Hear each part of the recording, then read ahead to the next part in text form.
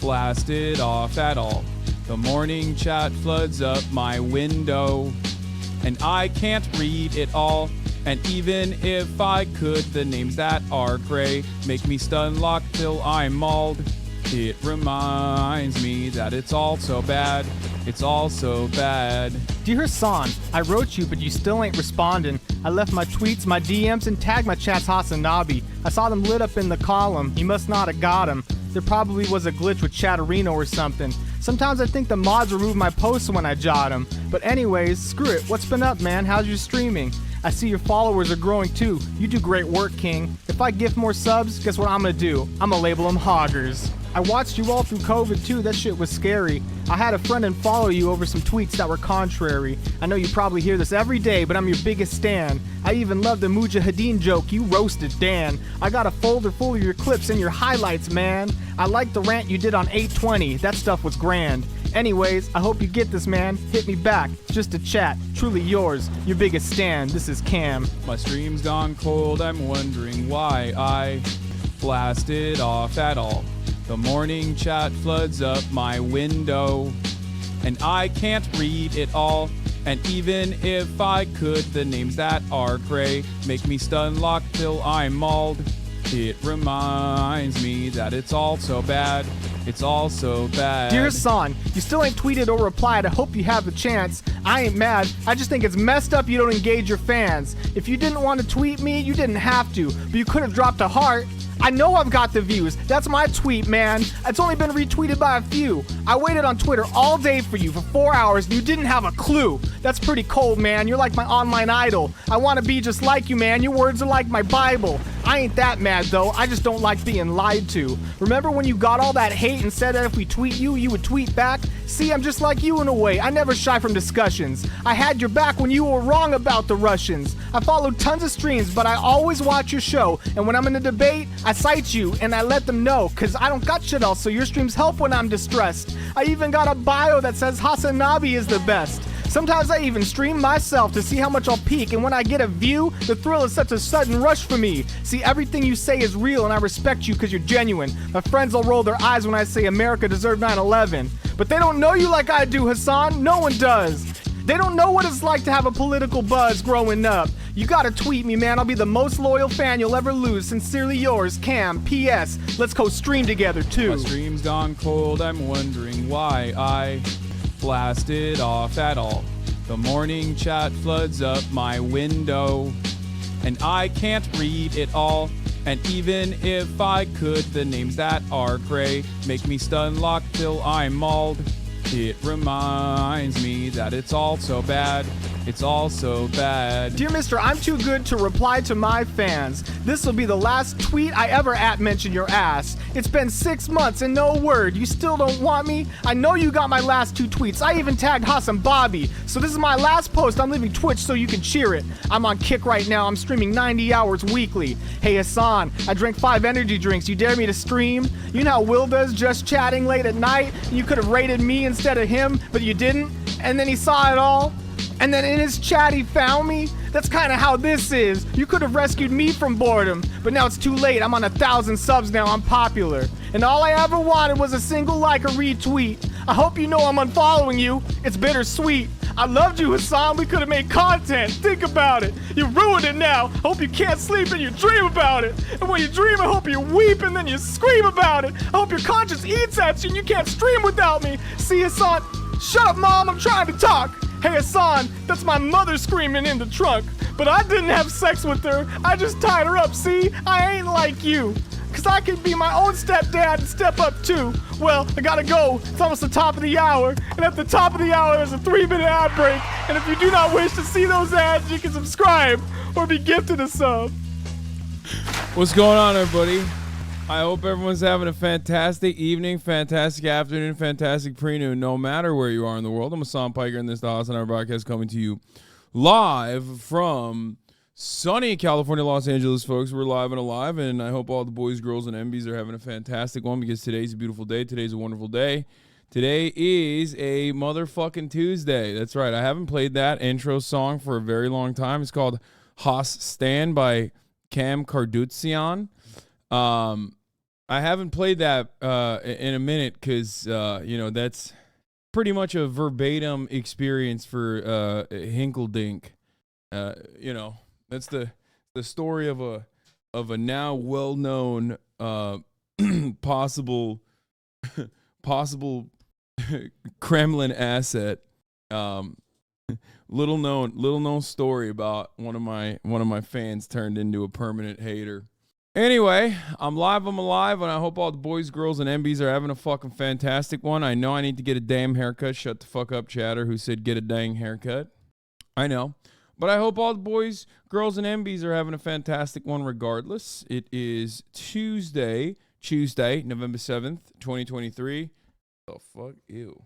November 7th, 2023, 11:24 a.m., and I am right on time, right on the money, and right on the ball, and we're not going to be dropping the ball. We're going to be covering the news. It's 68 degrees here in California, and this morning I took Kaya out on what my trainer calls a structured walk. Right, a structured walk. I'm going to give you guys Kaya updates in a second. This is part of the broadcast where I tell you a little bit about my personal news. As far as my personal news goes, there's a little bit of One Piece updates, I guess. I'm deep in the Dressrosa saga, and there's a tournament arc. And I fucking love me a classic. I love me a classic tournament arc. So very cool that they got gladiators in the tournament, and hopefully they'll be able to get into the tournament soon. But anyway, that's where I'm at right now on One Piece. That's what I did. Imagine claiming I'm a bigger fan of his than I am of Will Neff, and I'm not even a VIP, nothing in this chat. Listen, Haas on Twitch, you know why. You know why you're not VIP'd in this chat, okay? Because VIPs always leave. Take a Dexy, bro, or some Ritalin. What do you mean, why? Anyway, last night I ended the broadcast, watched a little bit of One Piece, hung out with Kaya, kissed her a bunch. You watched the Majority Report today? I did not. Why? Anyway, where was I? Anyway, I have not seen the Attack on Titan finale yet. I will watch it eventually. But you guys want some pup dates? I went to sleep last night. I've been snacking on çatal, which is Turkish for fork, that my dad brought from Turkey. So I ate a lot of that, so it was bad. I was a bad boy on my diet last night. A lot of carbs. Okay? A lot of carbs. And this morning I woke up early as fuck. Took Kaya out on a structured walk for 35 minutes. Structured walk is when you command her, when you tell her to do stuff during the walk. It was pretty good. I was able to have Kaya even run alongside myself a little bit, which was pretty fire. Are you not getting her spayed? Yes, of course I'm going to get her spayed, chat. She's a baby still. You think I want her ass fucking having periods for like a month on end? Listen, I'll be honest with you guys. I finally put the diaper on today. I put the diaper on her today. She got the diaper on her. And honestly, let me tell you something, okay? She's been fucking bleeding all over the goddamn house. Been bleeding all over the house. Like nonstop. I literally had to eventually put the diaper on her. The dog backseating, I didn't miss that. I know. I love Kaya. I'm so happy she's back. It makes me so happy to have my bestie back, have my little baby back. But I did forget how annoying the dog perverts were, for sure. Like literally 3 weeks. 3 weeks she's gone, training with the IRGC. Okay, I don't know if you guys know this. Kaya is Shia. Yeah. While I myself am a Sunni Muslim, she is a Shia Muslim. Yes, she is a 5%er.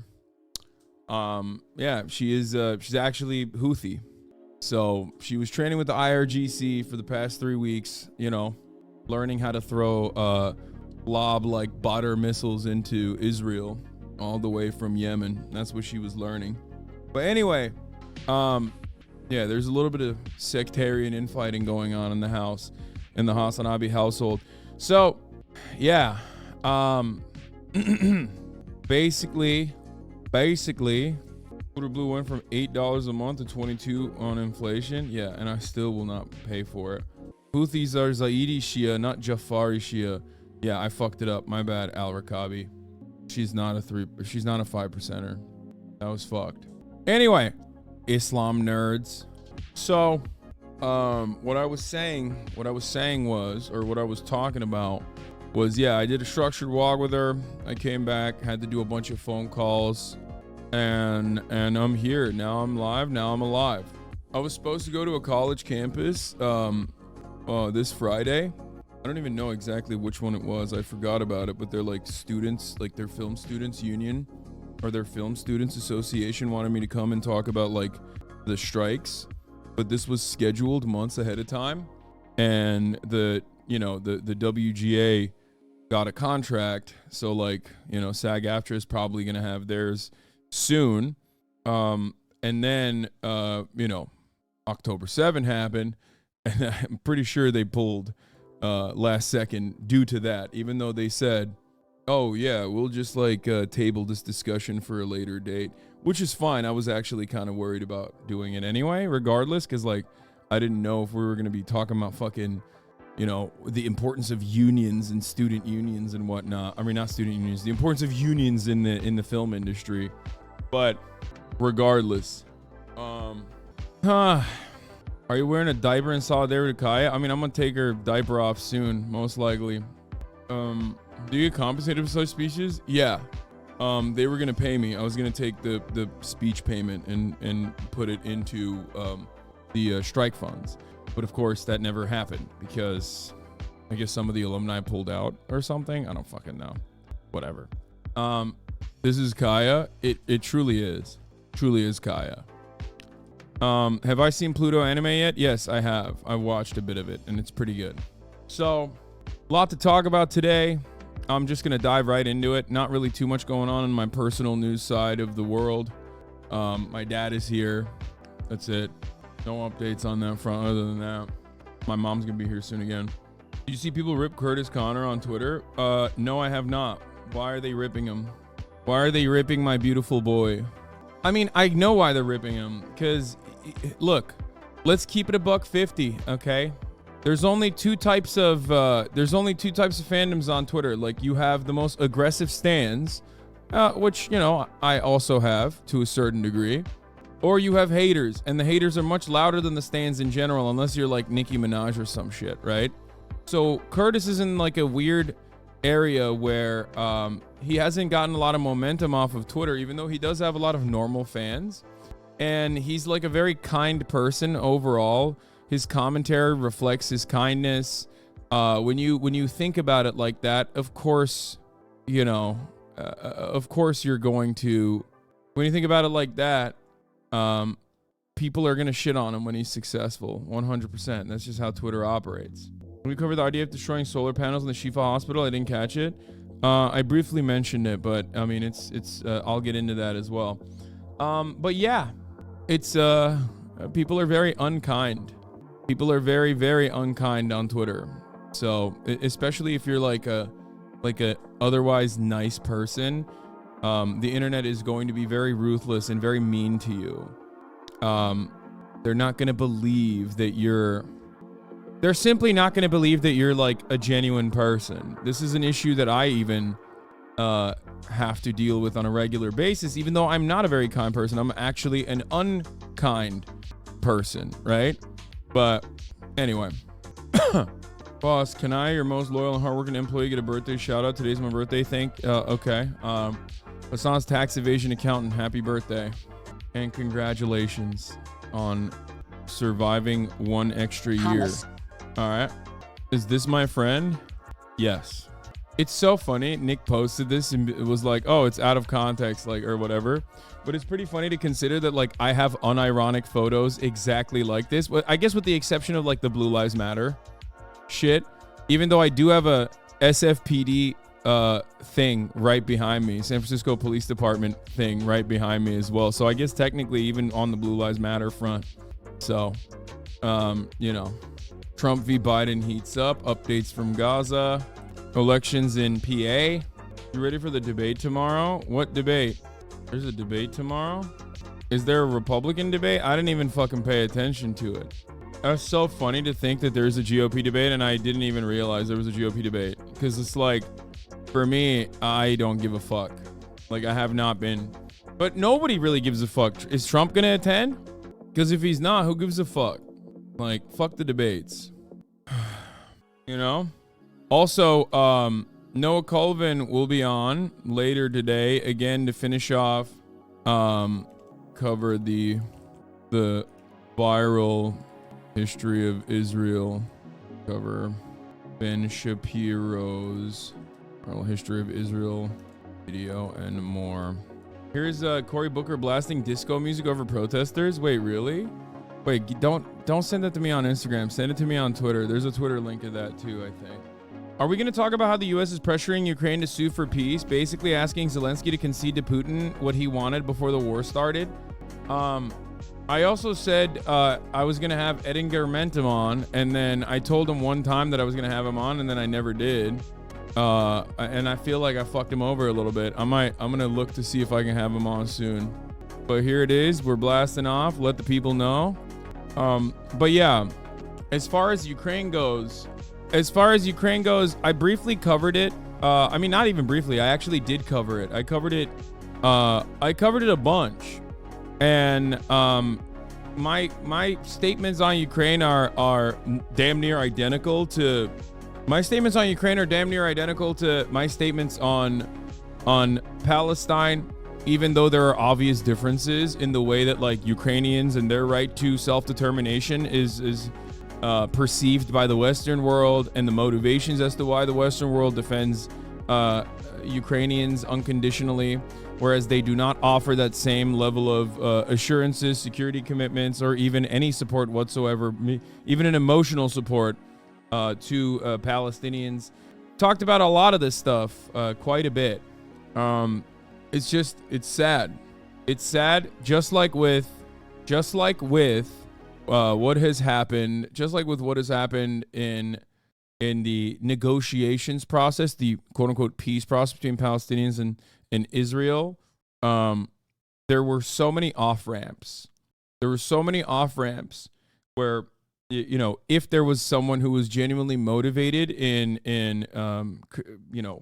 creating permanent security for both Israelis and Palestinians, they could have set up a pathway towards a genuine solution that was peaceful otherwise. But of course, that was not the case. And the same goes for the Ukrainian Russian conversation, all the way from the Minsk agreements to multiple different points, for the record, with no, like, there is no real assurance there that Russia would ever stop.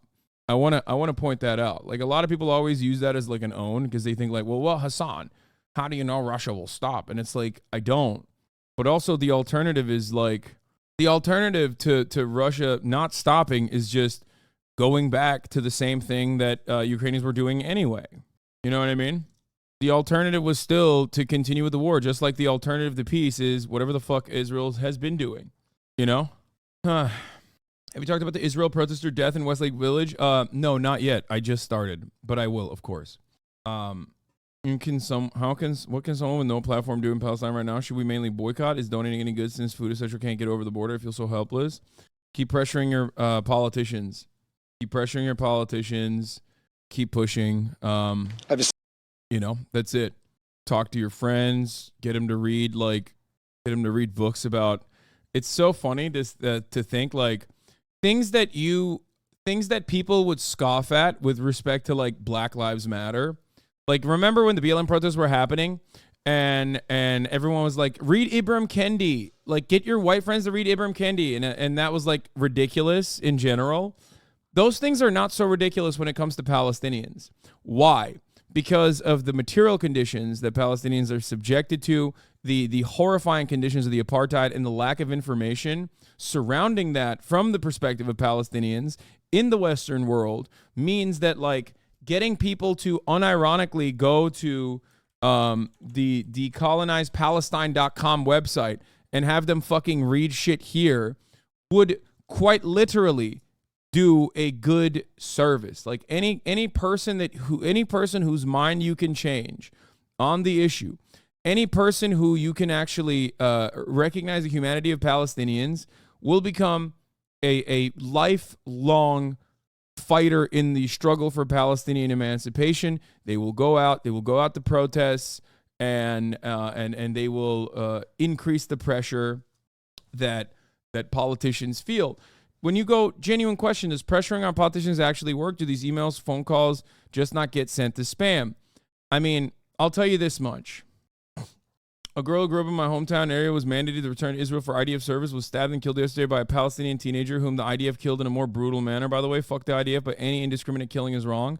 Well, this is precisely the fucking reason why there needs to be a permanent security. Like, there needs to be permanent security, and the only way to do that is not by fucking bombing Gaza into oblivion. Bombing Gaza back into the fucking Stone Age is not going to cause that. It's just going to continue the violence, the escalation of violence. It's just, it sucks. But anyway, that's the reason why I always say things like this.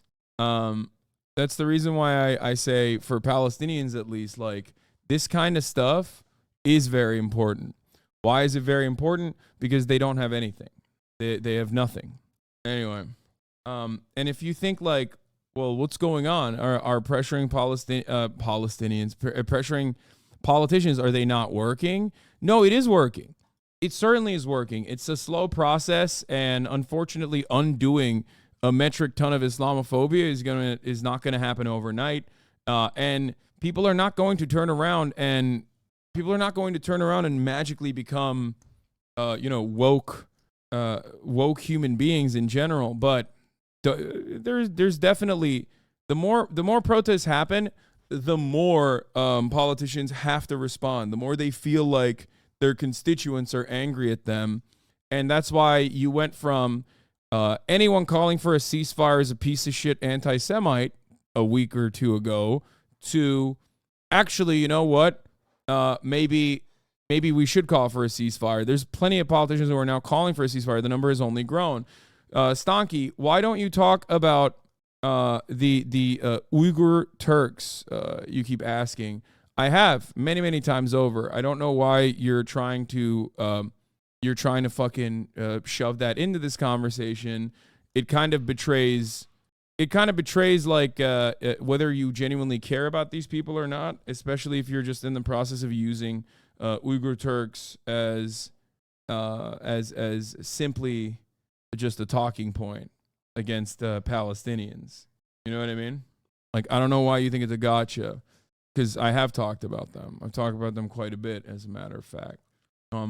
Any advice for PA elections? The candidates seem straightforward from heading after work. I mean, I don't know, really.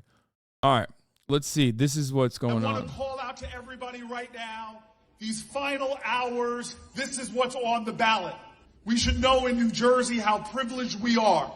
There are so many places in our country right now where people want to make sure that we have.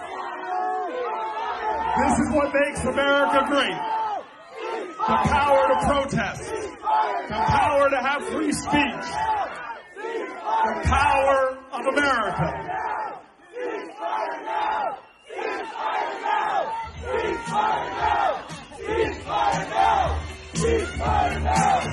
This is what makes America great, the power to protest, as I try to silence the fucking protest. Column A,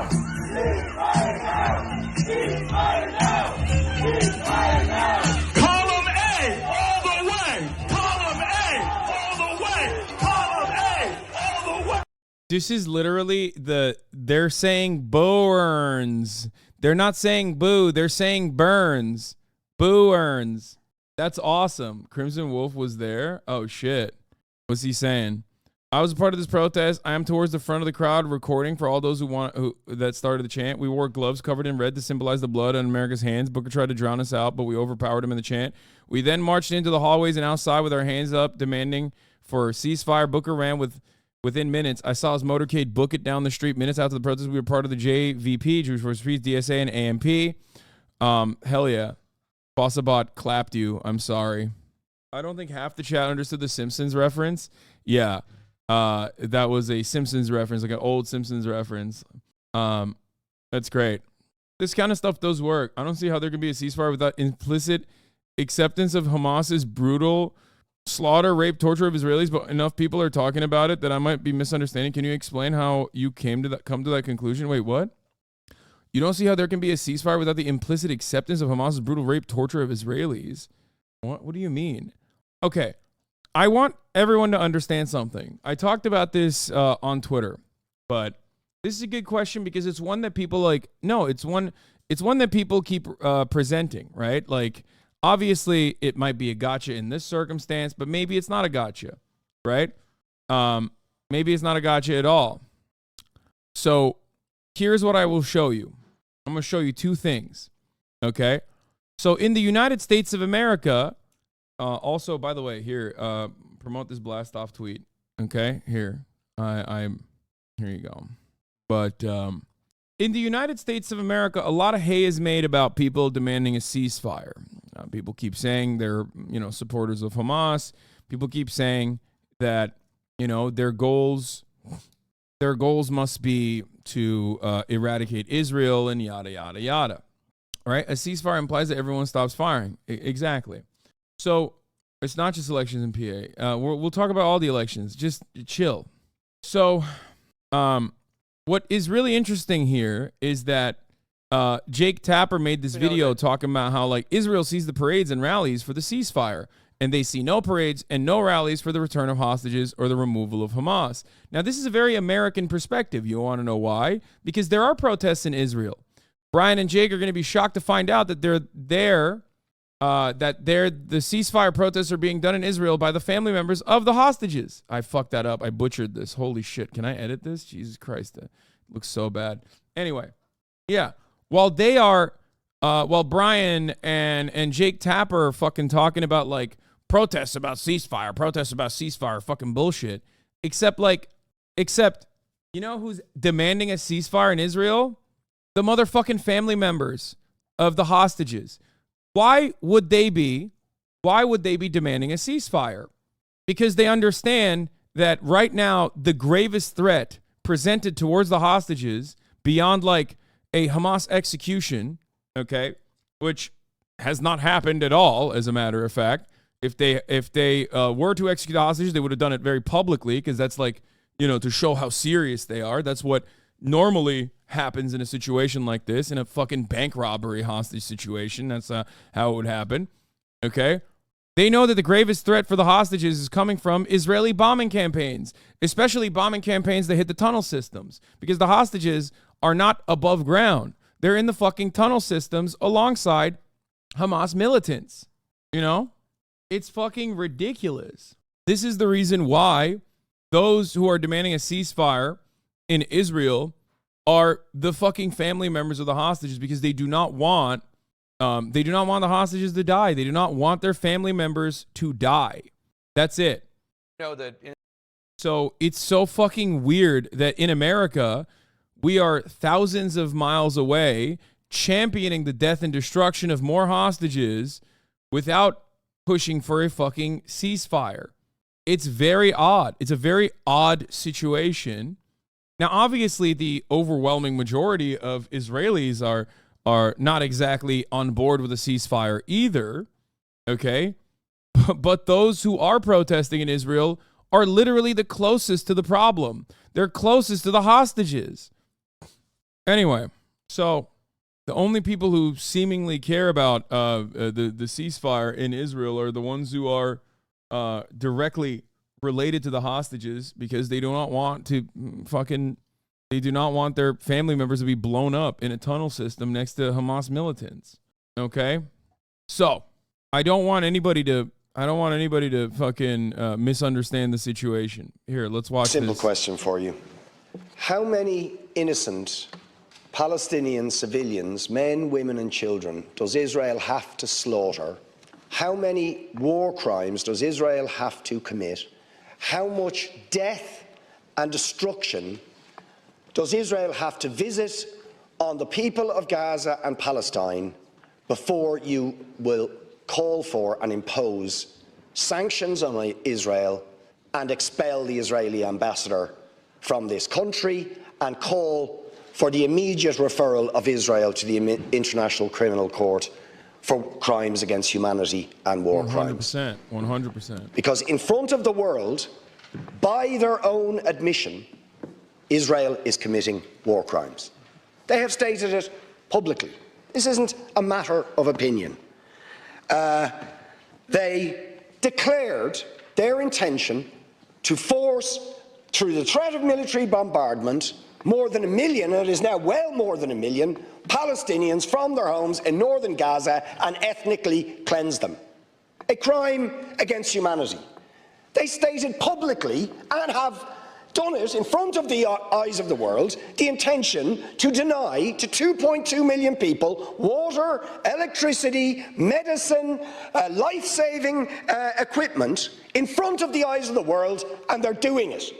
And every minute, children are being slaughtered by their artillery, their relentless bombardment of residential complexes, of hospitals, of schools, of civilian infrastructure. They just go on and on and on, and you do nothing. Nothing. Words of concern, but no action to hold them to account. And it is clearly premeditated war crimes and genocide. Genocide. We have Jewish people in the United States and Canada, around the world, and Israel calling it genocide. Scholars, academics saying this is genocidal.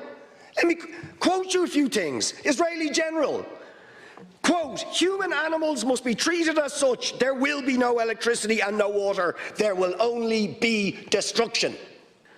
Yoav Gallant, a minister, says we are fighting human animals. We will, quote, "act accordingly. We will remove, quote, every restriction on the IDF." Smotrich, another minister, there is no such thing as the Palestinians. The president of Israel. Smotrich is like the final solution guy, for those of you who don't know. Straight up the final solution guy.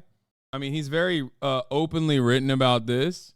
But also he's the now finance minister and settler himself, and also I think he's a settler, and also is the guy who, by his own admission, is a fascist homophobe who literally, no, that's not the Nuke Gaza guy. There's a lot of Nuke Gaza guys in Israel. He's not the latest Nuke Gaza guy. He's the guy who fucking said that his wife would never be able to give birth next to an Arab woman, because why would he want to give birth next to this Arab child who will inevitably become a terrorist and try to kill her? So just to get you to, develop a better understanding of the situation here, like, these are the people in positions of power. They say things about Palestinians that are just as ruthless as what you hear from like the leadership of Hamas that constantly gets like put forward. And not even like the civil governance branch, but specifically like the most militant factions within Hamas, which is already like a militant movement regardless. So the idea that like these are, first of all, completely unelected at this point, individuals who aren't exactly the most popular people to begin with. The idea that like those guys represent the entirety of the Palestinian population. Meanwhile, the Israeli elected members of the Knesset are not, is fucking insane. I can give you a little bit more about the new Israeli far right, about Smotrich in general, but let's finish off this Irishman. Refers to the people of Gaza and says they are all responsible. Before October the 7th, Netanyahu appeared in front of the UN General Assembly with a map of Israel that had removed all references to Palestine. A clear declaration of intent to destroy the Palestinian people and steal all of their land. 6,000 Palestinians killed between 2008 before October the 7th. Thousands of Palestinians hostage in administrative detention without trial. When are you going to move beyond words of concern and impose sanctions and expel the Israeli ambassador of this apartheid murderous state? Right. The Irish are based on this issue as always, and have always maintained a dual struggle perspective. And so on this top of the hour, we hand it back to the Irish. for having a good approach to this matter. As always, consistently and loyally in Europe, been supporters of Palestinians. And if you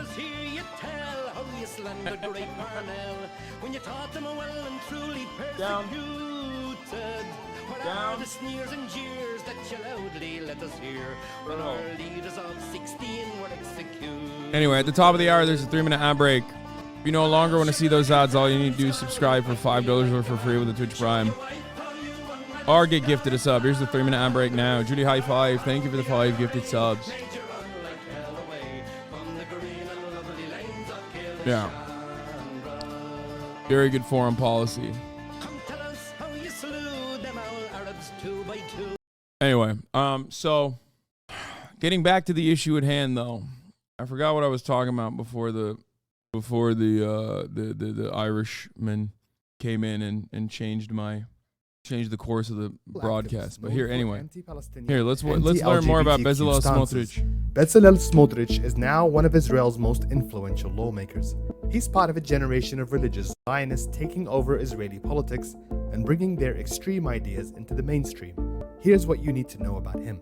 Smotrich is a staunch advocate for illegal settlements on Palestinian land.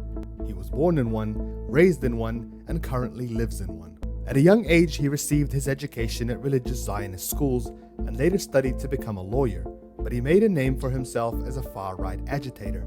In 2005, he was arrested for protesting against the Israeli disengagement plan in Gaza, where 21 illegal settlements were dismantled. Smotrich spent 3 weeks in jail for allegedly planning to block roads and damage infrastructure to block Israel's withdrawal, but was later released without charge. 10 שנים אחרי הגירוש החמור והמיותר מגוש קטיף וצפון השומרון, היום כשכל ילד במדינת ישראל יודע שהגירוש היה איוולת, שחוץ ממדינת חמאס בעזה וחצי מדינת Yeah, so this is the classic attitude from the Israeli far right, which is that like we have to have a permanent settlement in these places and slowly but surely ethnically cleanse these areas and maintain a permanent occupation in these areas, because if we don't do that, then it's a security concern. 2 questions, 2 ways that Israel will always defend its posture and the continuation of its apartheid strait. Okay? 1, security concerns. This is a matter of security. We must continuously engage in ethnic cleansing, and we must continue the maintenance of a violent apartheid state because it's a matter of security. We have to keep doing this. If we don't do it, they'll kill us all. The second is always demographic concerns. Okay? If you ever hear a liberal Zionist talk about these issues, they basically are saying similar things to what Smotrich is saying ultimately, and the actions of the Israeli state reflect the most far-right elements, no matter what happens. If you look at it historically, it's always the most furthest right, the most ultra-Zionist components. However, the reasoning behind it, from the liberal perspective, will never be like blood and soil propaganda in the same way that far-right individuals will say blood and soil propaganda. They say it's a matter of security. It's a security concern. It's a security concern. It's a security concern. Okay? Why are you crying? Why? No. As soon as her treat is done, she starts crying. She's like, I want to get off this bed, please. When I say I feel a ceasefire is unnecessary, I don't mean that the occupation can continue in Gaza and the West Bank. I just mean that Hamas actively advocates for the death of all Jews, and it's just because they don't have the same amount of resources as Israel doesn't make the good on that it is any less troubling. Brother, you have to look at actions and reactions, okay? You have to look at the history of how Hamas came into a militant formation, what their military objectives were, what their militant objectives were. If you simply just cast aside everything and say, no, it's just Jew hatred, and that's the reason why they're operating in the way that they're operating, then yes, you are simply trying to, from a very liberal perspective, engage in exactly what I'm mentioning, which is security concerns. This is a matter of national security. That's why the bombing campaigns need to continue. This is not a solution. There is no solution to Hamas that does not revolve around political solutions, okay? Just like if the roles were reversed, it would still be the exact same circumstance. If Hamas which is identical in their 1988 charter to the consistent Likud principles, and even the furthest right elements, as a matter of fact, and the way that they talk about Arabs, the way that they talk about non-Jews in Israel and everywhere else. They're two sides of the same coin in your from your perspective. If you want to fucking look at it from an outsider's view, it's identical, right? Hamas themselves apparently are in the business of killing all Jewish people, according to the Israeli state. Are there anti-Semitic people inside of Hamas, especially in the leadership? Certainly, of course there are. Just like there are a tremendous number of anti-Palestinian, anti-Arab motherfuckers in the Israeli Knesset. The difference, however, is that those guys keep getting elected over and over again. Hamas does not. That's number one. Number two, Hamas is a militant organization that has only increased its violence as a direct response to the increase of the violence within this apartheid regime. The idea that they're doing this specifically because they just simply do not have the power to kill all Jewish people, but if they had more weapons, they would, is ridiculous. They killed a shit ton of Bedouin people too in the October 7th militant operation inside of Israel proper. They killed a shit ton of Arabs too. They indiscriminately killed civilians in an act of terror, in an act of brutal terror, as a matter of fact, 100%. They killed a bunch of people from Nepal. They killed a bunch of workers. They took hostages that were I believe from Thailand, right? They weren't just like, oh, are you Jewish? I'm going to kill you. Because in their proof, are you asking me for proof that Hamas 100% didn't just kill Jewish people? Read any fucking article. What are you talking about?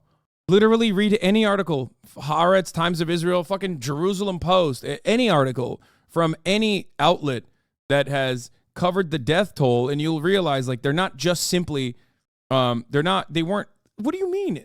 They've killed Americans. The fuck are you talking about? Hamas are terrorists and nothing can justify it. Literally stop finding excuses. Brother, I understand this. I want to end it. Okay? That's the difference between you and I. I want to end this violence. You want to continue it because you think that it's a reasonable justification for consistently pushing light ethnic cleansing in the Gaza Strip and a permanent occupation in the West Bank. Okay? This is ridiculous. This is ridiculous. You cannot end Hamas, just like Russia was never interested in ending the Azov Battalion or even denazifying Ukraine by pointing to the Azov Battalion. There was no real purpose there. That was just a justification for going into Ukraine and taking over more territory in Ukraine.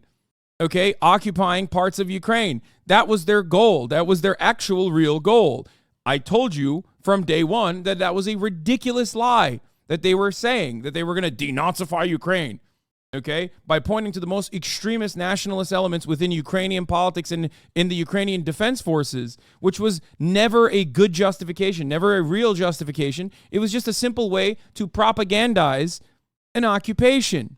Just like you can never denazify Ukraine, not that there were, not that the entirety of the Ukrainian army was fucking Nazis to begin with, but there was no denazifying Ukraine. That was not a real thing. That was just a simple justification for Russia to propagandize their position.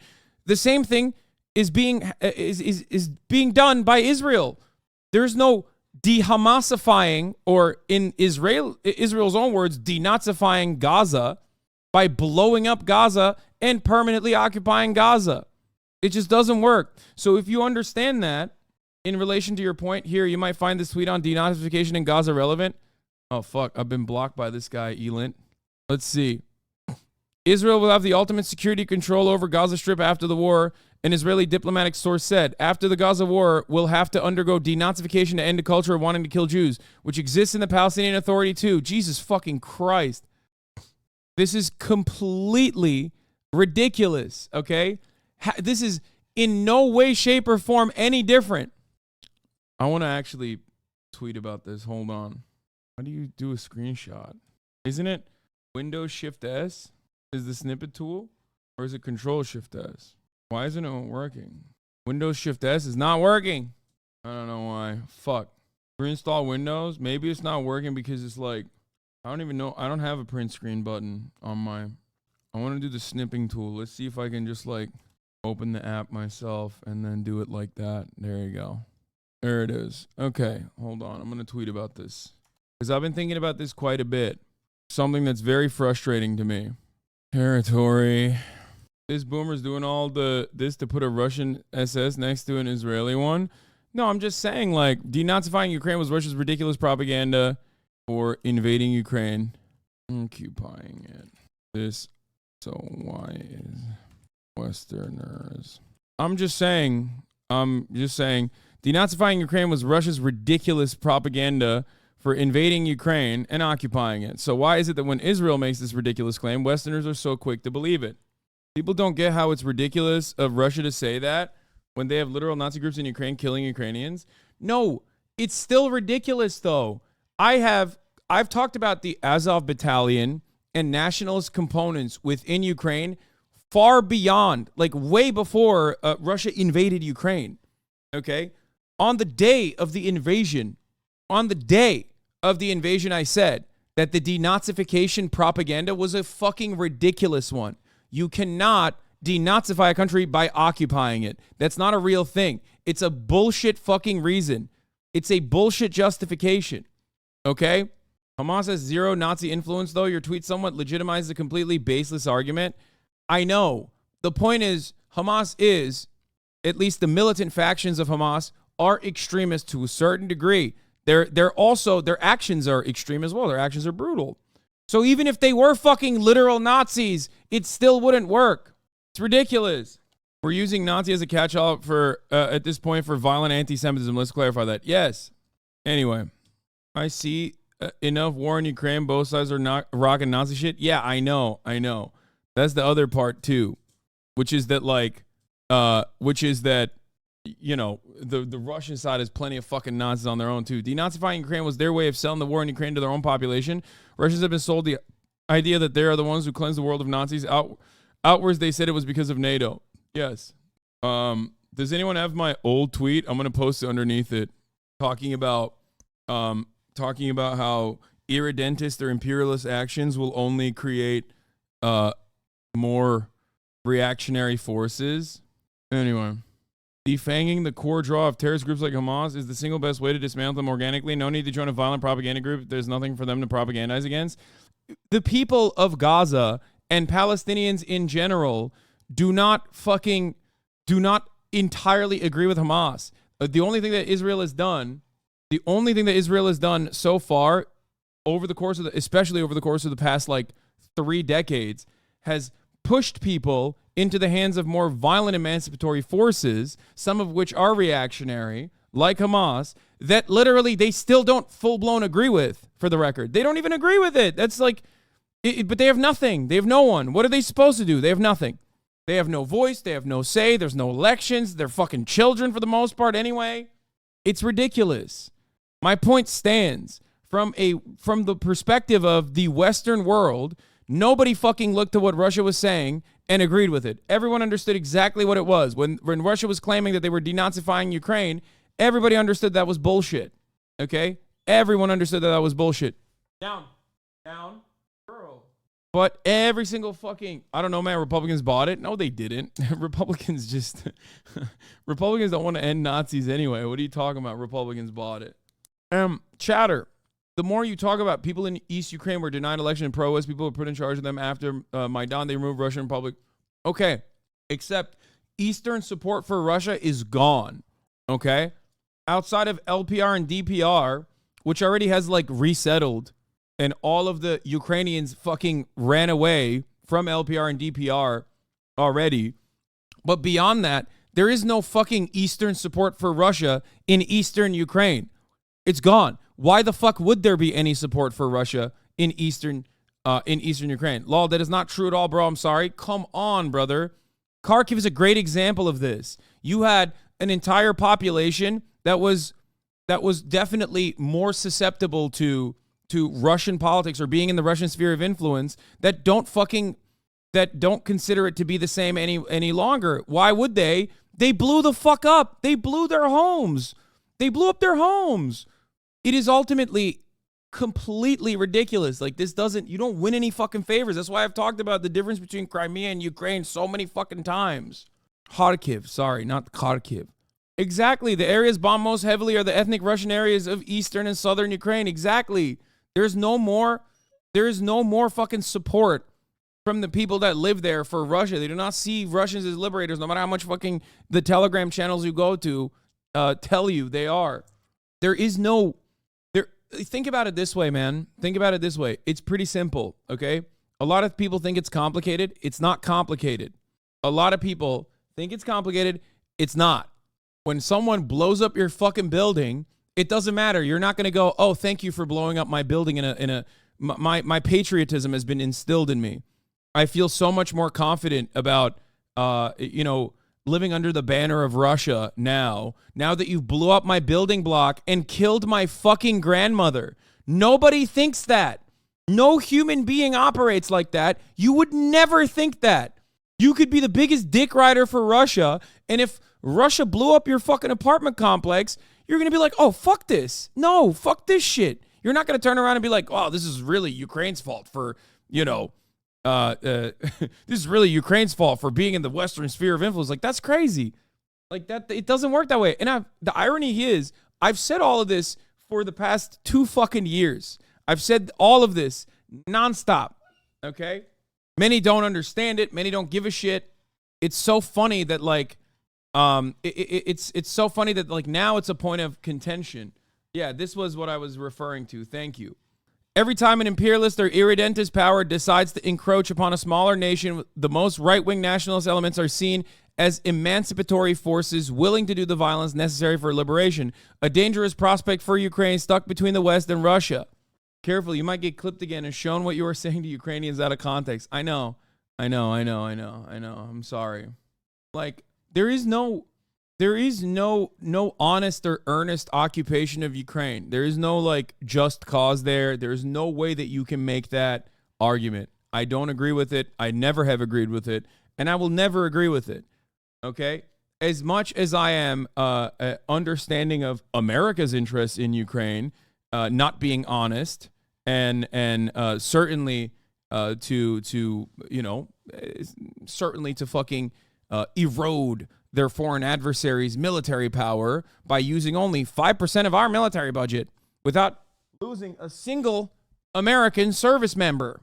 Like, I know that's their real interest and their real goal, and that's why and no influence occurred in peacemaking for Ukraine. Security assurances were made. Everybody acted like Ukraine was going to purge all the Russians and they were going to win back their entire territory. And that was a fucking lie fed to the Ukrainian leadership, who was genuinely interested in emancipation, and it is a just cause, so they fucking took it. I know this from all of my coverage of Kurdish militia groups in the region, for example. This is a very American thing, okay?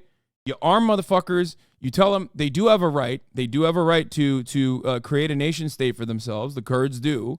You arm them, you train them, and then you sick them on whoever you think is the most valid target at the time, and then you fuck off and you let the Turkish government come in and just wipe them out, because that's the NATO ally in the situation. I feel like the free flow stream of consciousness makes it a bit harder for liberals trying to understand your perspective. I know. I'm much better in writing, in my opinion. I know. I can do a much better job of just, like, describing my position if I just fucking simply write it down, rather than try to engage in this, like, free flow conversation. Anyway, all right. I'm gonna show you guys Smotrich for now while I take Kaya out, and I'm gonna take her. I'm going to take her diaper off because I'm going to get her to pee outside. In 2006, Smotrich took part in an anti-LGBTQ march called the Beast Parade, where goats and donkeys were paraded through Jerusalem to mimic the Pride Parade taking place that year. The protest was organized by a group of far-right Haredi Jewish activists that included another young agitator, Itamar Ben-Gvir.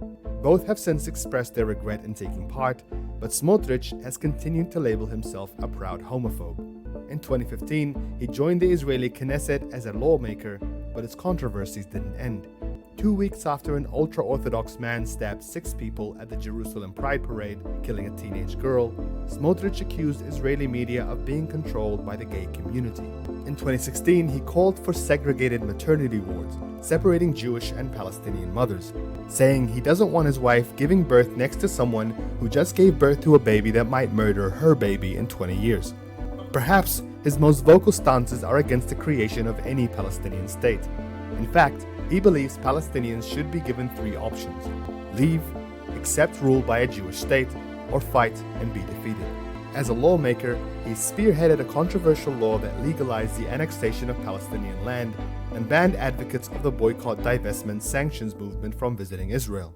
Outside parliament, his right-wing NGO, Ragavim, has been taking legal action against Palestinians, Bedouins, and other Arabs in Israel and the West Bank for building without Israeli permits, leading to evictions and home demolitions.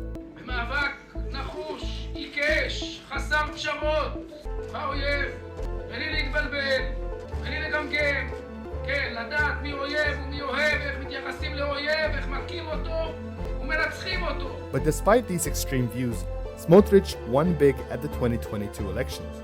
His religious Zionism coalition, shared with Itamar Ben-Gvir, was formed with the help of Prime Minister Benjamin Netanyahu as a means of bringing together far-right Orthodox factions. It now holds a third of all seats in parliament, and Smotrich has emerged as one of its kingmakers. And despite international worries about his hardline views, Smotrich is now pushing Netanyahu to give him the biggest prize in Israel's new government, defense minister. And if he gets his way, his vision for the future of Israel will be one step closer to fruition. I'm back. Come here. What is this? This video is This is the Yad Vashem Holocaust Museum in Israel, and I want to talk about how this is an architectural example of the way that the Israeli government uses the painful, traumatic history of that period of time to enforce Zionism. What you're seeing here is only part of the museum. The actual exhibit is underneath all of that concrete. This glass up top is a skylight. Here's the actual inside of the exhibit, and I'll talk about how this functions architecturally and what it's trying to actually imply. But first, let me explain how the exhibits work. I don't know what this is. What is happening here? Why'd you guys send this to me? Can you just explain it? He's talking about how, like, the architecture is the what? But here's how the exhibit ends. Back in this first picture on the outside, you can see that back here, the building flares up into this like popped collar, right? That's not the front of the exhibit. That is the back. That's where you come out. I don't care about this shit. Stop sending me stuff like this. Like, it just, like, TikTok is so susceptible to like weird shit like this, like conspiratorial nonsense, because that's just how TikTok is. I suspect that it's gonna be like it's probably going to say something like even a Holocaust museum that has nothing to do with Israel and is supposed to not have anything to do with Israel still like has symbolism built into it that, you know, points to Jerusalem, for example, and it's just another it's a way to in a subtle way it's another reinforcement that like Judaism is entirely married to the Zionist project when it's not, blah, blah, blah. I don't care. Okay? I don't. He was raised Jewish and was taught Jewish history. No, I'm not saying he's anti-Semitic. I wasn't saying, I'm not saying he's anti-Semitic. I don't know enough about this TikToker. I'm simply stating that, yes, I understand it. Like every part of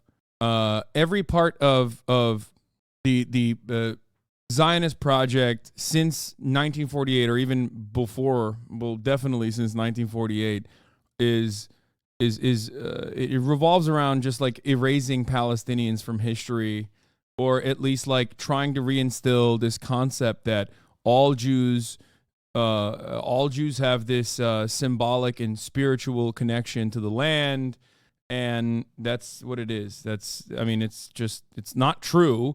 And it wasn't true in the beginning of the Zionist project in general, and that's precisely why. That's precisely the reason why secular Jews like Theodor Herzl tried to invoke this imagery in an effort to like get more get more people on board. Zionism is also the most successful nationalist project, I think, of all time. Like there are, I would even go so far as to say beautiful parts of what Zionism has been able to do, which is like take a dormant language and recreate it and adopt it as a mass usage. Like this is an unimaginable thing. Okay.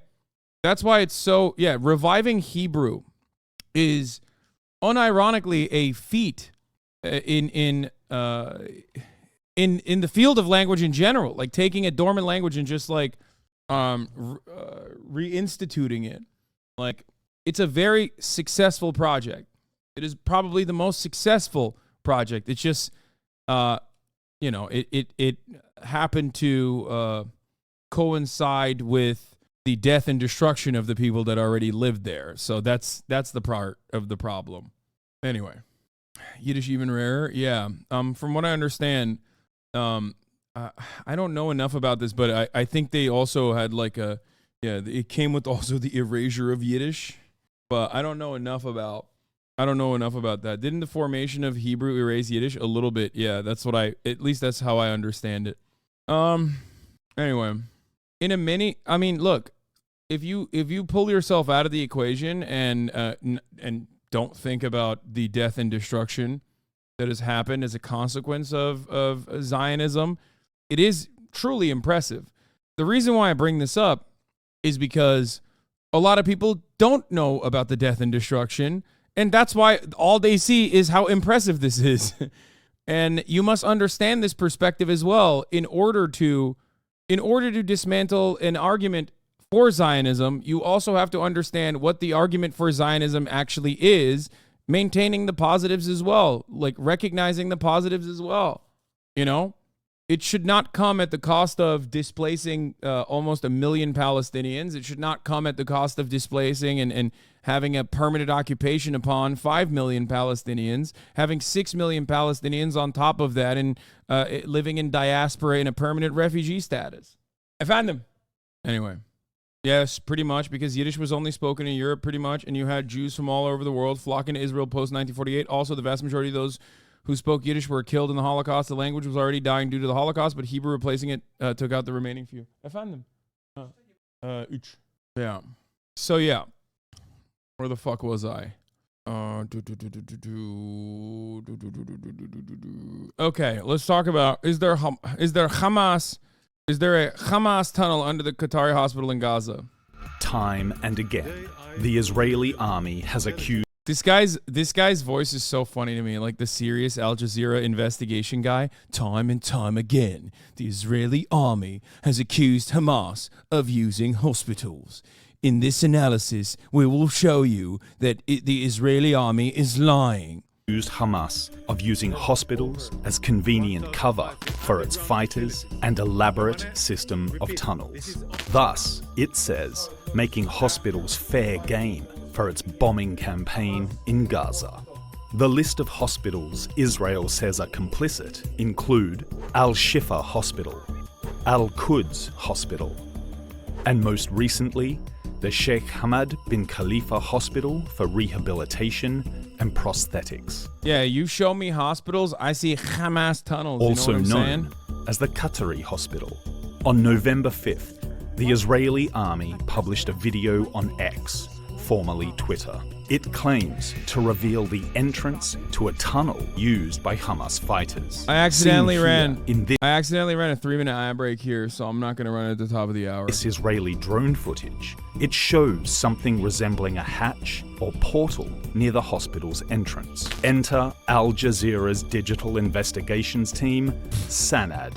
It decided Al Jazeera's digital investigation to take a closer look at the video behind this latest Israeli allegation. It started by identifying features surrounding this opening and cross-referencing those features with satellite images to determine its exact location. Yeah, damn, bro, these guys are so dumb. Imagine putting a comical Hamas tunnel right here next to the hospital. Like, surely it can't be something else. Okay? Surely it must be a Looney Tunes ass entrance into a tunnel It must be. It can't be like a fuel depot or anything like that, which, you know, fairly normal in any kind of civilian infrastructure. Certainly, I immediately, when I see this, when I see a hole next to a fucking hospital, I immediately think that's Hamas. That's Hamas. That's what I think. The team also uncovered footage filmed during the construction of the hospital, published 8 years ago. One of the clips reveals the construction of an underground, isolated, and enclosed structure in the exact location of the opening in question. By the way, you don't need all of this. They literally asked the architecture. I mean, not the architecture, sorry. They asked the architect. The fucking civil engineers that worked on building the fucking hospital openly stated that it is a fuel depot next to the fucking hospital. The video makes plain that the construction Israel alleges to be a Hamas tunnel took place while the hospital complex was being built. According to the images in this archival video, this structure is not only not connected to any underground tunnel system, but after further analysis, our digital investigations team found that this structure is nothing more than a water reservoir. No, it was not a fuel depot. It was a water reservoir. To further verify its finding, the team tracked I thought it was a down fuel one depot. of the original engineers who worked on the construction of I was wrong. I apologize. the Qatari hospital. عملت لشهور في I مشروع worked on most of إنشاء the construction of المستشفى Sheikh الشيخ Hamad حمد للأطراف Hospital. الصناعية. Okay, can I just explain something here, though? I don't know if you know this, but, like, one, this is on Al Jazeera. Quite suspicious. I'll have you know that it's Qatar's very own propaganda outlet. And secondly, the man he's asking, he's Arabic. He's speaking Arabic. He's Arab. No, I'm going to assume that this is, he's probably Hamas himself. جيش الاحتلال عرض في الجهة الشرقية من المستشفى فوهة خرسانية كان عبارة عن فوهة لخزان مياه تحت الأرض يطل منه فوق سطح الأرض فوهة خرسانية وغطاء معدني وأنبوب للتهوية الذي يستخدم لإخراج وتصريف الهواء بعد دخول المياه إلى الخزان. By cross-referencing his diagram with the images in the video released by the Israeli army, Bro, that diagram is shit. Okay, come on. our digital investigations team was able to clearly identify a pressure equalization pipe commonly used for water. That's the craziest part. You want to know something really funny? I think I abused like the ties to like American politics a little bit too much. But like every IDF defender and every unconditional Israel supporter unironically is like behaving in the most QAnon ways possible. Like all of these fucking stupid ass liberals who for years and years shat all over vaccine conspiracists and shat all over QAnon guys are unironically behaving in the exact same way when it comes to Israel, where they just go, well, I saw a hole there, which must mean there's 1,000 Hamas members down there, which means that we have to blow up a hospital.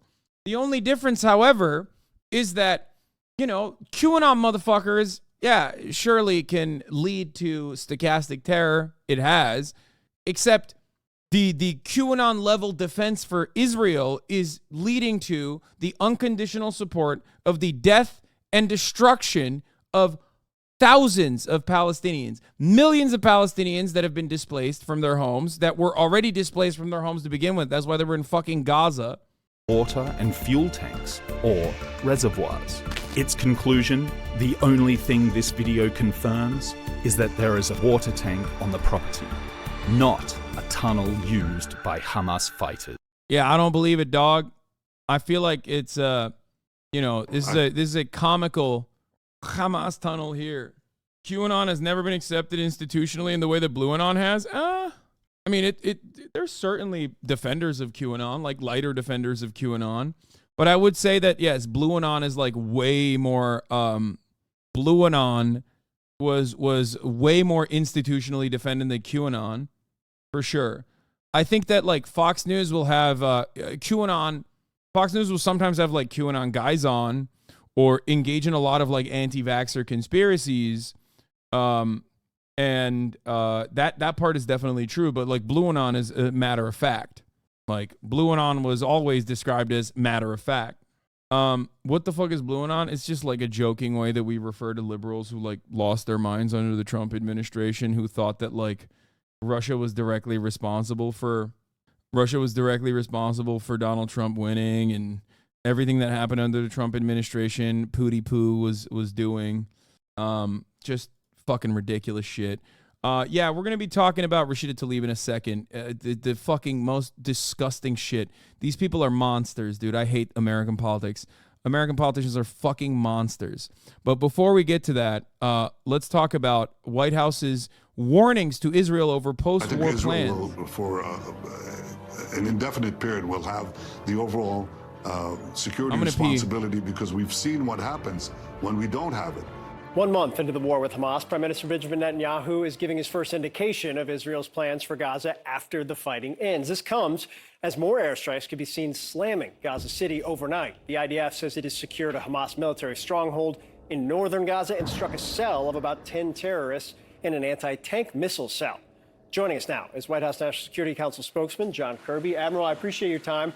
I want to start with what we just heard from the Prime Minister. There has been a lot of discussion about what would happen after the military conflict is done. The president has made very clear he believes that holding Gaza, that essentially a reoccupation is not a good idea. What was your take on what you heard from the Prime Minister? Well, the president still believes that a reoccupation of Gaza by Israeli forces is not good. It's not good for Israel, not good for the Israeli people. I will let Prime Minister Netanyahu speak to whatever his post-conflict plans are. I can tell you, though, that one of the conversations that Secretary Blinken's been having in the region is, what does post-conflict Gaza look like? What does governance look like in Gaza? Because whatever it is, it can't be what it was on. Damn, that's crazy, dog. Maybe we should have fucking, I don't know, had that conversation before, like killing 10,000 Palestinians or 12,000 Palestinians. I don't even know what the latest numbers are at this point. It's just like keeps fucking increasing every goddamn day. It's been 30 fucking days. Perhaps like it's important to discuss these sorts of things before we do ethnic cleansing, but of course not. October 6th, it can't be Hamas. One of the country is Saudi Arabia. They're hosting a summit of Muslim leaders this weekend. There are reports that Iran's President Raisi will attend that summit. What does that tell you? What's your response to his attendance?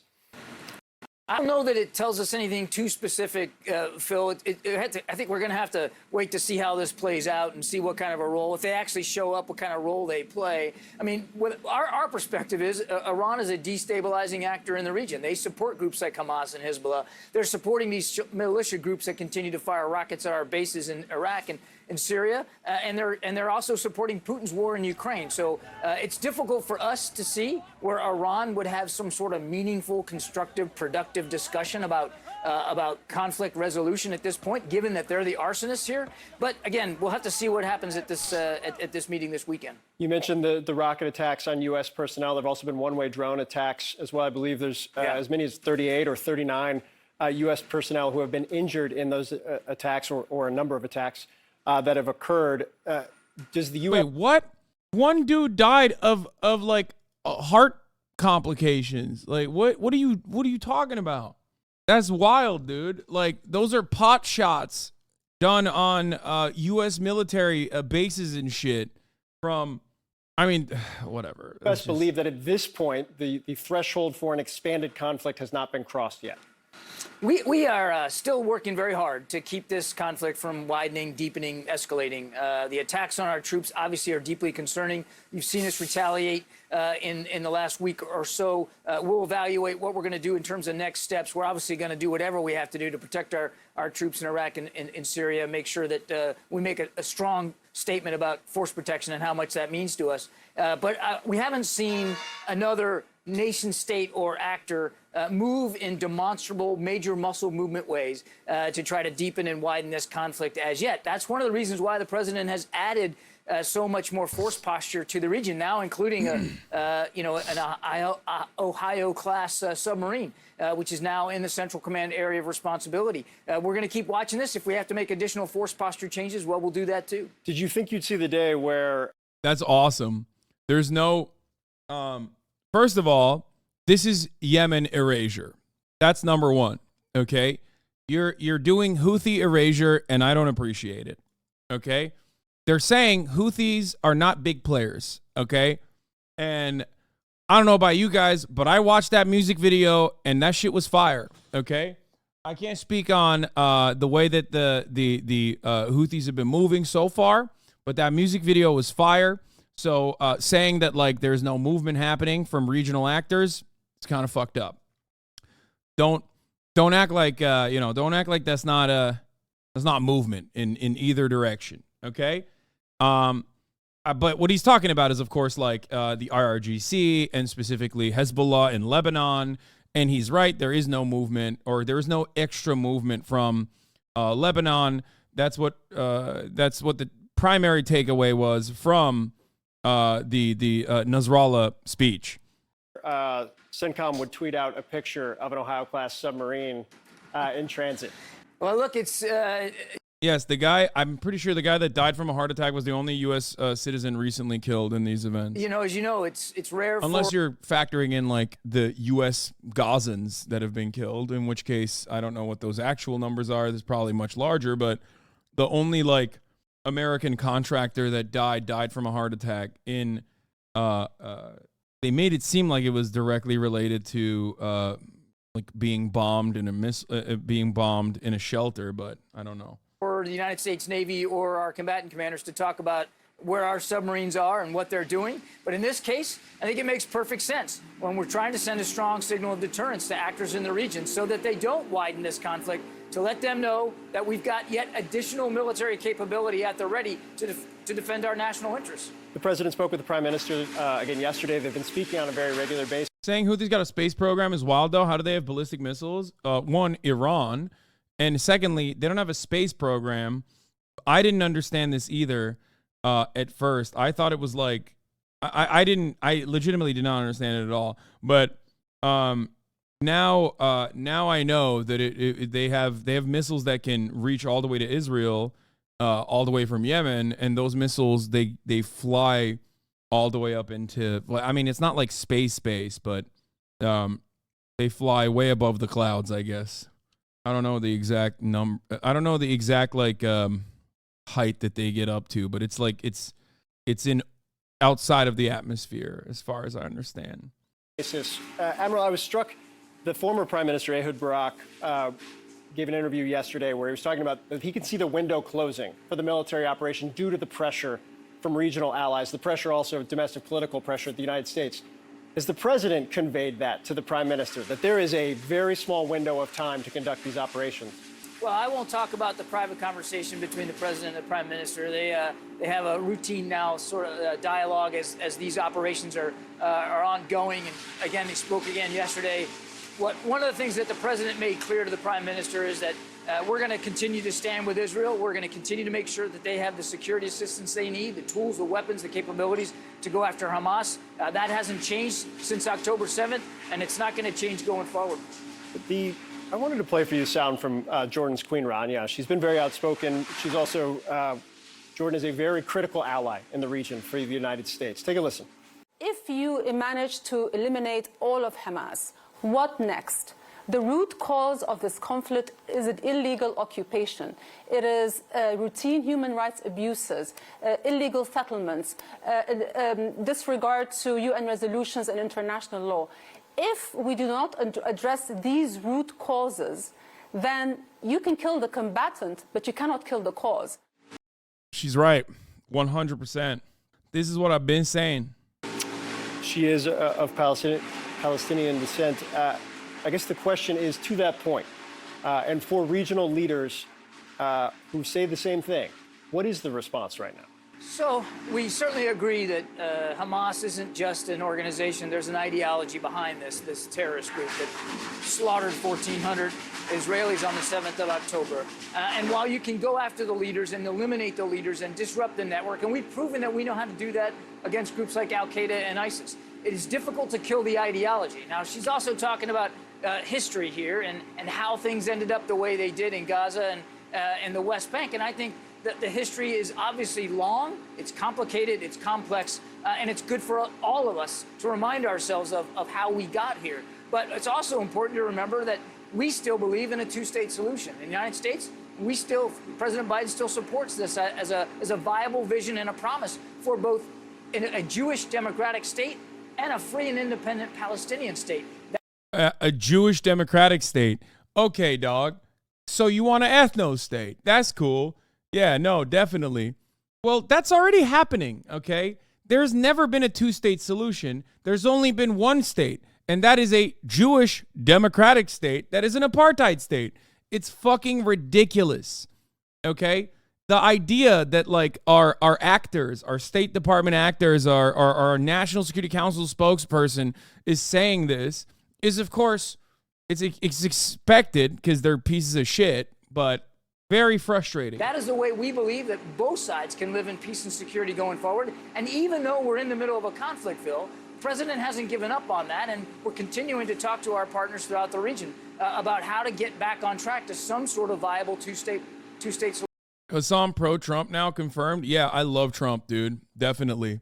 Yeah, that's why I'm so critical of the Joe Biden administration for just completely following the Trump administration's policies on the continuation of the Abraham Accords and having like psychopathic, ultra-nationalist, ultra-Zionist motherfuckers in positions of power that are personally invested. Like they just have a deep investment, like Joe Biden, in the continuation of a Jewish ethno state in the region.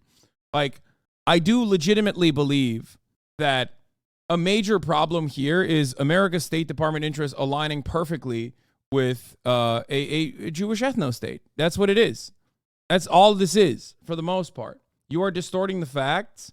Really? I'm distorting the facts? What facts am I distorting? Donald Trump accelerated the conflict greatly, moving the embassy to Jerusalem, legitimizing what Israel has wanted to do for 3 decades now.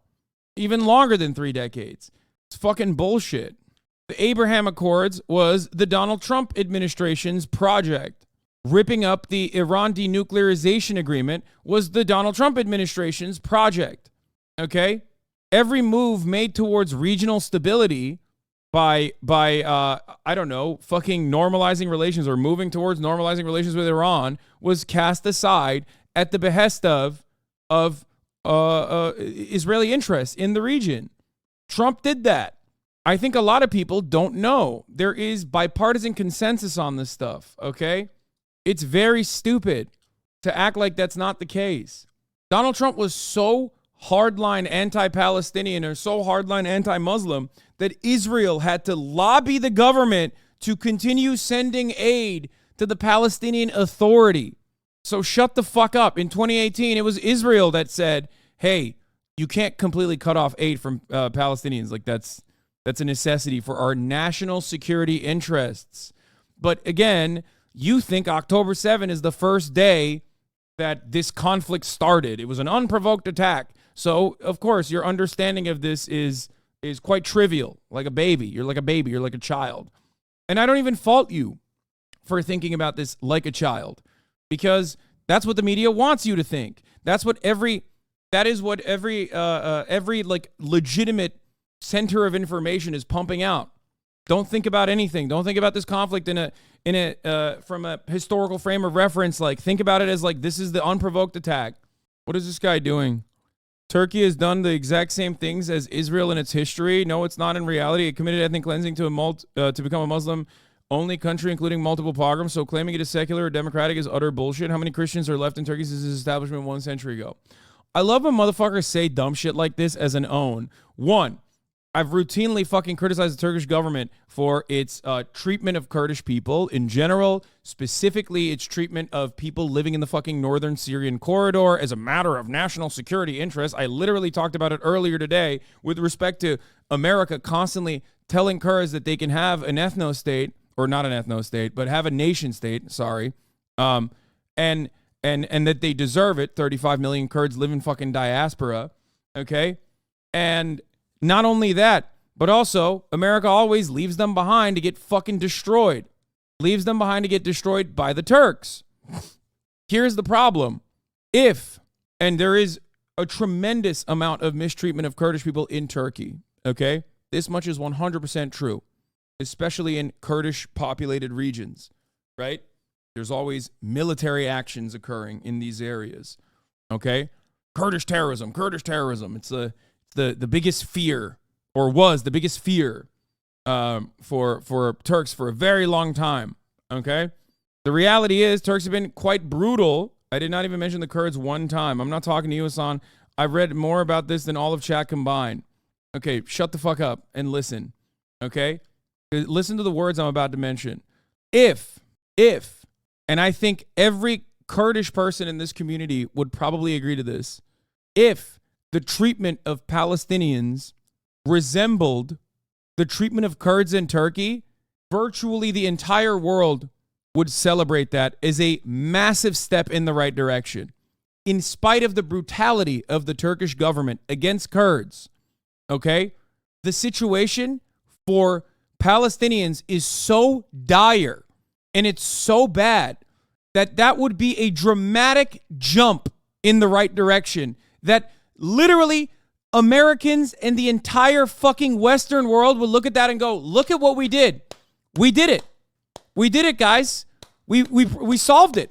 Conflict's over. We solved it. It's peace. Look, all the Kurds in the chat are saying, like, this is 100% true. It is unimaginable. There is no comparison to this historic wrong. Okay? Turkey is 99.5% Muslim according to their own stats. I don't understand what the point you're trying to make here. Okay? Like, is the argument that if you're a Christian living in Turkey right now, there's like fucking pogroms happening, or you're somehow a lesser citizen? Because there is no codified, institutionalized ethno-state regimen in Turkey in the way that it operates inside of Israel proper. Unless you're going back to directly the Armenian genocide, okay, which did happen, and I've never said that it did not happen. Ethnic displacement and ethnic cleansing of Armenians. I don't know what the fuck the point you're trying to make is here. Right now, if you're Palestinian, if you're a Palestinian citizen of Israel, okay, part of the 23%, you're a Palestinian citizen of Israel right now, okay, you have less rights than Jewish citizens of Israel. Like, it's codified. It's in the Constitution. It's in their, this has been voted on. This has been deliberated on endlessly. This is before we even talk about the 5 million Palestinians living in Gaza and in the West Bank. What a ridiculous take. There's literally no resemblance. I'm ethnically Kurdish and my parents, grandparents had the chance to move to any city in the country and we are considered normal citizens of the country. I studied in state schools without any problems. Yeah, there's no comparison that you can make. If all Palestinians, first of all, like, you cannot make this comparison to most countries. Why? Because Israel doesn't allow any Palestinian outside of the boundaries of Israel to even be able to, like, get married into Israeli citizenship. Like, think about that. It's just completely ridiculous. Like, there's no, it's like fucking Japan is incredibly xenophobic, and Japan has a better immigration process for non-Japanese citizens than Israel does for Arabs. It's one of the most xenophobic countries on the fucking planet. Their policies of xenophobia are so damaging that it's literally killing its own population. Okay? They have a massively aging population. It's a gigantic problem due to this hyper xenophobic perspective that they have about immigration, right? They're killing themselves. They're killing their own country. And even then they have a more just process, because at least you can become a fucking citizen. You can never get a Japanese passport if you're not born Japanese, and if you have to choose at age 18, if you're half Japanese, you can get a permanent residence though, but never a citizen. That's what I mean though, but like, you can't do that. You can't do that for Israel. That's not a thing that happens. You can't do that for Israel. You can't even do that. And I use Japan specifically because it's the most, like, egregious. And also, there is no, as far as I understand, there is no legitimate law in the books that says that you could technically refuse Arabs from living in the neighborhood if you felt like it. Like in Japan, there's no like, oh, non-Japanese people can't live in this neighborhood. As far as I understand it, it's not codified. There's racism, of course. I'm using Japan as the most extreme example of like, I guess like technically permissible xenophobia and racism. It's not permissible, by the way. It's just another American ally, so we don't give a shit. Does that make sense? Do you understand? Abdullah Gül is Kurdish. Shut the fuck up and compare the two situations where Israel has an Arab president or anything similar. Brother, I don't know. I love when Turkish people fucking don't understand the points I'm making in English, so then they fucking yell at me and like, and basically say the same thing I'm saying, but like repeat it in the chat by being angry. Also, it doesn't matter. Having a Kurdish person in a position of power does not change the reality. Okay, like Israelis always say, "Oh, there's a Palestinian citizen of Israel in the Supreme Court." Like that doesn't change the reality. It's still fucking codified. There's still like permanently codified racist ass policies against Palestinians living inside of Israel. Okay. Anyway, by no means am I saying that the situation for Kurds in Turkey is good or just, okay? I was simply making an argument that it's so ridiculous. The situation is so ridiculous for Palestinians, so unimaginably cruel that like if their conditions resembled Kurds in Turkey, it would be a dramatic improvement. It would be celebrated, okay? It would be celebrated as an incredible feat, an accomplishment towards peace. Meanwhile, what are we dealing with in America?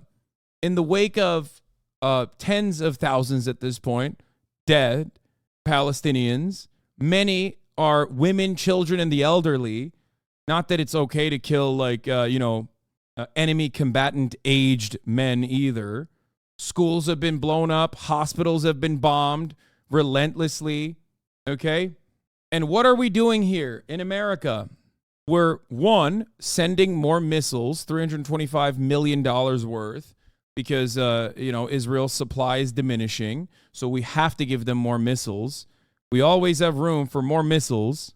And what are our politicians doing? One, refusing to hear the cries for a ceasefire, the reasonable demands that people are making on the ground. Hundreds of thousands of people all around the country and almost 1 million people all around the Western world, and tens of millions, if you consider the Muslim world as well, have taken it to the fucking streets to demand a ceasefire and an end to the occupation. This is a just cause. This is moral. This is right. Righteous. What are our politicians doing? Not listening to a single fucking thing. What are they doing? Continuously going, la, la, la, la, la, I can't hear you, shut the fuck up.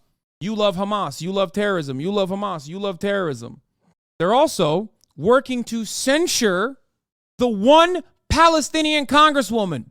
We're not even hiding the racism. The Republicans turned around and put forward a bill that was never going to pass anyway, but it was still, it had 10 co-authors or 10 co-sponsors that would bar Palestinian immigration into the country immediately. Immediately, they were like, no, I'm Representative Zinke, and I love being racist. Like, shut the fuck up, bitch. Nobody wants to go to Montana. Suck my cock. No Palestinians going to Montana, you fucking racist piece of shit. You fucking stupid donkey. Suck my dick. Stupid fuck. Oh, I have to be extra racist. I can't be outdone by the Israelis. And then the rest of Congress is moving in this direction. Here's what Representative Rashida Tlaib had to say. One of the bravest congresspeople, one of the bravest congresspersons. I can't believe I have to say this, but Palestinian people are not disposable.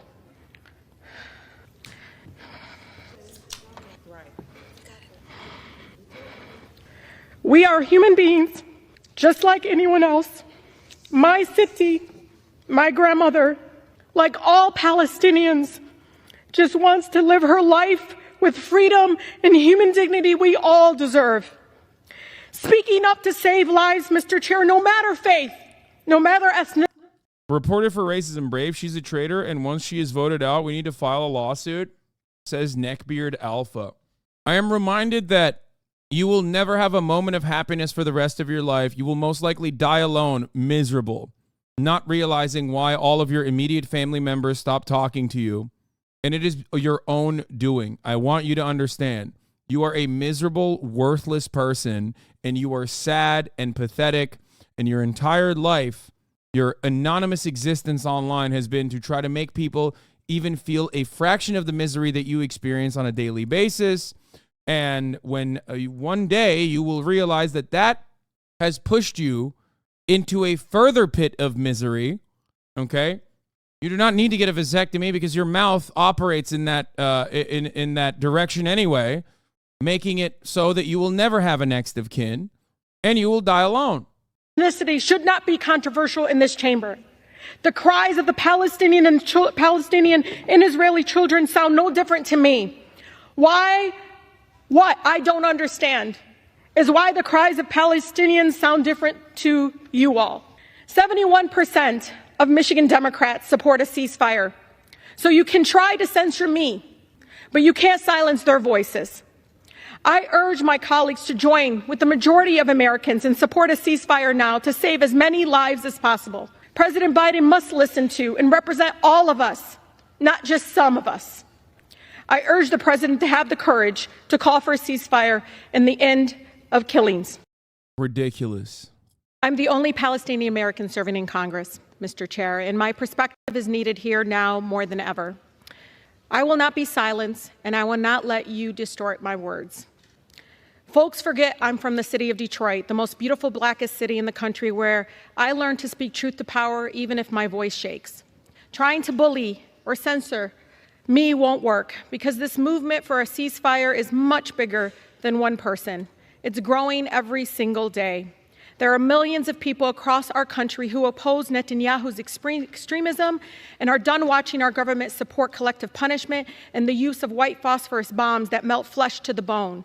They are done watching our government, Mr. Chair, supporting cutting off food, water, electricity, and medical care to millions of people with nowhere to go.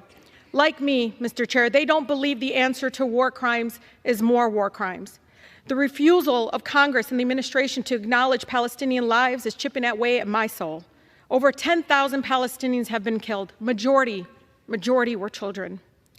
But let me be clear. My criticism has always been of the Israeli government and Netanyahu's actions. It is important to separate people and governments, Mr. Chair. No government is beyond criticism. The idea that criticizing the government of Israel is anti-Semitic sets a very dangerous precedent, and it's being used to silence diverse voices speaking up for human rights across our nation. Do you realize what it's like, Mr. Chair, for the people outside the chamber right now, listening in agony to their own government dehumanizing? This guy, brilliant take, man. After ceasefire, I wonder who will shoot next. Yeah. Are you implying that it will be Hamas? Is that what you're saying? So what happens? Okay, then Israel continues this bombing campaign. Things change dramatically. Like what? You think like a ceasefire changes the outcome for Palestinians? No. Like, do you think a ceasefire implies the dismantling of the Zionist state project, like the ethno-state? No. Do you think it turns around and a ceasefire turns around and turns into 400,000 settlers leaving the West Bank? No. Israel is still going to be able to maintain its apartheid state. Don't worry. It's just that we're saying maybe we should fucking dial it back on the ethnic cleansing, huh? Too much to ask. Humanizing them. To hear the President of the United States, we helped elect, dispute death tolls as we... Dismantling of corrupt Islamic belief. That's awesome. Yeah. Yeah, it's the corrupt Islamic belief that is at play here and not an apartheid regime, for sure. See video after video of... This is why I always say, man, it's just straight up just racism, dude. It's literally like, it's a dude being like, I have the most Hitlerian thoughts you've ever heard. Here's my perspective on the matter. Okay? Dead children and parents under rubble. Mr. Chair, do you know what it's like to fear rising hate crimes, to know how Islamophobia and anti-Semitism makes us all less safe, and worry that your own child might suffer the horrors that 6-year-old Wadia did in Illinois? I can't believe I have to say this, but Palestinian people are not disposable. We are human beings, just like anyone else. My city, my grandmother, like all Palestinians, just wants to live her life with freedom and human dignity we all deserve. Speaking up to save lives, Mr. Chair, no matter faith, no matter ethnicity, should not be controversial in this chamber. The cries of the Palestinian and Israeli children sound no different to me. What I don't understand is why the cries of Palestinians sound different to you all. We cannot lose our shared humanity, Mr. Chair. I hear the voices of advocates in Israel, in Palestine, across America, and around the world for peace. I am inspired by the courageous survivors in Israel who have lost loved ones, yet are calling for a ceasefire and the end to violence. I am grateful to the people in the streets for the peace movement, with countless Jewish Americans across the country standing up and lovingly saying, "Not in our name." We will continue to call for a ceasefire, Mr. Chair, for the immediate delivery of critical humanitarian aid to Gaza, for the release of all hostages and those arbitrarily detained, and for every American to come home. We will continue to work for a real lasting peace that upholds human rights and dignity of all people and centers in peaceful coexistence between Israelis and Palestinians, and censures no one, and ensures that no person, no child has to suffer or live in fear of violence. 71% of Michigan Democrats support a ceasefire. So you can try to censure me, but you can't silence their voices. I urge my colleagues to join with the majority of Americans and support a ceasefire now to save as many lives as possible. President Biden must listen to and represent all of us, not just some of us. I urge the president to have the courage to call for a ceasefire and the end of killings. Thank you, and I yield.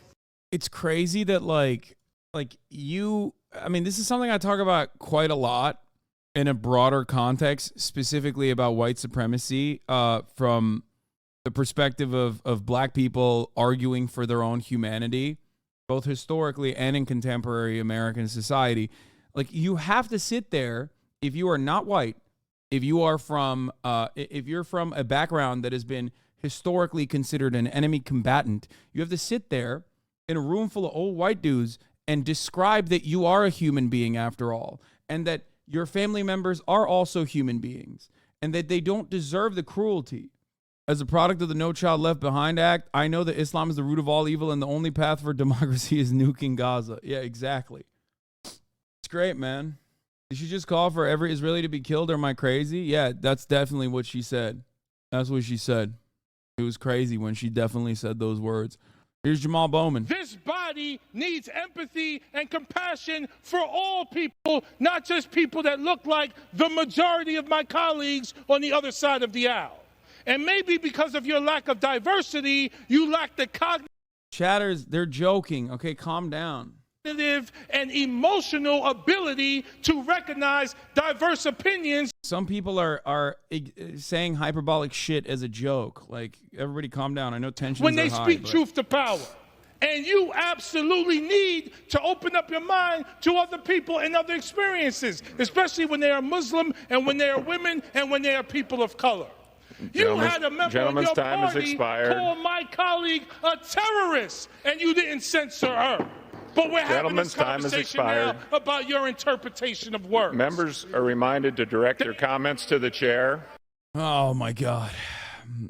Here is Jamie Raskin. So I rise here not in spite of the fact. Respect. Jamie Raskin speaks in opposition to a resolution to censure Rashida Tlaib. That I am a Jewish American who supports the Constitution and the Jewish democratic state and hates all the I mean, I don't agree with him saying that Israel is a Jewish democratic state, because it's not. Semitic tyrants and but at least he's still fucking, he's still attacking the censure motion. Terrorists of the world, from Putin in Russia and Mohammed bin Salman in Saudi Arabia to Hezbollah and Hamas. I am here because of these things and because of everything that I believe in and stand for. At this moment when democracy is under siege all over the world, America must stand tall for the Constitution of the United States, and this resolution is about one thing and one thing only. I like someone went, yikes, he's a little Libby. Yeah, bro, it's fucking Jamie What are you talking about? Yes, a little. Yes, he is like a classic Democrat. What do you mean? Yeah, punishment of speech. So we have the chance to show the world what the American Constitution. You can't win shit without having people like Jamie Raskin come to your fucking aid. I hope you understand. He represents a much broader constituency and a much broader coalition in the Democratic Party and the interests of like what all of the Democratic politicians believe and push for. Means and how we hold fast to our core principles even when we're drawn away from them by our passions and our righteous anger. The Constitution is the supreme law of the land. In the very heart of it is our First Amendment, which protects every citizen's freedom of speech and says Congress shall make no law abridging it. Anyway, I'm glad that he's like taking a stance here. Ukraine waging a stalemated war on credit, paying it back, presumably selling off state assets, does not sound like a good deal for Ukrainians. What is this? If you can't give us some financial support, okay, please give us a credit and we will give you back money. If you can't give us.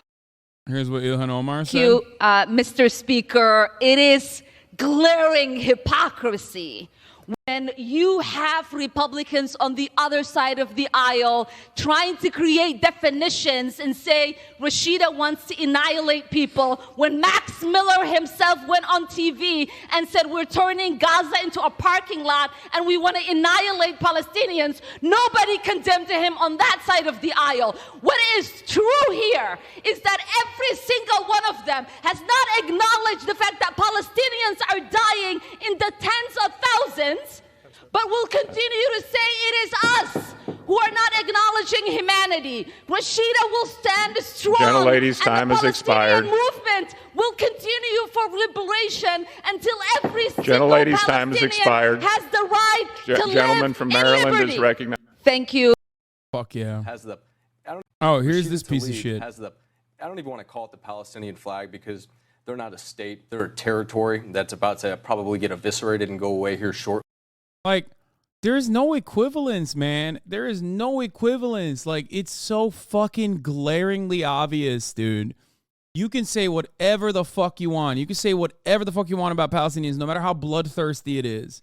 I've told you this since that faithful evening of 8/21/2019.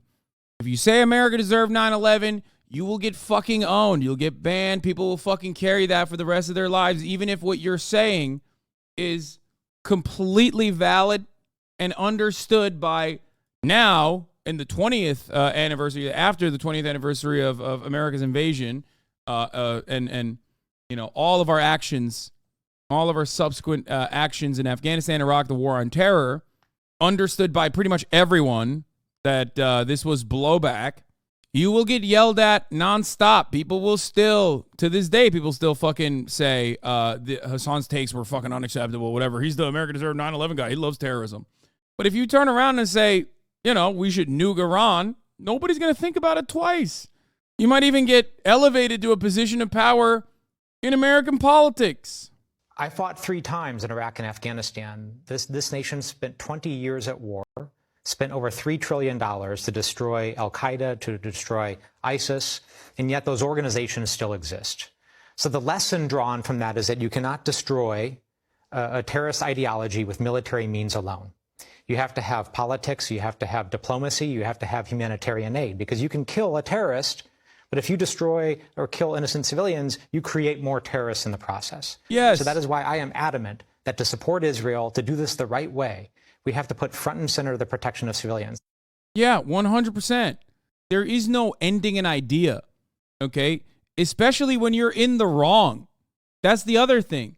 Israel is in the wrong. America was in the wrong in Afghanistan and in Iraq. So that only created a just cause. It not only created an environment perfectly susceptible for a ton of people to fight for emancipation, a ton of people to fight against the occupation, which then became increasingly more radicalized, okay? But you also never really address any of these issues. you make things so much worse. Iran is the greatest example of this. Iran is the greatest example of America's wrongs, okay?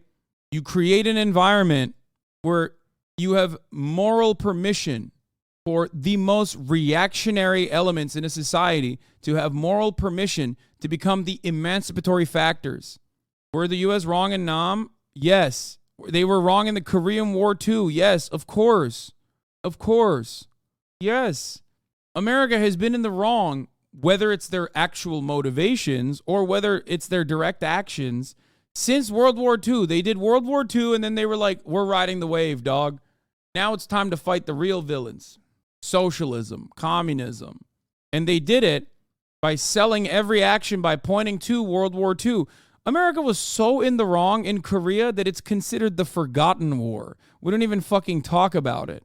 Every single time, though, our enemies, even if they are state actors themselves or are being pushed by state actors from our foreign adversaries, they're always terrorists. They're always terrorists. The guys that we arm, fascist militias, for example, who literally are terrorists, against other states that have committed the egregious act of democratically electing someone who wants to nationalize his extraction industry, or democratically elected someone who wants to ensure that they have some social programs or whatever.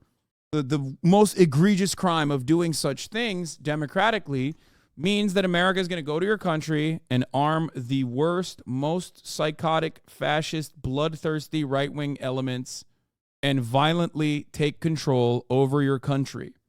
This is a video of the aftermath of a strike in the Al-Shati refugee camp in Gaza. According to journalists working for CNN, the attack came... This is an American nurse who got out of Gaza and who describes the desperation she saw. During intense Israeli I'm going to go pee real quick. A bombing Sunday night, the IDF has not commented on the incident.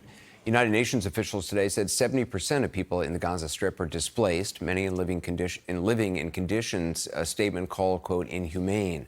The Secretary General said that Gaza is becoming a, quote, graveyard for children. Israel's ambassador to the UN lashed out at the comments, called for the Secretary General's resignation. Emily Callahan is a nurse, activity manager for Doctors Without Borders, MSF. She was evacuated last Wednesday and arrived back in the U.S. just over the weekend. First of all, how does it feel to be out? A lot of people keep asking me that, and I really don't have a good answer. I obviously have a sense of relief that I'm home and I'm with my family and feel safe for the first time in 26 days. And I'm having a really hard time finding any joy in any of it, because me being safe is the result of having to leave people behind. People watching this have seen images from Gaza. They've seen the hospital images. They've seen the horror of children dead day after day after day after day.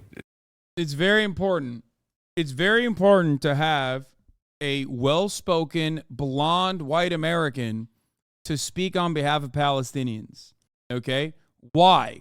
Because you already know what the broad majority of Americans feel about Palestinians. You fucking have a brown man on there.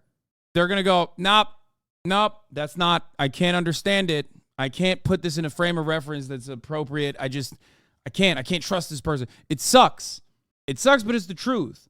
It's also one of the other reasons as to why I use a lot of Jewish Israeli scholars as well, some of which are obviously some of the best scholars in the game for an adequate retelling of Israeli history.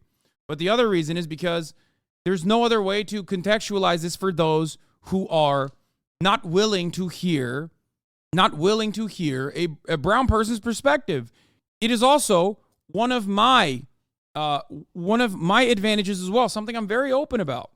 Me being a white passing, relatively attractive guy is a major benefit to me being able to talk about trans issues in a way that, like, the actual transphobes or those who are in the margins of maybe becoming more transphobic than they actually are can hear, okay?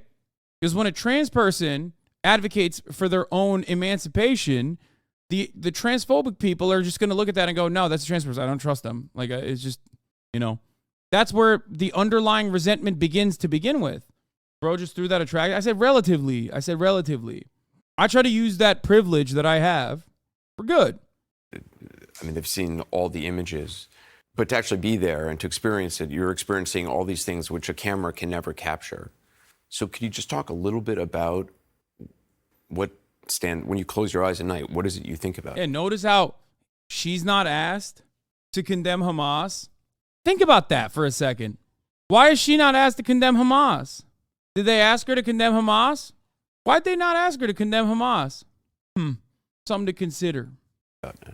I think the answer to that question, I'll start at KYTC, which was we were relocated about 5 times over the course of 26 days due to security concerns.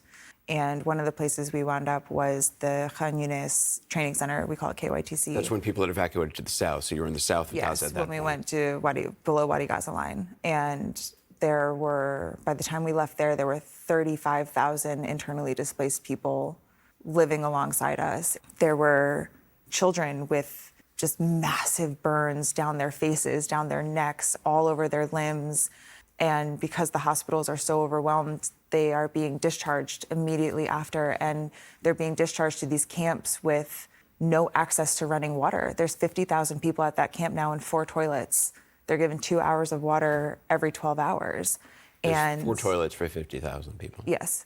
And that's where we were living too. And they have these fresh, open burns and wounds and partial amputations that are just walking around these conditions. And parents are bringing their children to us going, please, can you help? Please, can you help? And we have no supplies. When in situations where there are tens of thousands of people and it is a war and people can't feed their kids, things get strange very fast and things get tough very, very fast and people turn on each other. You saw that up close. At KYTC, the reason we had to leave was because we were starting to be harassed. Desperate people who are losing loved ones right and left are angry. And they would point at me and scream American walking past. And at that point, we had no idea what was coming in the next few days. And they would yell things in Hebrew to see if we were Israeli. They accused our national staff of either being traitors or said, you're pretending to be Arab. We know that you're just pretending to be Arab. Stop lying to us. And our staff had to defend themselves. And we said to them over and over again, you don't have to stay. We understand if you want to leave us. And they said, you are family too, and we're not going anywhere. Your staff, the Palestinians who work for MSF or Doctors Without Borders, were concerned about your safety. We would have died within a week without them. They are the only reason we are alive. It's incredible that this took so long to get Americans, sick people, start to move through that Rafah border crossing. It's inexplicable. And we were desperate. We did a calorie count at one point based on our supplies and figured out that if all of us, there's 50 people with us living in a parking lot now, only ate 700 calories a day. If that's all we had 2 days of food left, and that's it. And our national staff took off. We had no cell service at that point, so we had no idea what had happened to them. There's bombs going off all around us because there's no safe place in Gaza. Even getting through that Rafah border crossing, what was that like? They didn't leave our side for a second. The national staff? The national because staff. Because they feared for your safety, even at the border crossing. They made sure they were standing between us and desperate people. They made sure that they were talking to every official that they could find, trying to push us through, trying to get us on the bus, trying to get us out. And we're standing there and we're watching these incredible men who have sacrificed everything for us, who have sacrificed time with their families, their own physical safety, their own water supply they were giving to us. And we're watching them fight to get us across the border, knowing that we were not bringing them with us. And they didn't waver. Ibrahim was right in the front with our passports, fighting so hard to get us on. And we get to Arish that night and find out his parents are dead. They were losing family members and friends. You said if it wasn't for your national staff, you think you would have been killed by people who were just desperate. We either would have starved to death or run out of water. They were the ones that negotiated all of that. Gaza's a small city, so everyone knows everyone, and they would call in favors and call their friends and say, who do you know that has food? Who do you know that's open? Where can we get this? And they would drive all over the place to find water. And when we ran out of bottled water in Gaza, they were the ones that were able to figure out that the water truck was coming here at these times, and oh, I know this guy has a grocery store and they still have power sometimes. I think I can probably get something from them. Like when I say we would have starved to death without them, I'm not exaggerating. And in the moments of absolute desperation of civilians, they were steadfast and calm and just talked to them and said, these people are also in the same boat that you are. They have no supplies. They also have no food and water. They are also sleeping outside on the concrete, and did it in such a beautiful way that they were able to talk them down with love and kindness. There was no violence in their heart, and it calmed everyone around them down as well. Would you go back to Gaza? In a heartbeat, in an absolute heartbeat. My heart is in Gaza. It will stay in Gaza. The Palestinian people that I worked with, both our national staff in the office as well as my staff at Indonesia Hospital, were some of the most incredible people I've ever met in my life. When everything went off and we got the notice to move south of Wadi Gaza.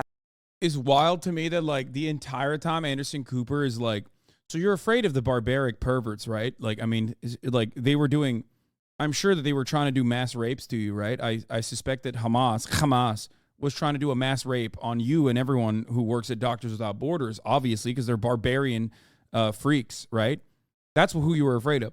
Anyone who fucking goes to Gaza will tell you that they are infinitely more afraid of the IDF than they are of any Palestinian there.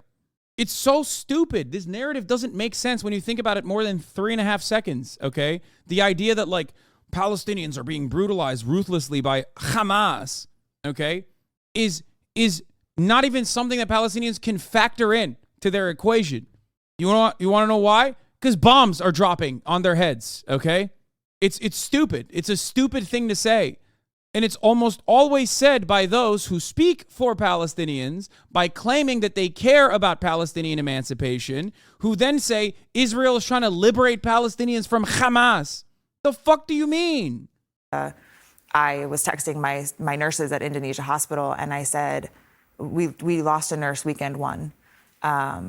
He was killed when the ambulance outside the hospital was blown up. And I was texting them when we got the evacuation orders, and I said, did any of you move south? Did any of you get out? Like, are any of you coming down this way? And the only answer I got was, this is our community. This is our family. These are our friends. If they're going to kill us, we're going to die saving as many people as we can. And I said, if I can ever have an ounce. For the record, come on, man. I think he's doing a good job to ask her stuff to clear up the misconception. Just having her on air is huge. Dude, how fucking low is the bar, man? You think she's the first Doctors Without Borders doctor that's white that's like actually fucking come out of Gaza? I can show you 100 doctors that are still currently working that or have worked in Gaza. You want to know why I can show you 100 of them? Because I watch Democracy Now! And for years and years, they've been speaking out against the whole headquarters of Hamas is under the hospital. No, the major reason why he's doing that is because maybe he can fucking swing it in a direction that's clippable so that liberal Zionists can still turn around and be like, well, see? You could totally ask that question in a more reasonable way if you wanted to be like, IDF, which has a history of, the IDF, which is unfortunately not a very credible actor in this situation, has a history of declaring that Hamas militants are incredibly violent towards all foreigners. Is this true from your experience? Like something along those lines. Not like, not in the way that you're asking that question in general. Of the framing of that question, in my opinion, dictates what the motivation, the real motivation is. The heart that you have, I will die a happy person. They were incredible. I would like to send out a reminder that there are civilians seeking shelter there, and that my doctors and nurses didn't leave out of loyalty to their community. And I know that there is an idea being pushed right now that anyone that stayed behind is going to be considered some kind of a threat. And I want to remind people that the people that stayed behind are heroes. The people that stayed behind are they know they're going to die, and they're choosing to stay behind anyway. This also completely goes against the human shield narrative that Israel loves pushing. Understand how important this is to say. There are plenty of Palestinians who simply refuse to leave their homes, knowing full well that they might fucking die. And the reason for why they're doing that is not because they want to put their bodies in front of fucking Israeli rocket fire. Okay? They just don't want to leave because they know what happens. Their entire history for the past 75 years is literally leaving and then never being able to return. So they want to go out on their own terms. And in the most disgusting way, Israel still unconditionally will claim that they are human shields. They're sheltering Hamas militants. Or Hamas is telling them not to evacuate. No, man. Those who want to evacuate get to evacuate. Those who stay behind are not being forced to stay behind at gunpoint. Okay? You're talking about doctors, nurses in the hospital. I wake up every morning and I send out a text message and I ask, are you alive? And every night before I go to sleep, I send another message and says, are you alive? Okay. Welcome. All right, Benzion Sanders is the founder of Breaking the Silence. He's a former IDF veteran, and he wrote an op-ed on the New York Times. I fought for the IDF in Gaza. It made me fight for peace. Here it is. Mr. Sanders is the Jerusalem Program Director of Extend, a group that connects Palestinian and Israeli human rights leaders with American Jewish audiences, and a former staff member of Breaking the Silence, an anti-occupation veterans group. When my Israeli infantry unit arrived in the village in Gaza in July 2014, we cleared houses by sending grenades through windows, blowing up doors, and opening firing bullets into rooms to avoid ambush and booby traps. We were told Palestinian civilians had fled. I realized this wasn't true as I stood over the corpse of an elderly Palestinian woman whose face had been mutilated by shrapnel. She had been lying on the sand floor of a shack in a pool of blood. Great 10-minute documentary on Breaking the Silence. That's not 10 minutes. What the fuck? This is literally 1 hour and 43 minutes long.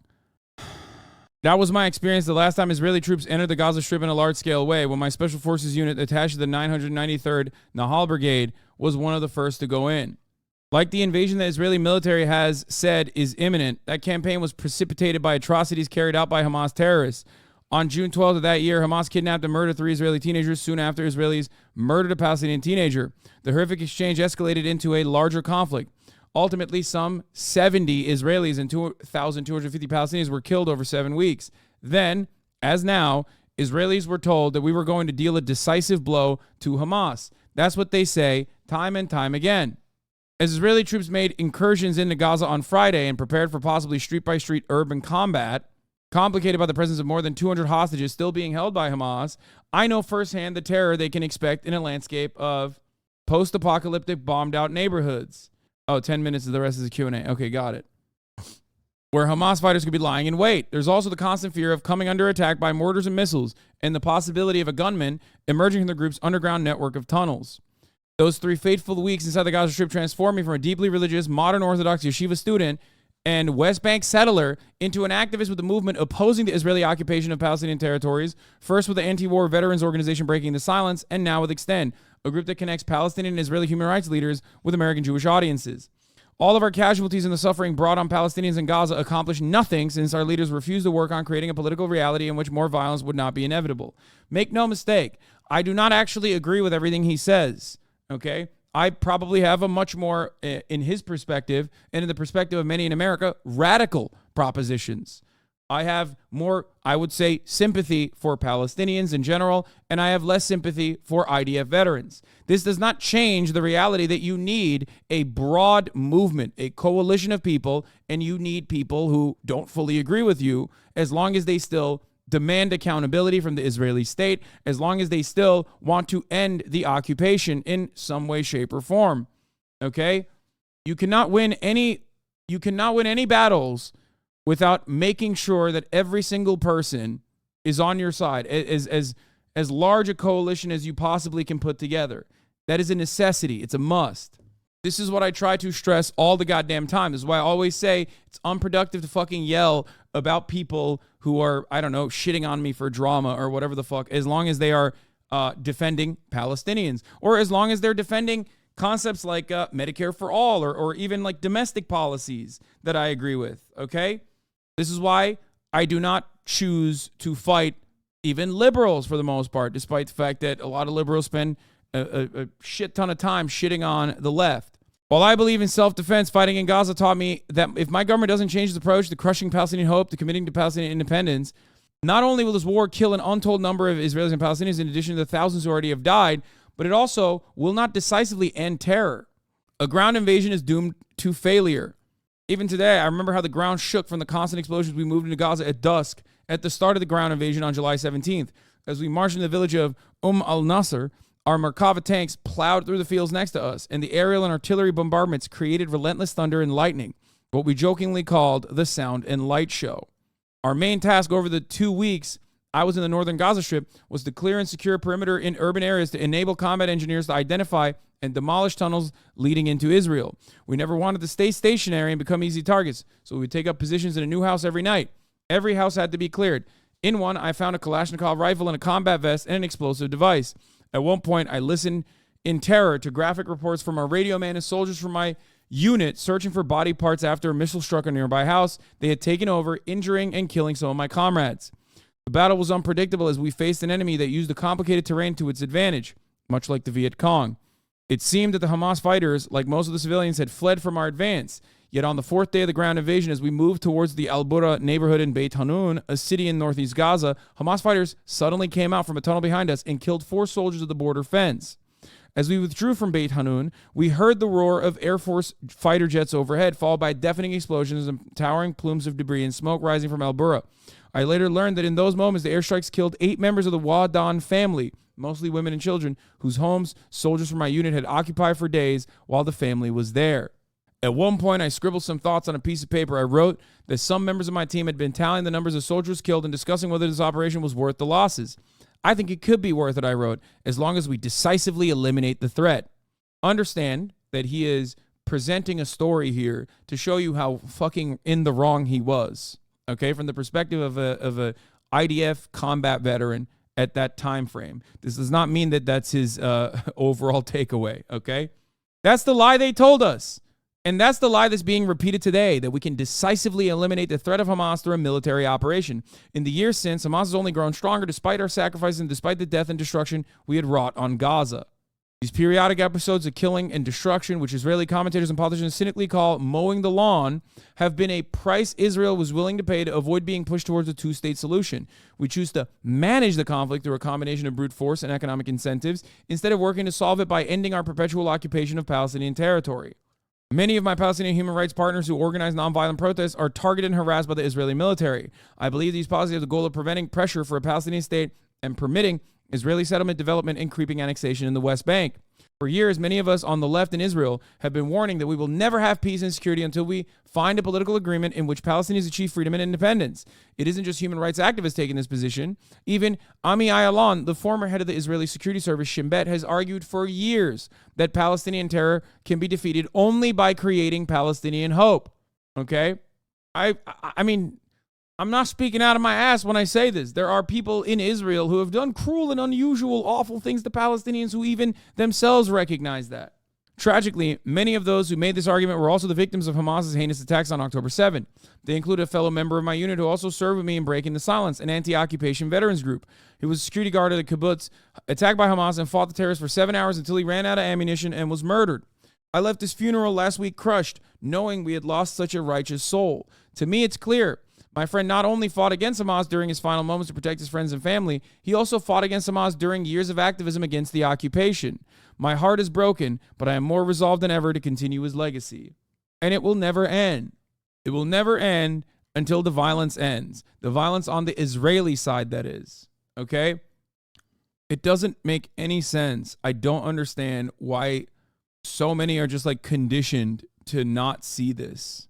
That they just behave like, this is the best possible solution, a final solution. Welcome to the program. You've been listening to some of the reporting just airing just before you, and you're obviously seeing everything that's going on around you. Tell me first, what has been going through your head and your heart since October 7th? Well, since October 7th, everything has changed in some ways. And in other ways, everything is, my worst fears are coming true. As you mentioned, I fought in Gaza in 2014. That war was also preceded by a horrific terrorist attack, just like we saw on October 7th. 3 Israeli teenagers were kidnapped and murdered, which led to a... Oh. Don't worry. Sorry. No worries. Which led to a horrific... which led to the firing of rockets, a massive crackdown on Hamas in the West Bank, and firing of rockets, and then a ground invasion. The images that everyone is seeing, that I'm seeing, remind me very vividly of that fighting. And frankly, it's my worst fears, because many people, colleagues in the Israeli peace camp, in the Israeli anti-occupation camp, have been warning for so many years, saying that there is no military solution. We can't just manage the conflict and maintain a very, very brutal military regime of control over Palestinians that actually plays into the hands of Hamas and plays into the hands of these murderous terrorist groups. And so all I've been doing since then is trying to share my message, try to share my experience, and try to avoid making the same mistakes that we made in 2014, when Hamas only got stronger after we bombed them and killed thousands, and we struck them a decisive blow, or that's at least what I thought at the time, but I only saw afterwards that my own government strengthened Hamas. You know, it's pretty intense to hear you say that. Look, we know that the majority of your country right now is in favor of this war. They might not be in favor of the current government, but they definitely believe that somehow, somewhere... Yeah, he was literally a settler. Like, he was literally a settler. He was an Orthodox settler who was very religious, joined the IDF, and then joined Breaking the Silence. Hamas has to be defeated. You're saying it can't be done militarily. Tell us, I guess the first question really is to you, are you out of step with the majority of your country people right now? And are you able still to talk about, you know, what you saw, what you feel, what you've learned, how you've changed? Yeah, well, I'll add, you know, I'm not a pacifist. I believe that Israel has the responsibility to defend itself against Hamas, and of course, that includes military. Like, he's also like a two-stater as well. Like, I don't fully agree with him. The reason why I'm showing you this is because, like, his perspective is still an important one to hear, especially considering that it's like the most liberal, most leftist one you're gonna get. And it's still literally fucking more cognizant of the situation and how to deal with it than the overwhelming majority of fucking dumbass American politicians. Military actions. But I think that right now in Israeli society, there's a debate going on as to whether this war that we're fighting should be against Hamas or should it be against the Palestinian people. And you have members of this current government who have said, since the horrific atrocities that we saw on October 7th against Israeli civilians and the kidnapping of Israeli civilians who are still being held, they have made it clear that they aren't differentiating between civilians and Hamas. Even last night, a senior member of the coalition, on Saturday night, senior member of the coalition, a member of the cabinet, Bezalel Smotrich, the finance minister, and the minister overseeing the West Bank in the Ministry of Defense, said that he doesn't really see a big difference between the Palestinian Authority and Hamas. The Arabs are the same Arabs. So there are many Israelis who disagree with that, and there are many Israelis who are questioning the assumptions and questioning the lies that they've been told for so many years. And maybe it is a majority who has believed the lies that our government has told us. But you know, I think that this is an opportunity for partners of mine in the Israeli peace camp. I saw many of my... Yes? I can hear you. Let me ask you another question, Bensi. Let me ask you another question. Okay. Bensi, your line has dropped. We're going to redial you, and we're going to bring you back. We're going to bring you back, okay? So stand by and 2014 in Gaza. You wrote, that some of your soldiers were feeling doubts at that time, and then you wrote your own thoughts on a piece of paper. And you wrote this: I wrote that some members of my team had been tallying the number of soldiers killed and discussing whether this operation was worth the losses. I think it could be worth it, I wrote, as long as we decisively eliminate the threat. That's the lie they told us, and the lie that's being repeated today, that we can decisively eliminate the threat of Hamas through a military operation. Bentzi, how did you come to the conclusion that you couldn't? Well, one of the voices that I've listened to over the years and I've been convinced by is not just the voices of human rights activists, but also the voice of the former head of the Shin Bet, Ami Ayalon, who's the top counterterrorism expert and for 4.5 years in the country. And he said this openly. He said the only way to decisively defeat the terrorism that Hamas represents is through creating an alternative and creating hope. And that means working towards a political solution. And our current government has been fundamentally committed to opposing a political solution and to preventing the creation of a Palestinian state and preventing Palestinian independence. So therefore, that's why I realized that a military alone will not defeat Hamas. And that's why I think that our government needs to be changed immediately. So let me ask you then as well, because you talk a lot in your op-ed about what you saw in Gaza in 2014. Dude, if you guys think that like a fucking a dude who's a settler who joined the IDF is going to fucking turn around and be like, Hamas is a fucking expression of Palestinian emancipation or some shit, and they have a just cause or anything like that, you're out of your fucking mind, okay? Like, no one is going to say that. Most people in mainstream media are never going to say that. And also, on top of that, like, it's already a ridiculous proposition anyway. You can offer good analysis in a short period of time, in a brief moment. But, like, don't expect that from a dude who is, a liberal for the most part. You can offer good analysis and say Hamas's actions are brutal and savage and violent, and it is only increased in its violence and in its techniques and in its victims, shifting over from, military targets to civilian targets as a response to the civilian terrorism that, like Palestinian civilians have been the recipient of over the course of many, many decades under brutal Israeli occupation. Okay. But nobody is going to turn around. Nobody's going to turn around and be like, may Allah guides Hamas's missiles into Tel Aviv, inshallah, inside of Israel. Okay. I don't know what the fuck you guys are expecting. Tell me, because earlier you said you don't believe that the soldiers distinguish carefully enough between civilians and Hamas fighters. What did you yourself experience to make you say that?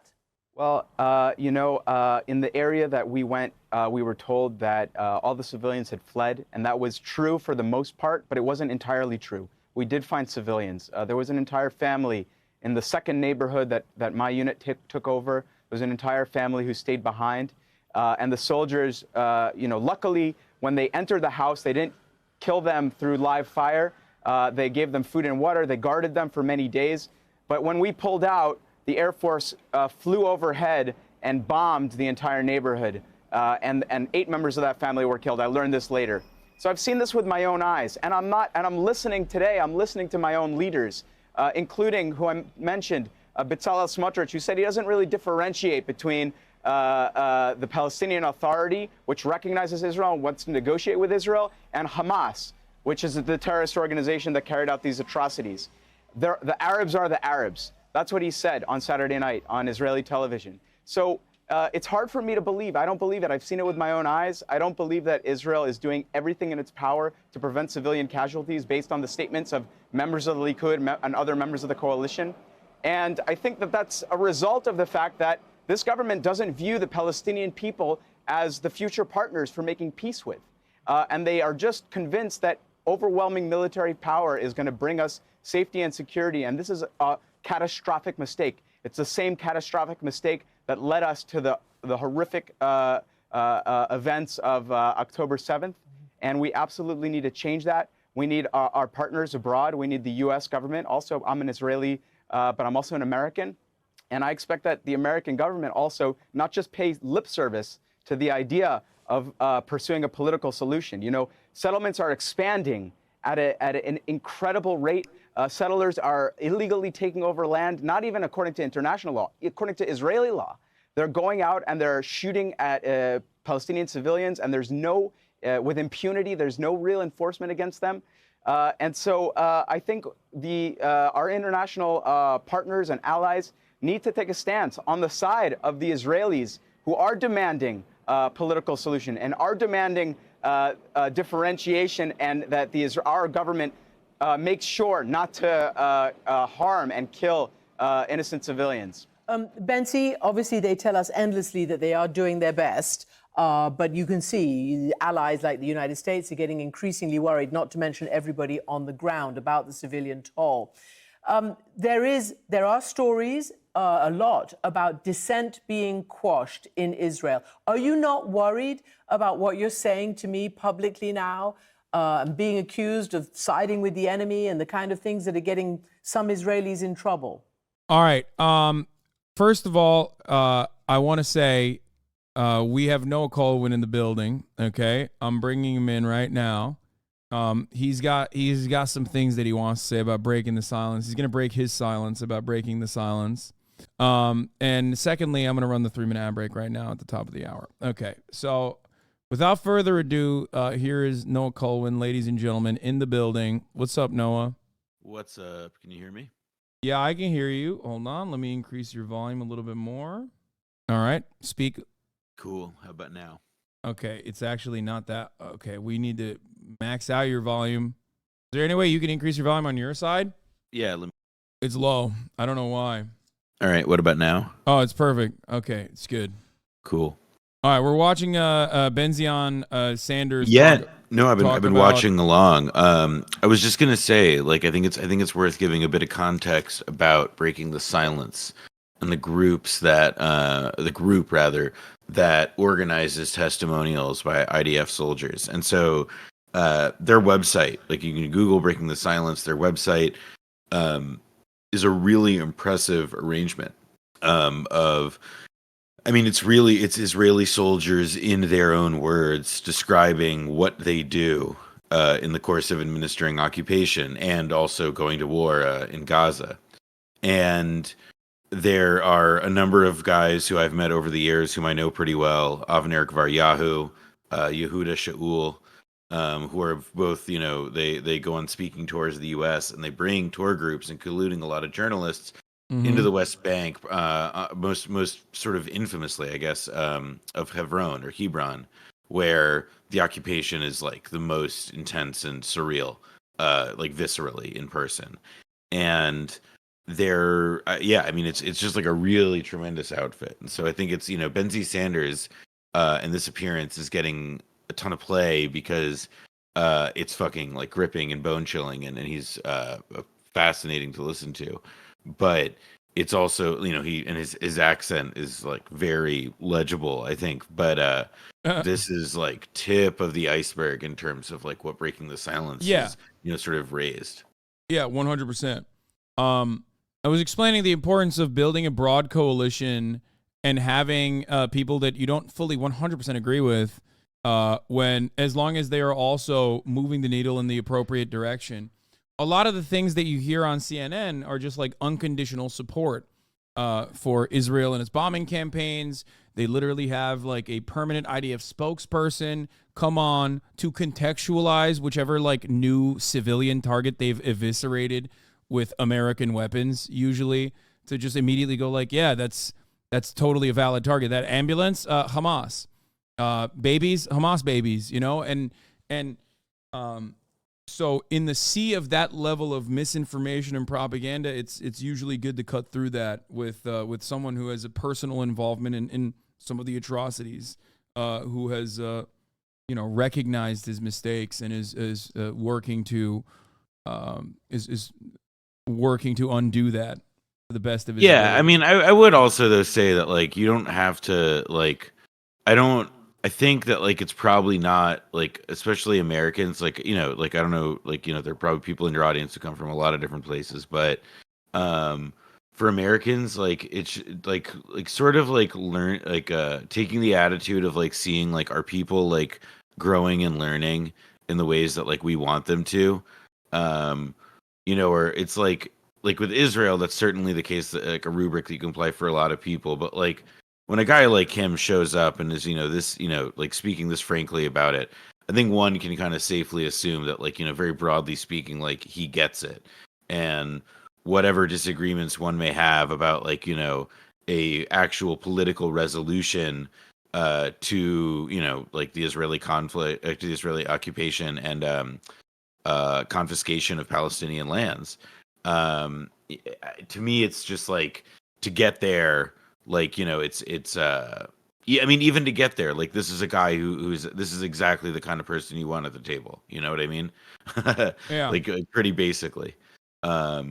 Ultimately, what a lot of people fail to consider is that while 10% of the population in South Africa was white, they also had to fight back at the end of the apartheid against their own government in order for there to be a permanent solution. So you need more than ever any kind of allies that you could have inside of Israel, no matter how unlikely it seems that will occur. You need people who get it, that live in Israel, that are Jewish themselves, that have maybe even served in the IDF. So, like, you know, I don't discount people if I just because I don't like fully agree with them. Like he mentioned that he wants like a 2-state solution, for example. Like that's not, for me, it's not a deal breaker. Yeah, and I also I do think that there are people who are, you know, taking advantage of this moment, let's say, and you know, like making a point of saying, like, I criticize what Israel's doing, but also, you know, and you know, but also, and let me tell you what I'm going to shove into this, but also about them damn Palestinians and Arabs. Like, you got an hour, favorite. 2 hours, 3 hours. Yeah, my favorite is the guys, I hate Benjamin Netanyahu. Okay, I hate him, but also we have to end Hamas. We have to eradicate Hamas, which is like, okay, so you don't really hate him. Like, that's literally his, like, I hate him, but I also agree with him every step of the way on his treatment of Palestinians. There's varying degrees. There's varying degrees of this kind of sentiment that you hear from liberal Zionists. Like, I mean, I know Noah is the expert here on hearing this kind of sentiment, I'm sure, way more than I have from people. Because, like, liberal Zionists will usually tell me that I'm a Hamas supporter, but yeah, well, I do think it's also now, you know, it's interesting. Like, I am gonna have to think of this month as kind of like a before and after, because I do know a lot of people who I would have put in like a liberal Zionist bucket, but who now are, I think, like pretty, you know, like they're not super vocal necessarily on behalf of Palestine, but like they're pretty appalled by what Israel's doing. And like long term, they do not have a kind of relationship with Israel that, like, I'm trying to think of how to put it. They don't have a relationship with Israel, you know, like they're not going to raise their kids to, you know, go to Israel all the time that like previous generations of Jewish kids did. Like, this stuff is, you know, it's very, it has an impact. It really, really does.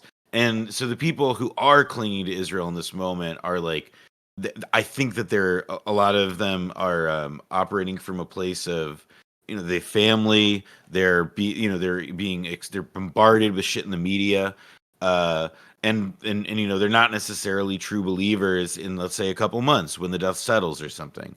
If this, you know, because I do believe that there is like a degree of, you know, like a fever that is consuming many people and many world leaders right now, that will break. And not just world leaders, obviously, just fucking everybody's getting fired here. Everybody's getting fired here. Yeah. I think like the American position so far has been pretty clear that they recognize that this is just simple bloodlust, revenge, and a possible permanent annexation of all territories. But there's no real clear goal in how to accomplish this.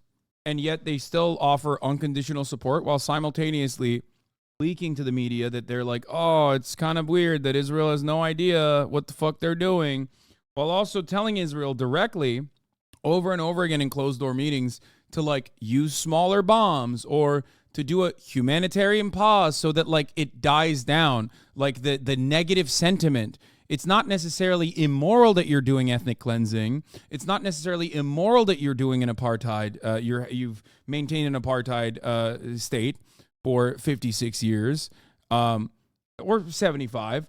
But it also, like, just you know, just quiet down a little bit, because the PR is making it untenable for us to continue supporting you unconditionally in the way that we have, in the way that you're used to.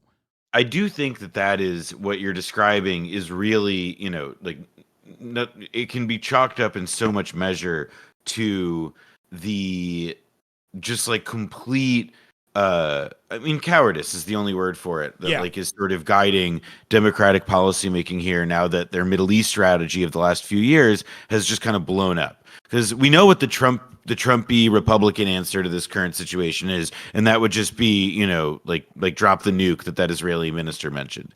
I think that in this case, what we're seeing now is, all right, well, what can we cobble together as a PR strategy? Because if we're not actually going to stop this thing while it's going to going on, we've got to come up with a story to tell about how we actually did try to do something. And humanitarian pause is like a fucking like Iannucci in the loop Veep level kind of like, oh, this is a thing that we're just going to say. And Israel will even deny that. But by saying humanitarian pause instead of ceasefire, that's how we know you're not a Hamas supporter.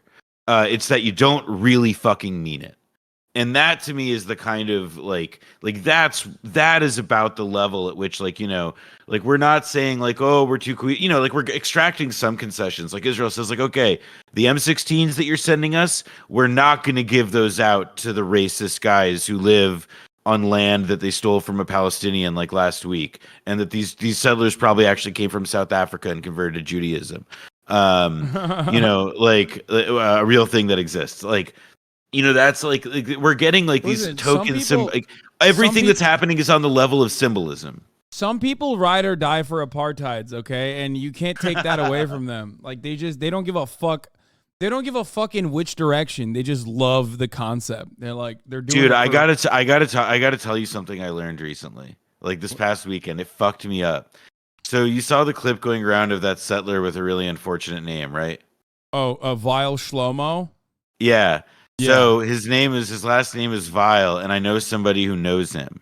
And he and his family, they live, they're converts to Judaism, which, like, to be clear, does not bother me, but it is like notable and very funny and lends credence to the cliche zeal of a convert when you become a convert and, like, you know, become an Israeli settler after like graduating from Chabad or whatever. And they were like super into environment, like they were like my friend jokingly called them like eco-fash, like they were hyper green, organic type people, but that wasn't enough for them. So now they're settler. Now they're Vile Shlomo in the West Bank in like one of the horrible settlements in like I think like Gush Katif. Yeah, it's bad. It's very bad.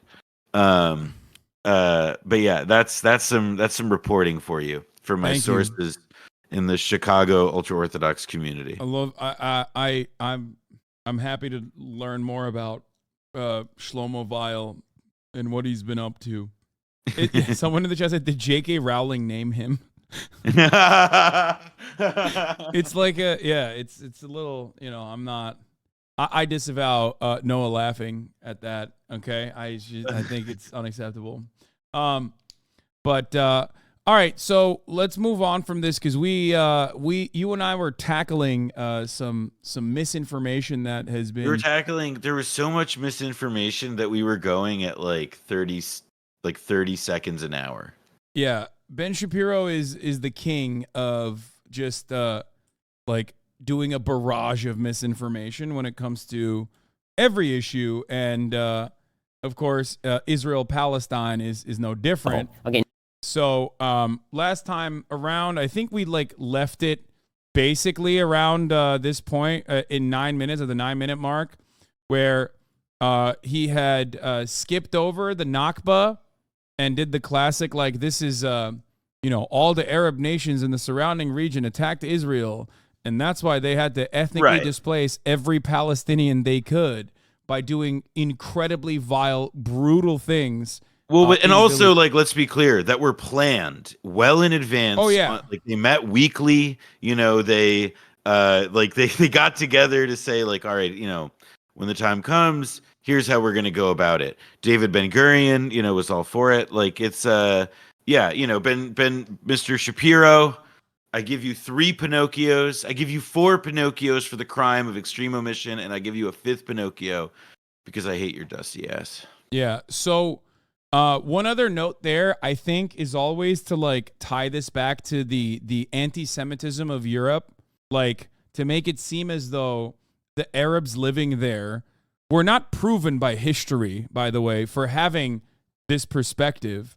And it was simply just, like, anti-Semitism because they like, similar to pogroms that occurred in Europe, like, likening the skepticisms that Arab nationals had in Palestine to not getting assurances met by the colonial occupation of the British Empire at the time, to just doing pogroms against Jewish people because you thought they were, like, because you believe in blood libel or whatever, is ridiculous, in my opinion. Were there anti-Semitic people? Of course.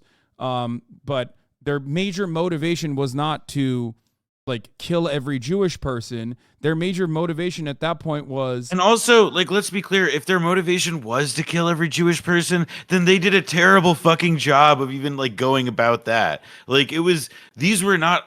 Like, these armies sucked, man. Like, the Arabs were... Like, this is why, like, according to one British colonial official who was present in 48, he called it... And this was the guy who supported what was going on, essentially. It was called the phony war. There's just no, like, it was to call it, like, an independence war. Like, there was a cost to Israel in terms of loss of life because there was conflict, sure, but, like, it's essentially 6,000 to 15,000 over the. That's the sum total, I think. Okay, well, that's villages don't displace themselves. Yella, let's go. Yeah, 16. Sorry, that's like deaths though. Like 6,000. Deaths on the side of Zionists in comparison to the 15,000 deaths on the side of villagers and Arab villagers. The reason why I say Zionists in that regard is because they had a semblance of a well-trained militia force going up against fucking villagers that had no guns. They were disarmed by the British. Or they had there's like a bunch of I saw this interview in the Al Jazeera Nakba doc where this guy was like, we had 1 rifle and 2 bullets and we had to share that. Like, it was a fucking Grandpa Simpson story. I mean, it was extremely depressing and also quite moving. Yeah, it's ridiculous that he just, like, skips. I mean, it's not ridiculous. I understand why he just omits key details here because it would make a situation look worse. But let's after World War II. So he fast forwards through that brutal process. I believe we covered it enough, like Deir Yassin, Ventura, and many other massacres that occurred. And he went into 1947 in saying that the British mandate is still... The British mandate is limiting the amount of Jewish immigration into British Mandate Palestine, because they're attempting to keep this conflict between the Jews and the Arabs simmering at a lower level. Okay, 1947, there's a UN partition plan, because now the British mandate in Palestine, they want to end it, they want to withdraw. Oh, I'm sorry, I'm not even sharing my screen with you, so you don't even know where the fuck we're at. Hold on. I mean, I'm watching the stream, but I just realized I can't hear. It's not... Yeah, here you go. There it is. So you can watch along in real time. I apologize. They don't want to be there anymore. So the UN says, okay, we're going to vote on a partition plan. It retains Jerusalem as internationally governed. Okay, so it would not have been Jewish territory or Arab territory. It would have been internationally governed. It's just this fragmented, ridiculous state. Okay, the state for the... I like that he's shitting on the partition plan himself before saying, like, the Arabs were so stupid for saying no to this. Like, dude, his thirst for that territory is so ridiculous, dude. Like, He's pre-shitting on it by saying, like, this partition plan, which gave 55% of this territory to a newly settled, as a part of a colonial project, newly settled 33% population, only 6% Jewish population before this at this point. Also, it gives all the agricultural production to the place to the Jews and where all the Arab labor lives. Yeah. Also, yeah, it's exactly it's exactly. That's what else. I'm curious what he does with all these amazing props, though. The geniuses at the Daily Wire have done it again. A little bit of a slice of the coastal area here, and then the Negev desert down here. The Jews are like, give us whatever you got, right? Whatever you're going to give us, we will take. The Arabs instead decided. By the way, at this point, The Arabs. Yeah, at this point, for the record, it is already defined and established that there is a plan that will be set in motion when British forces have like permanently removed themselves. This plan has already started at this point. Like, there's already clashes, I guess, if you want to call it that, occurring in Arab villages. Arabs are fighting back. The Palestinians there are fighting back in some ways, but ultimately they cannot withstand an actually trained militia force, or even like terrorist forces like Lehi or the Irgun brigades and also Haganah, right? So truly asymmetrical violence is about to occur. They got guns coming in from illicit weapons that they've been able to sneak in. They have fucking tanks, armored personnel carriers. Like, they have British weapons. They have British police training. It's not in any way, shape, or form happening as a random accident or as a happy accident.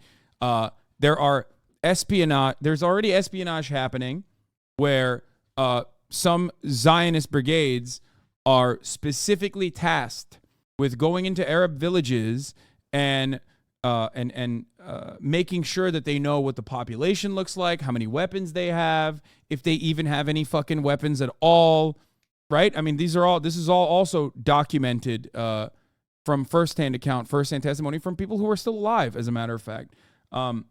Like, they were absolutely planning to do the Nakba, Plan Dalit, right?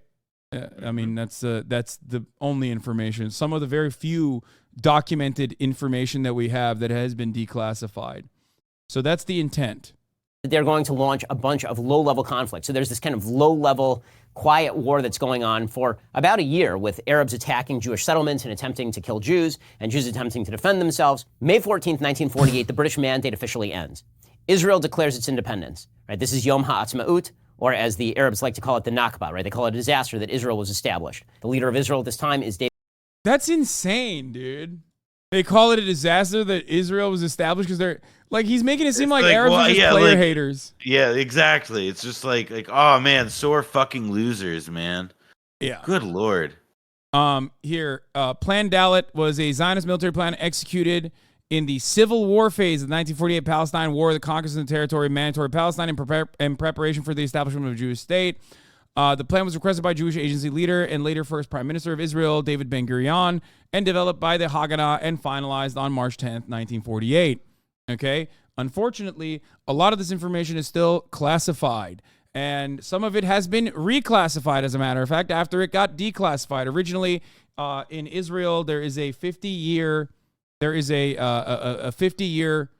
status for information that you can keep classified, and some of these documents that were declassified is the reason why there was a new wave of Israeli historians that looked through David Ben-Gurion's own personal journals, like Ilan Pape and others, that were able to come to the conclusion that this was facilitated as an act of ethnic cleansing that was carefully planned and conducted. Since then, there's also veterans that have engaged in information gathering of Arab villages before attacking said Arab villages that have come out and openly stated the vile actions that some members that comprised later of the Israeli Defense Forces, the brutality in their actions, and also how coordinated and executed this was. So anyone that tells you that this like materialized out of a bunch of Arabs like hating Jews and trying to kill Jews or whatever is fucking lying. Okay. Just wanted to give a little background on this because it's important to note. David Ben-Gurion. Ben-Gurion is no right-winger. He's no hardcore right-winger. Ben-Gurion was a labor socialist. Ben-Gurion was very much in favor of a wide variety of negotiations. He was quite anti-religious in sort of his own persona. All right, just pause it here. Yeah. Ben is just like going on a non sequitur here. The thing about Ben-Gurion that's kind of relevant to like, was he a good guy or a bad guy, or did he do bad things as it relates to 48, or that he was the lead driving political force, and he exerted authority over the people who would later become, when the state was created, the Israeli military. And throughout the 1930s and then in the 40s, he had ordered repeatedly to say, to basically create and synthesize and develop plans for essentially, taking over all the land. Was he a labor socialist? Did he do yoga? Was he a funny man? It's like, sure. But like Ben Shapiro, what does he give a fuck about? Like, well, he understood the place of the religious people, da-da-da-da-da. And it's like, yeah, that's what you care about, because you care about like your specific narrow, lame ass interests, as opposed to anything else. Like, it's it's like, just another bit of misdirection. Yeah, Ben loves socialism when that socialism leads to wiping out a shit ton of Palestinians from their ancestral homelands. Sorry, I gotta read this real quick. These operations can be carried out in the following manner: either by destroying villages, by setting fire to them, by blowing them up, and by planting mines in their debris, and especially out of those population centers which are difficult to control continuously, or by mounting, combing, and control operations according to the following guidelines. Encirclements of the villages, conducting a search inside them. In case of resistance, the armed forces must be wiped out and the population expelled outside of borders of state. Ben-Gurion himself, writing to his son in 1937, appeared convinced that this was the only course of action open to Zionism. The Arabs will have to go, but one needs an opportune moment to make it happen, such a war. I believe this is the contested letter that everybody yells at Ilan Pappé over and claims that this is a mistranslation, even though I think Benny Morris himself also originally read this as an act of ethnic cleansing, like as a description of a necessity for ethnic cleansing, right? And also Ben-Gurion is he's very famously quite blunt, and in this case he may not have literally meant it as like the Arabs will have to, like, at the time that he wrote it, he may not have meant like literally. Had you asked him, like, do you mean to kick out all the Arabs? He would have been, no, I was being hyperbolic. I think it's a great example of how when you look at something historically and you're trying to get a sense of, well, how does something really bad happen? How do you explain that people have the nerves and the determination to go through with it? A lot of it is to say, well, he expressed this idea quite forcefully at this one point in time with an intimate, with his son. And that is, it's I think, like, that's to me a very strong argument in favor of its provenance, because like he's not, it's not like some letter claiming, to like a general being like, now please prepare the secret plans for the expulsion of all Arabs from their ancestral lands, blah blah blah. Like, that's, I mean, they eventually that's what it becomes, but like there is something to this that I think is kind of interesting, just to look at it, on an episodic level. Sorry, my dad just brought my food. Sorry. No, it's all good. I had Chipotle before. That's nice. That's the reason why I showed Plan Dalit specifically, because like there's still controversy on the intent, but part of the reason why, at least according to Ilan Pappé, his assertion is that it's a blueprint for ethnic cleansing because it spelled it out clearly and unambiguously. The Palestinians had to go. The aim of the plan was, in fact, the destruction of both rural and urban areas of Palestine. Not that it fucking matters ultimately, because that's what happened, right? Like, which is what you're saying, regardless of what kind of cheery language they use.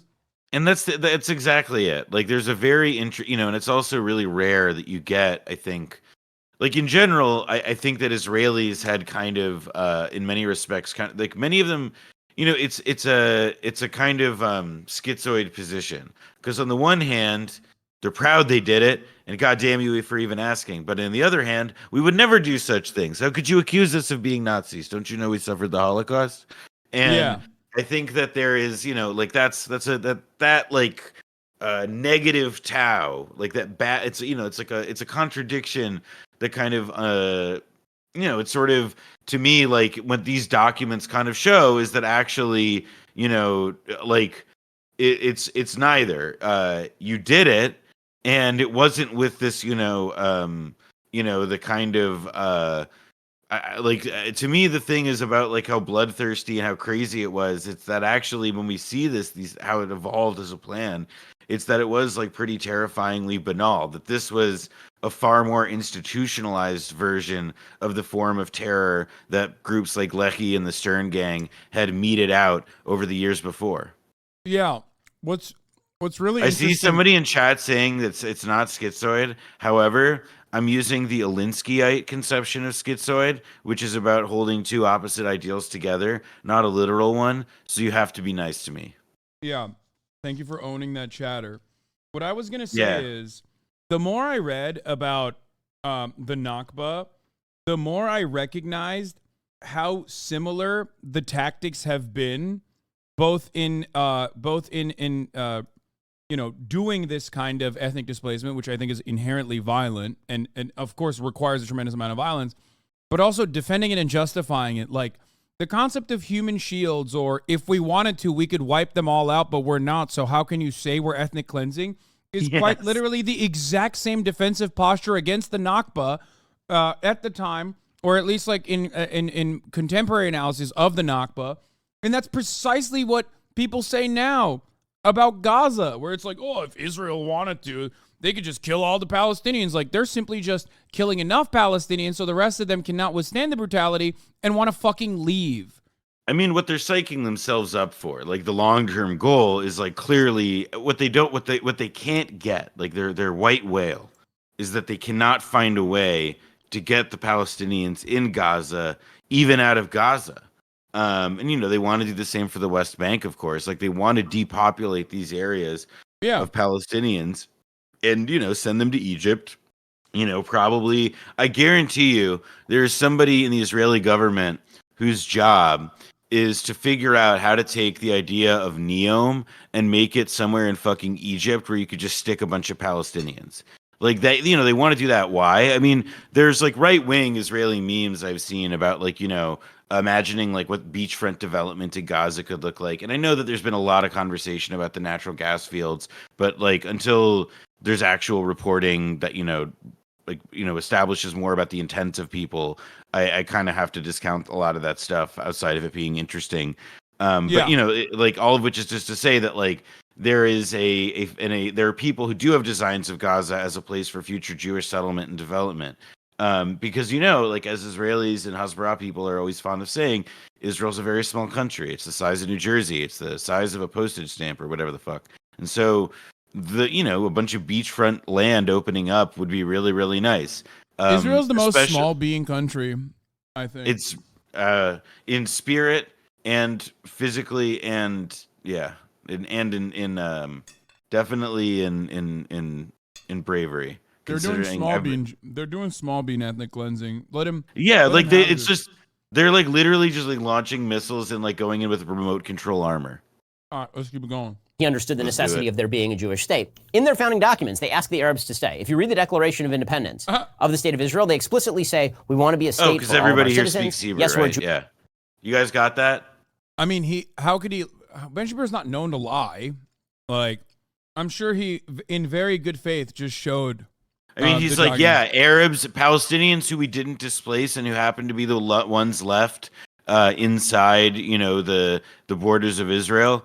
You have equal rights. Enjoy, however, basically having like 60% or whatever the fucking number is of the net worth of Jewish citizens. But they didn't. That's the other part. This fucking son of a bitch is lying. They didn't even have equal rights until 1967, and they never had equal rights even after 1967. Like, because they don't grant it, because like the Israeli constitution is dog shit and it doesn't even have rights. It just has like 5 principles that are basically a guideline, and the rest is like case precedent, which is why the Supreme Court is so important. Yeah.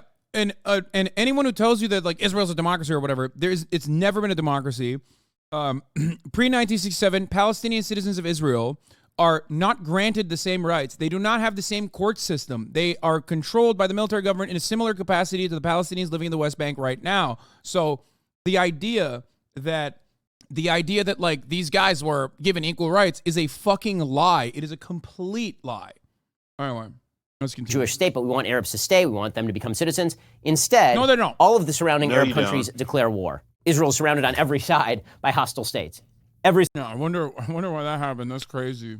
At this point, they've pushed 700,000 Palestinians out of their fucking homes. Why wouldn't people go, what the fuck, dog? I mean, they sent them everywhere. Like, yeah, of course. Every single side, right? So you got Lebanon up north, you got Syria here, you got Jordan, you got Saudi Arabia, you got Egypt down here. And then there are a bunch of far-flung states that are also getting involved, right? Morocco was part of the 1948 war. You have a bunch of states that have decided they are going to invade and they are going to destroy Israel. Like they're just going to strangle it in the crib. And they're openly saying this. And not only are they openly saying this, they're telling the Arabs who are living in the Jewish areas, get out and get out of the way so our armies can come in and we can wipe the state off the map. Well, that's not how it ends up, right? The way that it ends up is that the Jews end up basically retaining pretty much everything that's on this map, with the exception of the old city of Jerusalem, right? So Jerusalem ends up basically split down the middle. This argument is so ridiculous because, like, okay, these civilian Arab villagers leave. Let's say Ben is right, okay?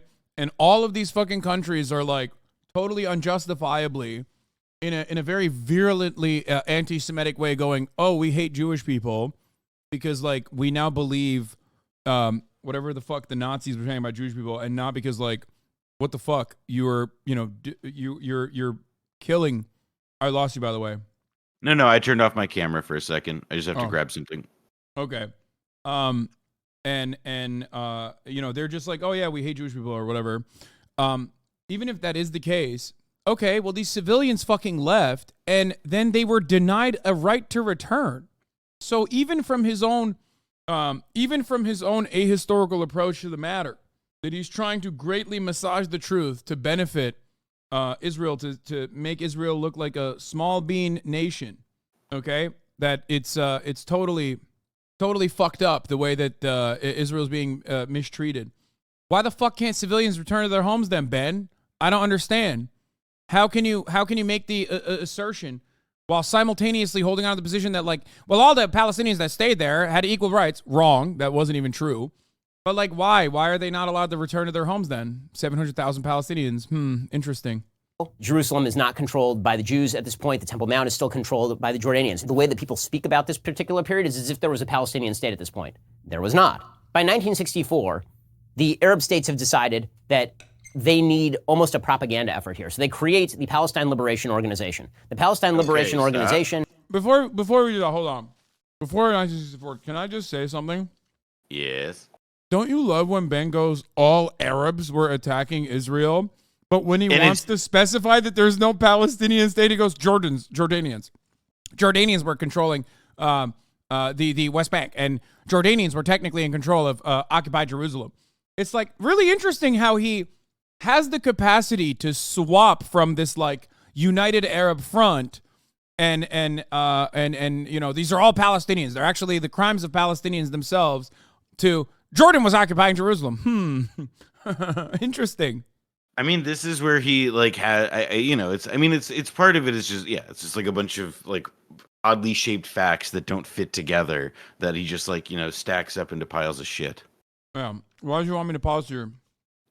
Just because like the PLO wasn't just like stitched together by the Arab governments in this way. Like I just wanted to point that out. Like it's just kind of a unpleasant framing.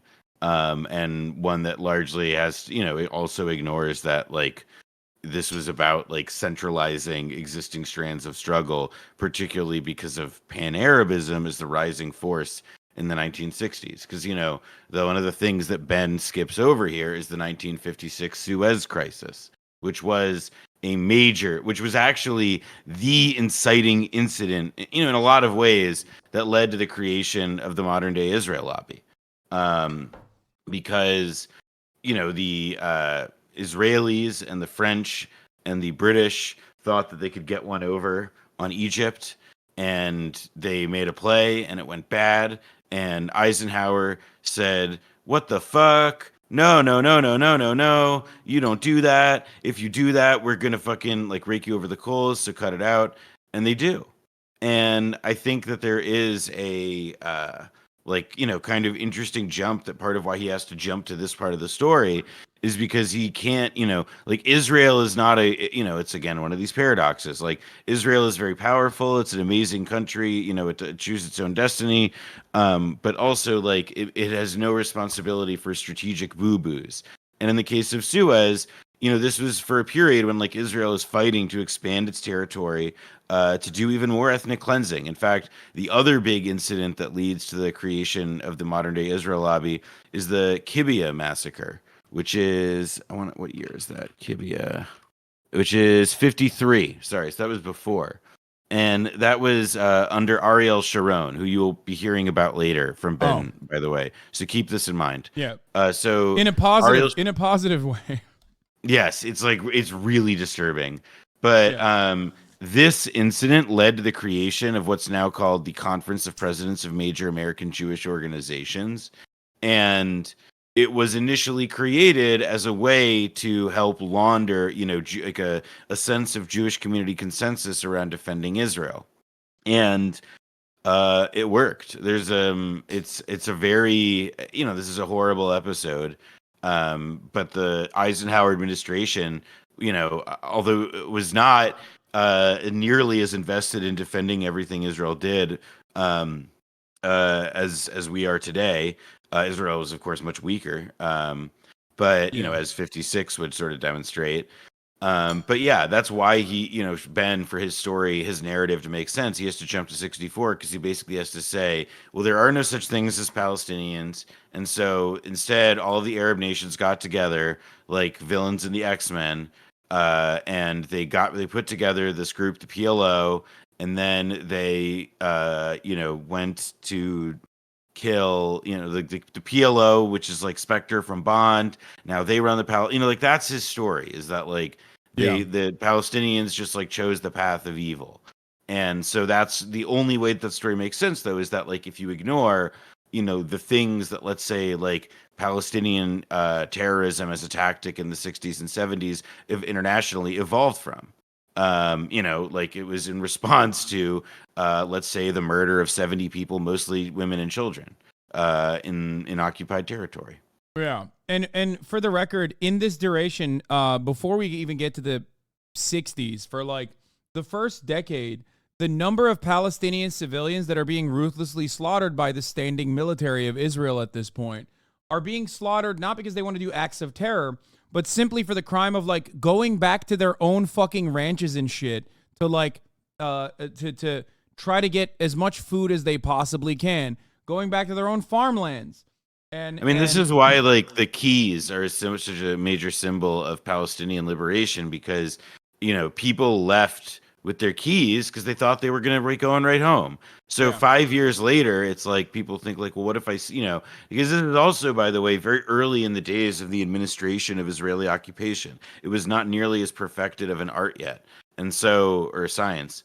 And so they, it was a more, I think we still don't know a lot about it, but I believe that the 1950s were, there was a degree of violence, state violence, not unlike what we see today, that was being meted out. It was just both at once more catastrophic, it was at once more scandalous and also that much more secretive. And, the news traveled slowly then, and, information wars were waged differently. Yeah. What do you say to Ilan Pappé's assertion that at the time, Western journalists felt conflicted about showcasing the brutality of the Nakba and even the Red Cross, due to their own personal involvement in the Holocaust, taking Nazi taking Nazi propaganda and just like repeating it uncritically about the concentration camps, for example, and that this was like a scar and a stain, so that they felt conflicted about like adequately reporting what Zionist brigades were doing and how Israel came to be, despite the fact that like there was actual information coming into the United States and into the Western world about these atrocities, and yet there was not a lot of coverage at the time. I don't know. I need to reread that part of Ethnic Cleansing of Palestine about like the specific part of like, you know, was the Holocaust looming large in their minds? I do agree with the fact that like the Western press, you know, like hesitated. They pulled many punches in terms of their description of Israel. But to me, I've always chalked that more up based on my own observations and readings, due to twofold ideological agreement with the Zionist movement, and also due to geostrategic implications, which were that, you know, the first of which was Israel. You know, we were not on the side of the Arabs in that, and so it was not in the interest of Western and English language press to play up the crimes committed against them. So that's thing one. And then, you know, as far as Zionism goes, I mean, I'm pretty sure there still is a portrait of Herzl in the editorial board room of the New York Times. I think that a lot of these, you know, major mainstream publications, for a wide variety of reasons, were really, you know, they believed in a Jewish nation state. And so, you know, if they're not seeing a mass, you know, consider what a journalist in a war zone, right? Like put yourself in their feet. Some of them are probably seeing some hairy stuff for sure. But I also think that like they're also like at a remove, like they are, you know, not dissimilar to journalists today. And if their instinct is not to go and fight to figure out what's going to happen, you know, if the Israeli military or Israeli soldiers say, here's what happened, etc., you know, it exerts a tremendous pull. This is the take from Pape. The text from Pape. Representatives of Western media, including a New York Times reporter, were still filing stories about individual villages, although the public interest in their fate was by this time diminishing. In any case, Western readers were never given the full picture of events. Furthermore, it seems that none of the foreign correspondents dared openly to criticize the actions of the Jewish nation just 3 years after the Holocaust, is what he said. But I agree with you. I think it's more so it always is a strategic interest. There's always a materialist analysis as to how you can utilize a state at this point comprised of like Westerners from their perspective that have gone there, that are aligned, whose existence you can use as a destabilizing force against all of the other Arab nations that might, you know, do tricky things like like nationalizing the Suez Canal, right? Like this is a means of control more than anything else. All right, let's continue. Now, 1964, the founding of the PLO, which Ben has called Yasser Arafat an arch terrorist before in other videos. Like he's the apex of terrorism. Like he's the worst terrorist of all time. Is a terrorist group. It explicitly calls for the destruction of Israel. Now you will note, at this point, Israel does not control any of this. That's not or even any true. Of this. So when they say Palestine Liberation Organization, they mean this whole thing, right? That whole thing is supposed to go away because Israel doesn't even control that at that point. And they're not calling for Palestine to be liberated from Jordan or from Egypt. They're calling for the complete destruction of the state of Israel. Okay, so in 1967, the Arabs mobilized for all-out war. And this includes Egypt, it includes Jordan, it includes Saudi, it includes Syria. This is going to be the big war where they finally get rid of this nascent Jewish state that is less than 20 years old. Thank God Israel knew ahead of time and was able to wipe out 90% of the air force of the Egyptian military by doing a preemptive first strike against the mobilizing Arab nations in the surrounding regions. Thank God. Right, and this is just less than 3 decades after the Holocaust. And Israel instead launches a preemptive war. They see this coming. They destroy the entire Egyptian Air Force on the ground. And in 6 days, they proceed. Okay. So this doesn't call into question at all in the hearts and minds of the watchers that's like not interesting at all. It's a preemptive self-defense first strike on the entirety of the Air Force of their enemies. It's really interesting. Yeah. Japan launched a preemptive first strike against the United States of America by doing Pearl Harbor. That's what it was. I mean, it is also like pretty crazy because like, you know, they got so, I mean, part of that really was like, you know, Nasser fucking blew it. But it is like, to me, kind of jarring just how like, it's like then you know, what comes next is that like, oh yeah, Israel had a whoopsie and fell into expanding its territory by like a third. Yeah. They had like I hit my knee and now I have the Sinai and the Golan. Like, I don't get it. I love that because then it follows with Israel doesn't love taking extra territory. How dare you say that? They gave back the Sinai Peninsula to Egypt. Sick. Thanks, man. And Golan Heights, they have to maintain for security, you know? Well, that's where, I mean, but the thing is like what it really is, of course, is like, and they, you know, you proceed to see this over the following years, is that the way they see it, at least at this point in time, is that, you know, they're the Labor and Mapai leadership see these as, you know, like they're like at worst, they are bargaining chips. You return them in exchange for something later, as you know, as is what happens with Egypt. But they also, you know, are war spoils. They are a thing to point to give your regime legitimacy. And this is also, by the way, like Israel during these years, you know, is contending with many of, you know, before we had the shocks of the 1970s, there was a major inflation. And so Israel was also dealing with, you know, some major domestic economic struggles at this time. And the hegemonic like ruling class within Israel was going through a, you know, I mean, it was not necessarily in a position to continue lasting. And I believe pretty strongly, and I think the, you know, historical work has shown, there's a book called The Global Political Economy of Israel that talks about this stuff pretty well. But I think that the, you know, really interesting, you know, the idea is that like, yeah, like these wars also had like a kind of, and acquiring all this territory, the settler movement didn't exist at that time, but you sort of see the beginnings of how, you know, like a way of responding to like economic dislocation within the Israeli system by like, you know, acquiring lots of land. That is the most American manifest destiny, constant expansion to the fucking West, ass attitude of all time. No wonder we fucking love Israel so goddamn much. And it's like, you know, like it's literally the same thing. Like God is telling you it's tight. And yes. How do you know God is telling you it's tight? Like, well, we, you know, I mean, this is where it's like why, you know, labor Zionists, for example, they cared so much about like archaeology. There's a very famous Israeli general named Yigal Yadin, who is also an archaeologist. And like, you know, there's a lot of, you know, like there's a very like rationalist, humanist kind of way that a lot of those people also sought to like, you know, make this kind of blood and soil sort of manifest destiny kind of thing. Yes, in identical ways. Like this part, I'm not saying it's the same. I'm not saying that this is like, I'm not trivializing the Holocaust. My name is not Benjamin Netanyahu. I would never do that.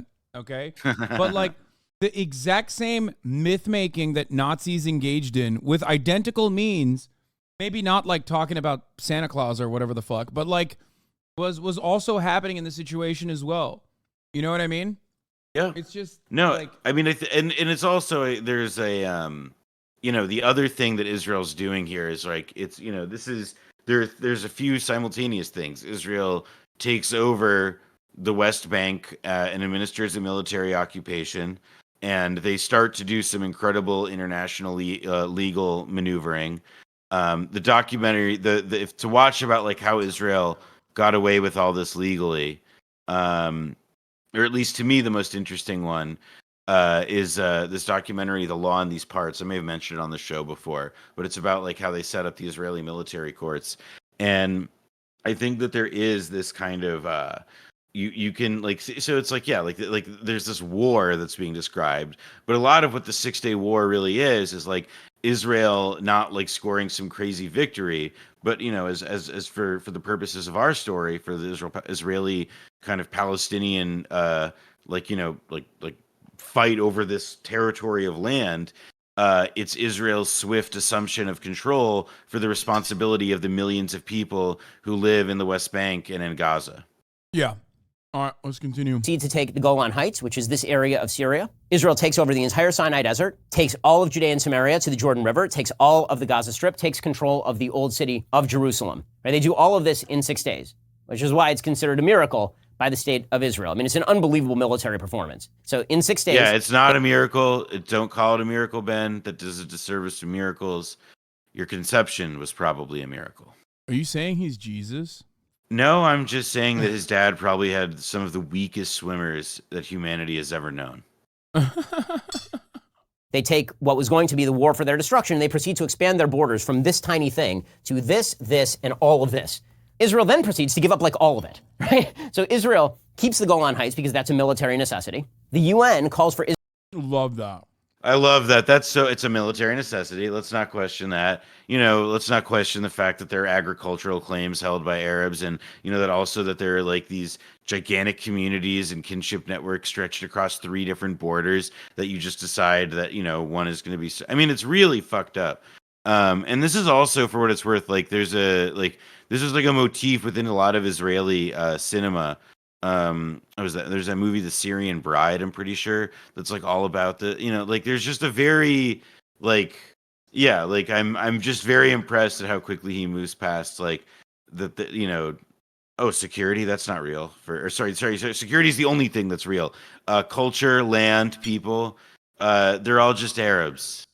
Yeah. Except when I need to use them as props. Except for when he does this thing where he talks about like the Lebanese occupation and like how brutal it was to Palestinians. The only time he makes this the only time he distinguishes between Arabs is if he's like trying to shit on a specific group of Arabs that somehow make like Palestinians look bad. Or he'll be like, the Lebanese military killed more Palestinians at the time than the Israeli military did. And it's like, okay, but you don't have this, like, you think Arabs are a monolith. Like I guess it kind of is like he treats it like a this is an Islamic Jihad missile that misfired. Only Jews get to kill. Arabs, they can't. Only Israelis. Anyway, I have to pee really bad. I'm gonna play this. Yeah, that's a good way to do it. Israel to withdraw from occupied territories. Now, the language here matters if you care about the UN. I don't happen to care about the UN. I think it's a garbage organization. But if you do care about the UN, there's a resolution put forward by the UN Security Council. It calls for Israel to withdraw from occupied territories, not the occupied territories. Now, that makes a difference because if it said the occupied territories, see, all right, that's literally the level on which Ben and Zionists make the argument on this point. It says occupied legal territories, obligations. Which means subject to negotiation. It's just about whether or not there's Arab a League summit happens. in the text. And they agree in Khartoum, Sudan, on the 3 no's. No peace, no recognition, no negotiations. And these are the 3 no's that are going to govern the Arabs all the way through. Basically until now, until the Abraham Accords. These were the 3 no's that mattered. And this is all the way in 1967. So whenever people talk about there needs to be a 2-state solution, why couldn't they have come to an agreement? Because literally one side said there will be no peace, no recognition, and no negotiations. One side has accepted every single peace deal provided to it to this point in time. And one side has said we will not accept any peace deal. And yet somehow there's a moral equivalency between the 2 sides. Explain that one. Okay, 73, holiest day of the Jewish calendar, Yom Kippur. Everybody is fasting, everybody is praying, and a surprise attack is launched on the state of Israel. The prime minister is Golda Meir. She gets caught completely by surprise. They were warned, and they didn't take it seriously. Israel suffers extraordinary casualties in the 73 Yom Kippur War. And then once again, maintains or expands its borders a little. Is there anything you wanted to pause and go back to? Or just hit pause one. There's like he like talks about the Khartoum resolution and the 3 no's, and it's just like I want, you know, like on first blush, like if somebody ever tells you that there's like there was this law that they passed and that's why they couldn't make peace for 50 years or whatever the fuck, like that's not real. Like that's they're making up a reason, prima facie.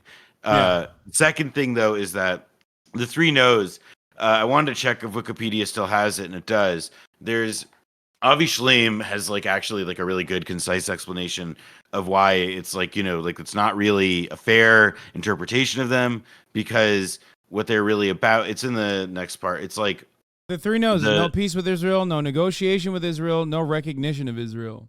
but it's like, what it's actually saying, and this is, like an Avi Shlaim's argument, I think, is correct, because again, if we're judging by how these parties acted, then the 3 no's only make sense if you mean no peace to mean no simple peace treaty, like meaning that we want a final resolution with this, no direct negotiation, meaning that we'll continue to talk to them through intermediaries, which they've always done, and no recognition of Israel. I mean, yeah, they're not going to recognize it as an entity right now, and that's, I mean, I think that the like recognizing the Israeli force of law in 1967 was also just like a much more live question. Like, it is a cliche to invoke when you don't want to seriously discuss why the Arab world took such a hard line against even the seeming existence of Israel. And that has to do with, again, like the occupation. And the fact that, like, the Israelis are at all times, even at this point, like now, I mean, both the occupation and also trying to deny that there was a Nakba, trying to deny that there is any crime that they actually have to pay for from 1948 and so forth. Well, you don't understand. They're small bean. They're doing small bean ethnic cleansing at that point. They're small bean. They're so tiny. They're like the size of New Jersey, and Isn't it crazy, Noah, that Israel has never been in the wrong in any of these situations? I mean, what are the fucking odds, right? I mean, it only happens. Well, have you noticed that the Bible is the same way? The Jews are never in the wrong. Have you considered that? Have you thought about that? I'm just saying, it's just wild. What a crazy situation, What a crazy situation that they're never. Israel's ultimate small bean moment is coming up too. Yeah. I love, Weeby's right. I love reading history books. It's so awesome that all the good guys have won every war and they've always done the right things. It's crazy. A little bit. 79, Camp David Accords. Finally, there's a breakthrough. Menachem Begin takes over as prime minister of Israel, a very right-wing prime minister. There were 2 major parties in Israel at this time, Likud and Labor. This is the first Likud prime minister. And one of the things that he does is he comes to a peace accord with Anwar Sadat, who is the nationalist leader of Egypt. And in those peace accords, Israel gives up the entire Sinai Desert. Israel gives up the entire thing to Egypt in return. Pausing. 1 second. I just want to see something. Give me 1 second. Okay. So basically, the thing that's kind of like not being made clear here as like, what is Egypt doing in all this? Because Begin, in essence, what happened here is like Carter fucked up big time. The first was that he gave this huge immediate victory and sort of like to Begin and just empowered him. And Begin was a terrorist. Begin was a Jewish Klansman, essentially. The opening of his memoir is about Deir Yassin, and he's basically, he's proud of it. And Sadat was in the process in the 1970s of basically figuring out, like Egypt at that time was like the eminent power in the Arab world. Saudi Arabia was, they were the custodians of Mecca, but they weren't and they had oil, but they weren't, Egypt was the center of Arab civilization. Their potential had not been realized by the British just yet. And they're super populous, etc. And under Nasser, they had been aligned. They were not aligned, but they got support and were majorly supported by the Soviet Union, which continued in with Sadat. And so Sadat was sort of recruited, and you could view the 1979 peace accords as really not being about Israel much, but instead being a lot more about this effort to cultivate a new set of allies against the Soviet Union in the final phase of the Cold War. And that's like, we actually talk about that in Blowback. And as also the U.S. is, 1979 is another year of like real energy crisis and is about, trying to demonstrate to the Arab world that the U.S. can, is willing to structure support in a friendly way.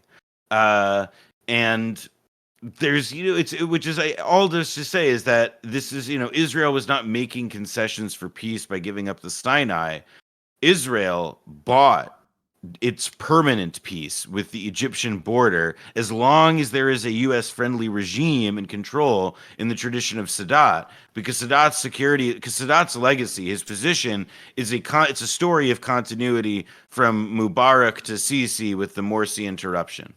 And so, that's like, this isn't like an Israeli dub. This is an American L, in that we ended up taking, we fund Egypt, and we have for decades, this basket case government that the IMF always has to bail out, and incredibly poor people, Egypt was a country of incredible promise. And then once it aligned with the US, it became way more unequal and really, really fucked up, and is now mainly buffeted by all of this like American aid, or supported by all this American aid. And yeah, it's a really it's really kind of sick and fucked up that we only really think of 79 and Camp David as this, Israeli diplomatic coup, when, it was a kind of Faustian bargain for peace. It meant that Israel and Egypt get to make peace, but literally it's, it was to make sure oil could remain cheap and Palestinians could remain oppressed. I love the framing of this as though this is like at the behest of Palestinians, like Israelis are being so kind, bringing this up in the Israeli-Palestinian conflict of this sort, when like Palestinian interests are not represented at this point. They're not represented for another 30 years. Like there's not even a Palestinian present at the table for a very long time, and the only reason why there is any Palestinian, or ostensibly on the side of Palestinian voices at the table on the American side, is a direct consequence of their own personal interest in the Gulf states, like you said correctly, about oil, and their own interest in like maintaining allegiance with the Gulf states at a time when like they seemingly give a fuck about Palestinians and haven't like fully reached this level of not giving a fuck about Palestinians yet, So that's that is, I think, important to also note, because it's always like this notion that like all Arabs are the same. They're a monolith. So of course, like when the Egyptian guy is making a deal, he's making it at the behest of all Arabs, and all Arabs include Palestinians. All Palestinians are Arabs, and all Arabs are Palestinian. Fuck. All Arabs are Palestinian. Sorry, I'm burping. Turn for basically a cold peace. Anwar Sadat is then assassinated. In 1982, the Jordanian monarchy is deeply afraid that the Palestine Liberation Organization is going to overthrow the monarchy. They expel the Palestinians. The Palestinians end up in Lebanon, tens of thousands of Palestinians. Palestinian terrorist groups begin firing rockets over into Israel from South Lebanon. In 19... He's like, only we get to expel Palestinians. Well, Israel saw this and was like, yeah. Well, he's about to mention what Israel did. 1982, Menachem Begin launches a war in Lebanon. Israel ends up basically going all the way up to the capital of Beirut and nearly occupying the entire country. And then, yeah. Again, the good guys. You see that? They just can't stop. They're addicted to occupying. They just love it, dude. But they're always somehow doing it out of a national security concern, and I believe them. Yeah, I mean, does Lebanon go from being like the most cosmopolitan Arab country in the region to becoming a permanent economic basket case driven by civil war? Sure, but them's the breaks, dog. Yeah, it's just, it almost, man, at the end of the day, the most moral army had to do what it had to do. Like, for example, when they deployed, knowing full well that these were like some of the biggest psychopaths, they deployed Christian fascist militias into these Lebanese and Palestinian refugees. Well, and who oversaw that? Yeah. Well, Ariel Sharon. But it was so ruthless that that he had to. I guess, didn't he resign after that? Yeah, he was. I was about to say. So Sabra and Shatila. I mean, it's a good example of how, like, the Israeli domestic political conscience is kind of like in the 80s. This other fascist comes into power, Shamir, and he's forced into what's called the rotation government. And there's essentially like this sort of prolonged period of like in the 80s of like, you know, like some right-wing excess, but this, you know, sort of general, you know, strategic ambiguity that opens up. And this is sort of what is the prelude to both the First Intifada and later the Rabin opening that leads to Oslo. I think that like the way to think about it is that the Israeli right is, you know, now feeling very emboldened to be like, well, listen, we've got these strategic opportunities, you know, in southern Lebanon where the PLO is. We can go after our biggest enemy, the PLO. We can use our biggest Arab allies, the Christian Arabs, the Phalangist militias, and we can make sure that they're the ones in control of the Lebanese government, and then we'll go back. And, you know, it's a tale as old as time. You think you're going in to prop up a friendly government, and the next thing you know, you're there for literally 20 years. In Israel's case, 18 years, because they ultimately withdraw from Lebanon in 2000, which I don't believe. I don't remember if Ben mentions that. They got too old. I don't think he does. At that point. But and they have this, like, you know, they've like over the course of the 80s, you've got that the occupation in the West Bank intensifies and resistance to it intensifies. And, you know, Syria is not able, you know, I mean, the other big thing is that Israel also by 1979, the other thing that everybody learns about Israel is that it is a nuke. Because of the Vela incident, and then later because of a spy, Mordechai Vanunu. But and then Cy Hirsch wrote a book in the 90s, The Samson Option, about the Israeli nuclear program. And so there is, you know, like there's I'm trying to just sort of give a broad sweep of policy, or something of a story rather than just like what is presented by Benny Shaps as this, like, you know, discombobulated set of like incidents where the Jews are in the right and the Arabs are in the wrong. Yeah. What's the name of the guy? Where the fuck is it? What's the name of the guy that's like still under? Yeah, Vanunu. Oh, the guy who's like still arrested, right? Yeah. I mean, I think he converted to Christianity. Vanunu Mordecai, and he just tweets all the time. It's so weird. It's like sad. Well, it's very sad. I mean, because the government just denies him. Mordechai Vanunu. Yeah, Mordechai Vanunu, he tweets literally nonstop. No news yet, no freedom yet, continue to wait for my freedom to get out. Well, I guess once every month. Yeah, it's very sad. So, you know, 79 though is when he said Happy New Year's. it's sad.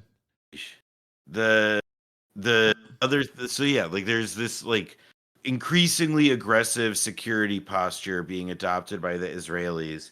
And yeah, I mean, now we'll see how Mr. Shapiro, I'm curious where he takes the story from here. Well, at least, you know what I like looking at Shapiro's videos?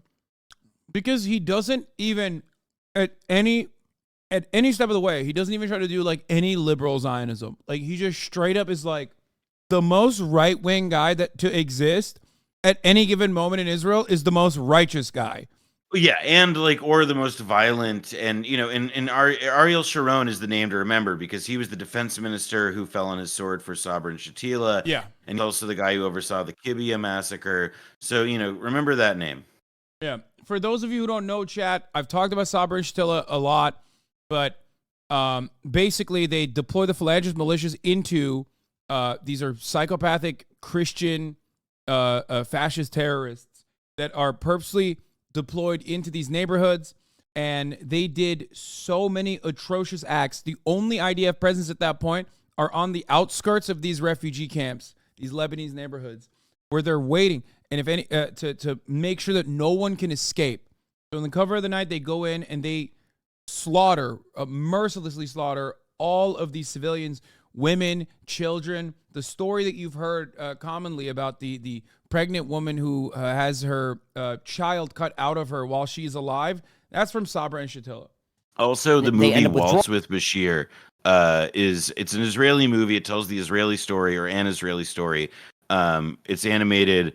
I personally find it very moving still, and I think that it does give like a very like pretty straightforward representation of how Israelis he basically straight up says like, my parents were in the camps and I became a Nazi. How did this happen? That's the movie.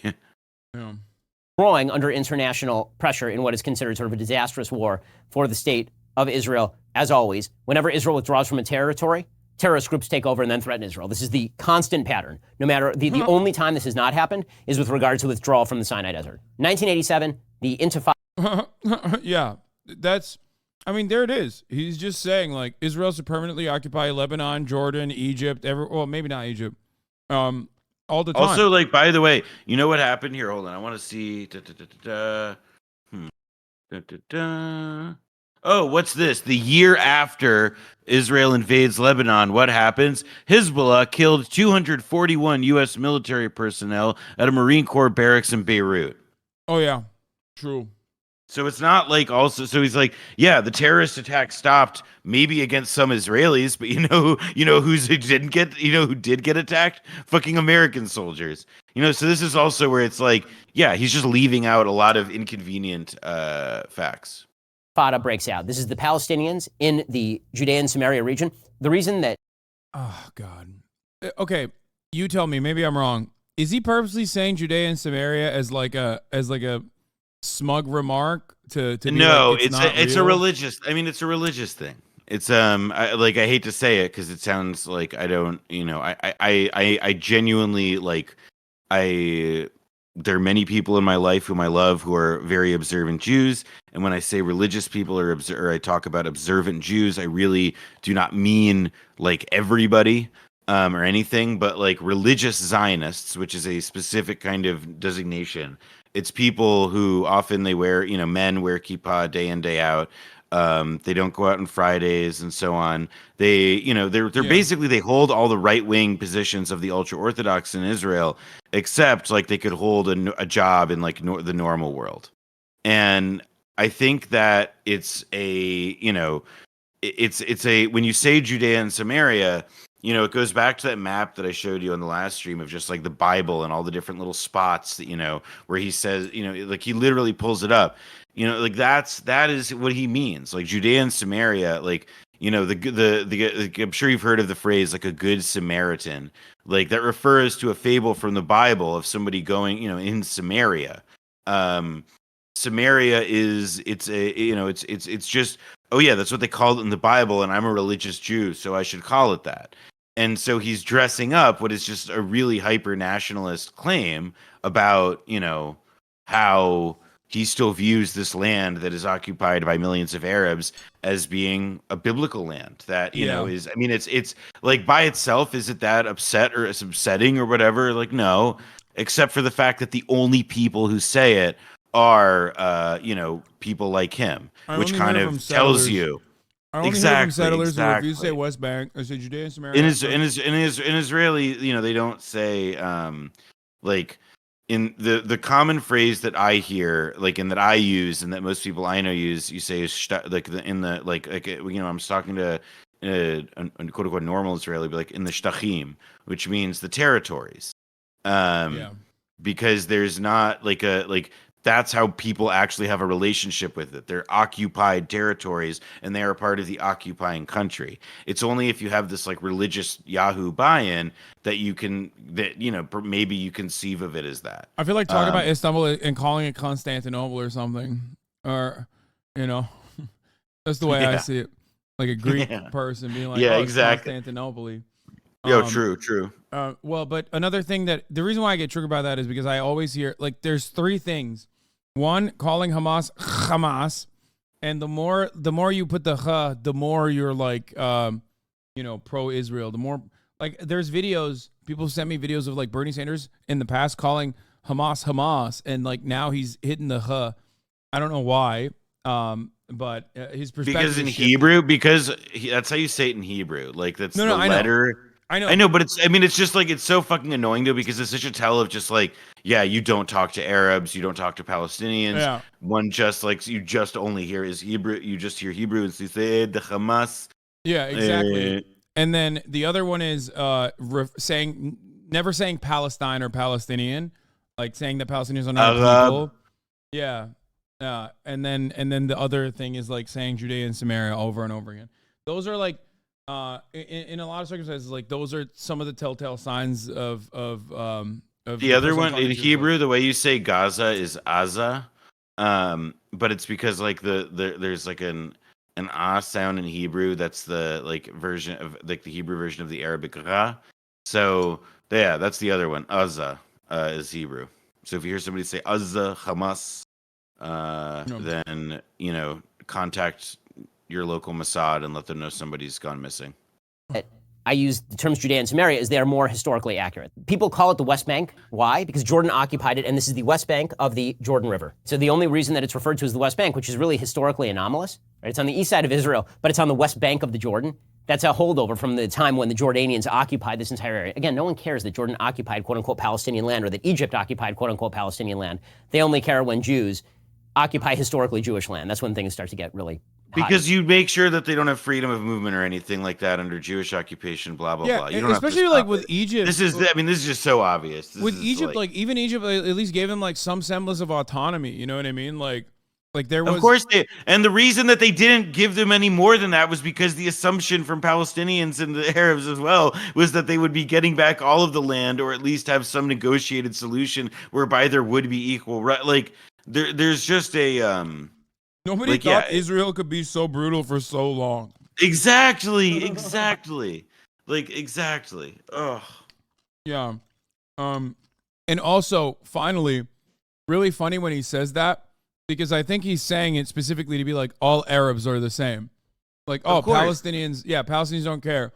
Which, by the way, at this time, I think the Likud position for a brief moment around 1978 was literally to expel all of the Palestinians from the West Bank into Jordan and like give Jordan to the Palestinians.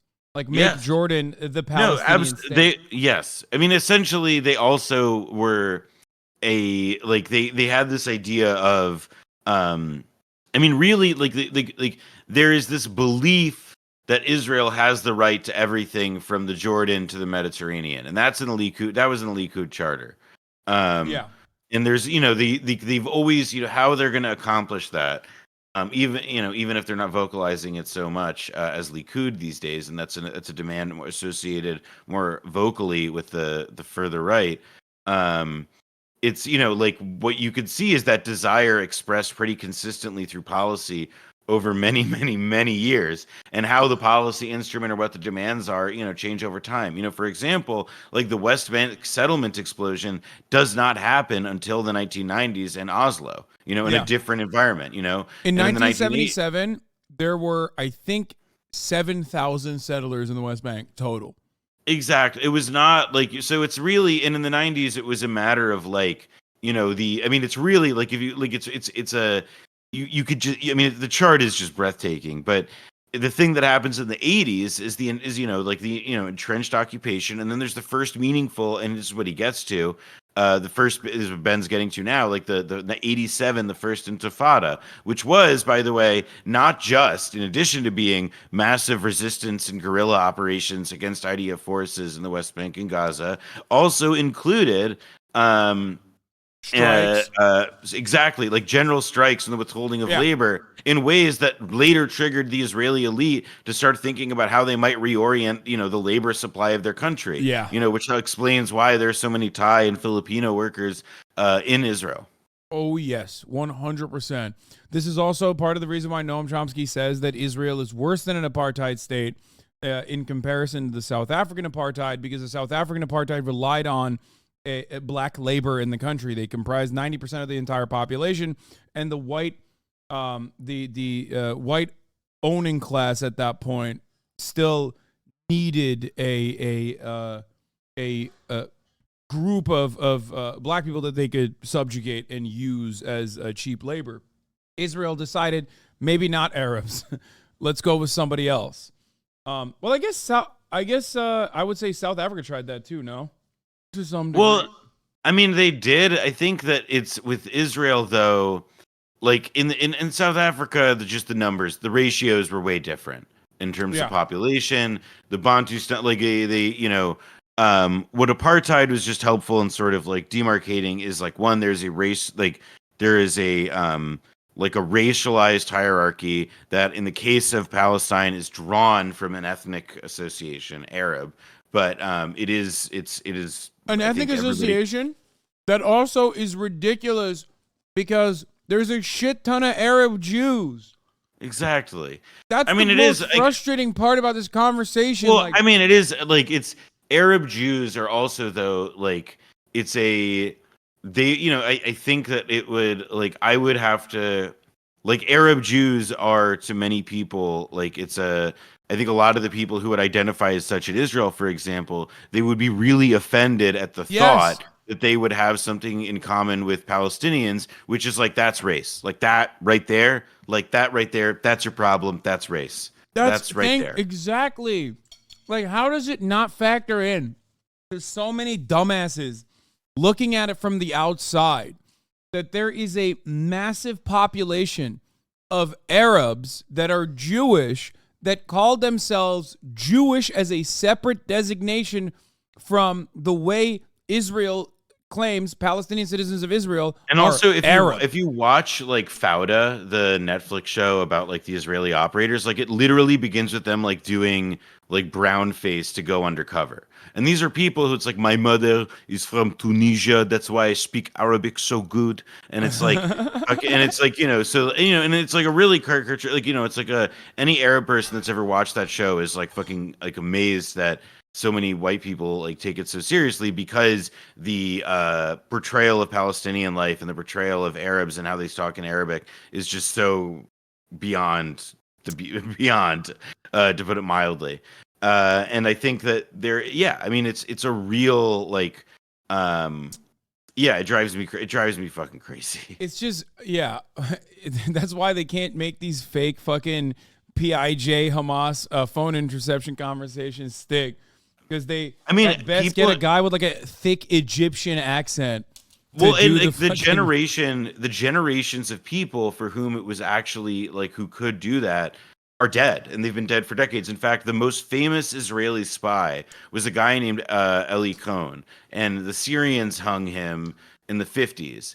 And he was able to go undercover. I think he posed as Argentinian, but like he was able to be undercover in the Arab world in a way that I think is just like has for some years now not been nearly as accessible to Israel for a lot of fairly obvious reasons concerning the fact that like how many the youngest person who was born in an Arab country who now lives in Israel, like there are exceptions, sure, but like there's not like a fresh supply of like Yemeni Jews from Sana'a who are coming to Israel and who can then be and who have like all of the prerequisites for spy work, and then who can get deposited somewhere else.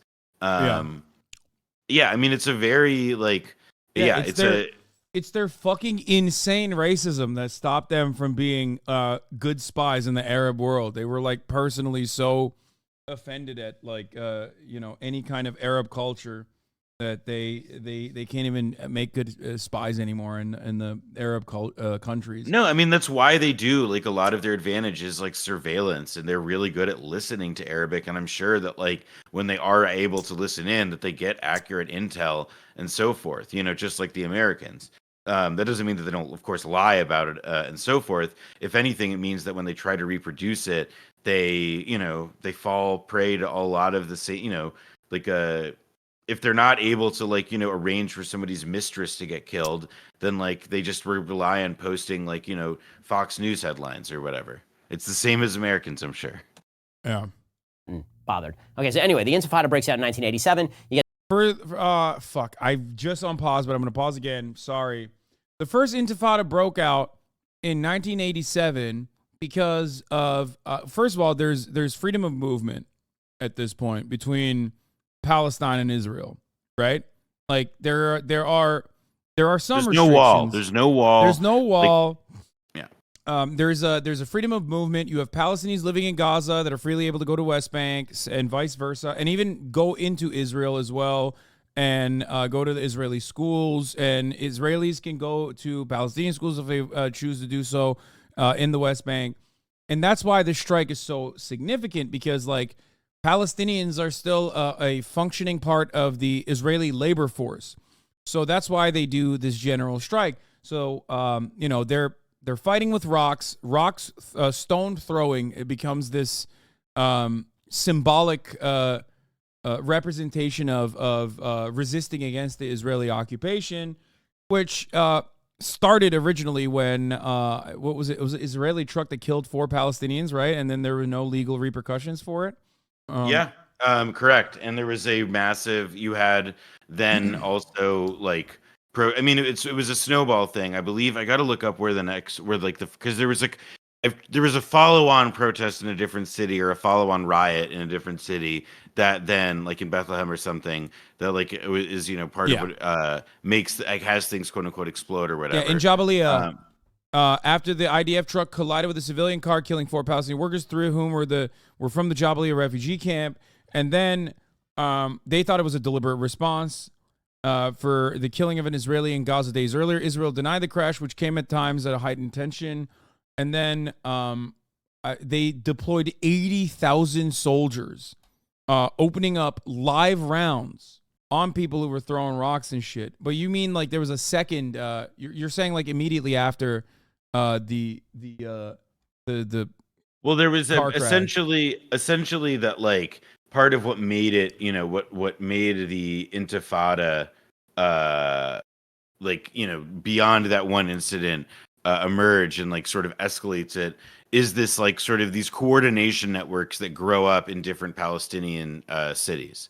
And so that is the kind of like defining feature of this Intifada and of this moment of struggle, because the Palestinians are able to develop, you know, like strikes, boycotts, health clinics. Like it's a very inspiring moment for the Palestinian people. And their timing is also very good, because the H.W. Bush administration is taking over in the late 80s. And like while Reagan and the Reaganites were pretty happy to like slap at Israel when they felt it necessary. Actually, here's a good story from you. 1 second. So yeah, here's a good story. Are you gonna pull up the Edgar Mantum article about? No. So this is about Reagan. So this is like to give you an example of the Reagan attitude toward Israel. So in 81, Israel bombs the Iraqi nuclear reactor Osirak. And here's an excerpt from a New York Times column by a former Reagan official. And he's just called Reagan on the phone, and he's waiting to hear from him because he just told him about what happened at Osirak. In what seemed an eternity but was only 2 minutes or so, President Reagan was on the line, a slight note of irritation in his voice. "Yes, Dick, what is it?" I quickly recited what happened, and he asked me to repeat the message. After pausing for a few seconds, he asked, "Why do you suppose they did that?" My answer was something to the effect that the Israelis clearly did not want that reactor to become operational. He went silent, and the phone line again filled with the churning of the copter. With characteristic aplomb, he suddenly asked, "Well, you know what?" "What, Mr. President?" His retort was classic. "Boys will be boys." So, like, you know, he let him go, but then HW comes around in 89 and 90, and the Israelis create problems for him. By the 1990s, Iraq is, making noise, it's making muscle. Israel is a potential site of retaliatory action, and even though Israel has a nuke, that's not a thing that you can actually use as a deterrent unless you yourself are under existential threat. And there is a sense, and this is also not the Saudi Arabia of today. There's not the Arab world is not as nowhere near as overtly friendly to Israel as they are now. And the Bush administration sees an opportunity, they're like, we're gonna exert, and Baker and Bush are willing to, use some pressure to get Israel to the table at Madrid in 91. And that's sort of what leads to the Oslo process, but I'm sure which Ben will get into. But I wanted to just sort of place the Intifada at the beginning of the sort of chain of events that leads there, because it's only through this Palestinian pressure that develops that, there is even a Israeli, security premise that's again tested, and that ultimately will give a domestic peace camp an opening, which I'm really not sure is possible today because of what'll go on to happen in Israel in the 90s. But it's how it was possible, I think, in some measure then.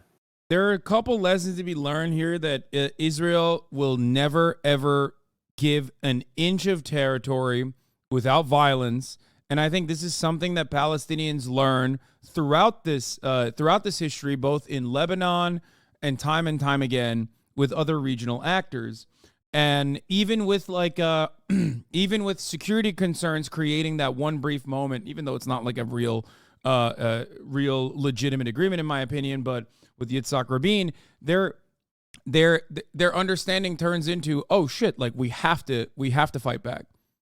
There's never an opportunity for peace without violent emancipation, violent emancipatory actions. I think that's important to note. And the tactics change as the brutality increases on the Israeli side, as Palestinians feel like they have no other option. Yet these widespread riots and violent confrontations and terrorist attacks all the way from 1987 to 1991. By this time, Yitzhak Rabin has taken over as prime minister of Israel, and pushed by George H.W. Bush, the government of the state of Israel Can you talk about Ariel Sharon at all, by the way? Negotiating with the Palestine Liberation Organization. He comes up more significantly later. Really weird shift, considering that Yasser Arafat is a master terrorist responsible for... Master terrorist. He calls him a master terrorist this time. It's funny. It's really funny how he gets to master terrorist when, like, the reality is that, like, in 1991, by this time, like, Arafat has, like, kind of laid his shit down. He's like, we're good. Like, he's like, we're going to come to the peace table. And he's, like, not at all this figure. And that, like, in fact, they're, like, the story of the Palestinian resistance movement in the 1980s, if anything, is like a process of like a lot of splintering and the emergence of factors that, in time, especially of the Islamist bent, that will give, once with the decline of the Marxist groups and with the rise of the Islamist groups, there will again be a new kind of counter and a group willing to take on the mantle of violent resistance over time. Yeah. Because while these guys will reject armed struggle, Hamas doesn't. Yeah. Murders on his hands. He, at this point, has been expelled all the way to Tunis, right? He's not even in the picture. And Israel brings him out of retirement, basically, and says, why don't we negotiate with you? And maybe you can make all of this stop. So in 1993, they signed the Oslo Accords, and that is where you get Bill Clinton presiding over one of the least successful international negotiations in the history of international politics. The Oslo Accords have been a complete and utter failure. That ends with Yitzhak Rabin, who's this historic general who's been prime minister. I agree with him, but not for the reasons why he's saying it. Yeah, exactly. And also, like, it was a great, like, from Israel's perspective, it was amazing. Like, it worked out. Yeah, I don't know why he's complaining. I want to wait for him to say, like, does he say what happens to Rabin? I just want him to see if he says that. Yeah. Hold on. I want to see if he gets there. He peacefully retires. Minister of Israel a couple of times by this point, shaking hands with a mass murdering terrorist, Yasser Arafat. Oh my God, dude, he's taking the position. He deserved it. Yeah, he's taking the position of a young Benjamin Netanyahu at this point. He's holding up the coffin at that parade. Bro. Yeah. In fucking like 20, this is like in 2021 too. He's literally like, oh my God. He's like, yeah, Rabin deserved it for shaking hands with an arch terrorist.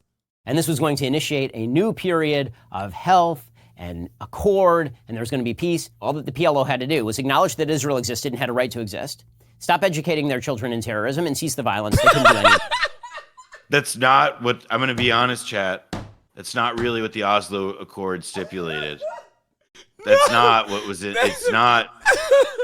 That's not the Oslo Accords. The Oslo Accords was Yitzhak Rabin going, hey, can you please stop teaching children terrorism class? That's what it was about. Like, literally, the U.S. wrote textbooks of, like, here's how you count, like, for children in Afghanistan to be, like, count to 10 using one bomb, 2 bombs, like, and like, we did that.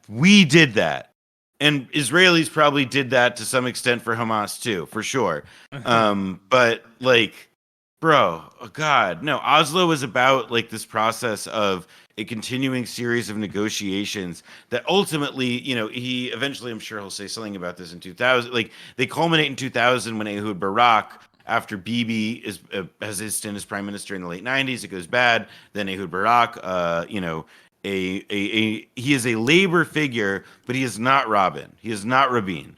And the reason that he's not Rabin, even Rabin historically, and I always mention this, but even Rabin, whether because he had his own personal consideration, like his own political career to think of, or because he legitimately didn't care for a real nation state, time and time again told the Israeli people that he wanted to build a nation, but not a real Palestinian nation, right? I think yes, although part of what is I tend to believe that part of why Rabin died was because he would have been because this is the real juice with the two-state solution in the pre-Oslo or the Oslo era, not anything in the last 20 years, but we're talking about from let's say we're in the 90s.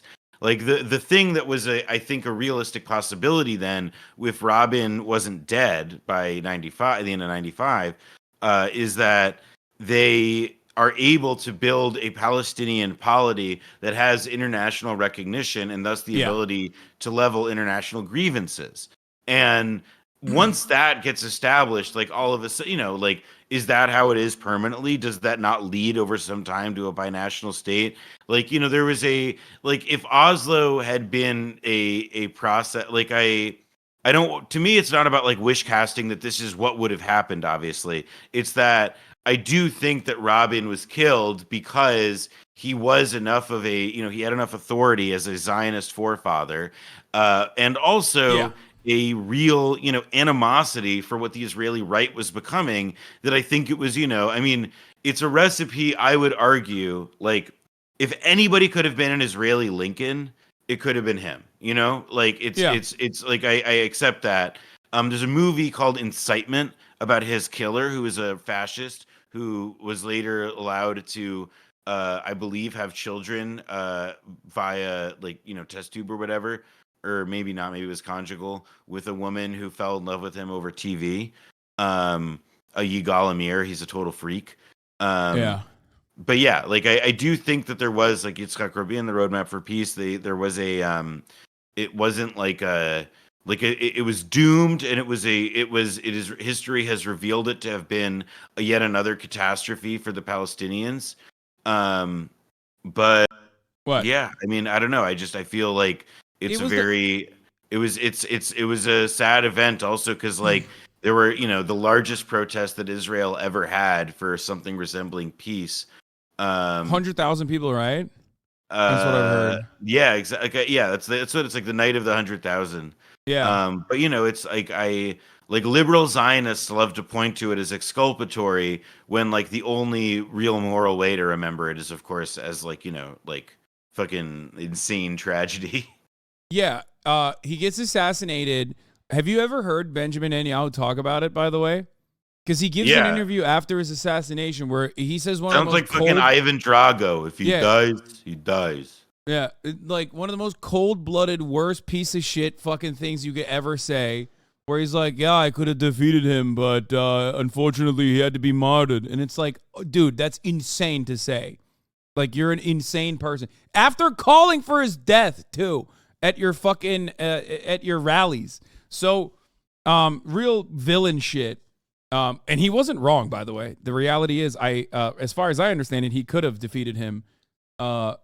So the reason why I think that's important to take note of, just like the reason why I think it's important to also mention that, Rabin had the bone-breaking policy in the first Intifada, specifically to, break the hands of Palestinian children who were throwing rocks so that, they would learn their lesson and they'd never be able to engage in this symbolic act ever again, is because that's the most fucking peaceful dove that you were ever going to get. That was the most peaceful concessions you were ever going to get from a person who at least understood that in order for there to be a permanent security, that Palestinians do need to go in the Israel needs to go in the exact opposite direction of what it wanted to do, and legitimately offer Palestinians a nation.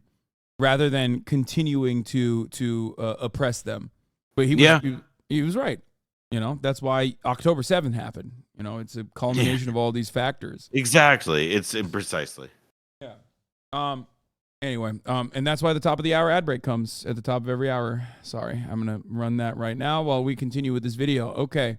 Of those things, right? So none of that happened. Instead, there's an uptick in violence, pretty dramatic uptick in violence after the Oslo Accords. In 1998, Israel again attempts to make some sort of concessions to the Palestinians, this time under the first tenure of Prime Minister Benjamin Netanyahu. Israel does not want to govern these areas. Israel is not interested in governing millions of Palestinians in the Gaza Strip. Them. Yeah. Yeah, exactly. So yeah, continue. Small bean Israel. By the way, I love Netanyahu. Like the reason why he's saying Israel does not want to govern these areas is because he's gonna like tie this to 2005, right? Like he's gonna try to say like, Israel. Well, he'll get there, but you'll see how he frames the pullout because he makes it like it jibes with his like Arabs love to live in trash shit, Yeah. The Strip, or in Judea and Samaria. The last thing by the way, he did not mention what happened to Rabin. I wonder why. Oh, yeah, that's a really good point. You didn't mention what happened to Rabin at all. Rabin, for those who don't know, because I don't think we said it explicitly, Prime Minister Yitzhak Rabin was shot to death by that far-right provocateur as he was leaving a peace speech, like a tremendous speech or whatever, and he was like shot on the way into his cab. Yeah. Or into his limo.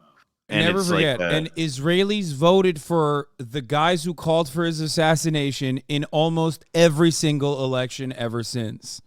Like truly, like it's like it was a if there was ever going to be a time for him to get away with it, like with peace, I mean, like it was clearly at that exact moment and no later. Yeah.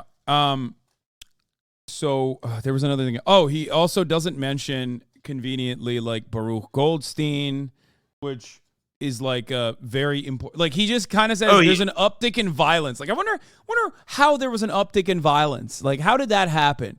Was there like a pivotal event of sorts, or a continuation of violence? Sorry. And in addition to Baruch Goldstein, the massacre at the Cave of the Patriarchs, there's also there is like growing discontent within Israel. And look, like a lot of Israelis have left. A lot of the people who were the bleeding edge of the social criticism that emerged from this research, let's say that of Ilan Pappé or the new historians, like their findings are coming out at around this time.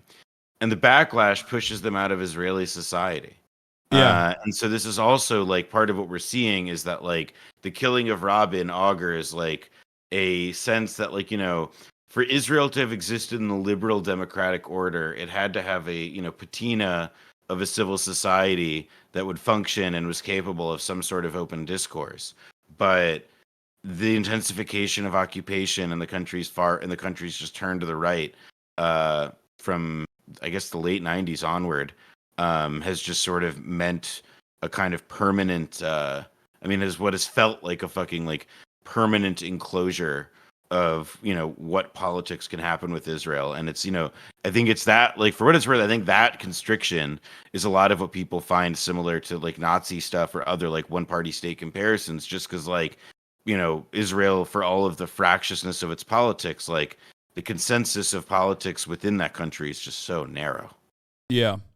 That's why the joke is like Israel's politics is just like far right, and then like the most far right thing you've ever heard in your life, like the most like Hitlerian politics of all time.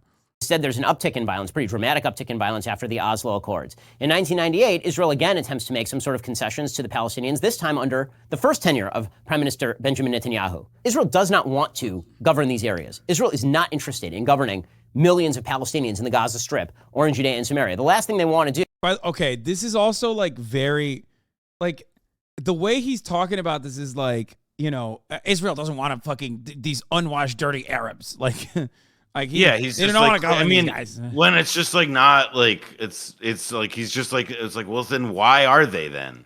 Yeah, why are they in West Bank then? Why do they keep rapidly expanding at this time frame where he's talking about like, with our knowledge and go ahead, by the way, in this exact same time frame, now we are moving towards like all the way to Camp David.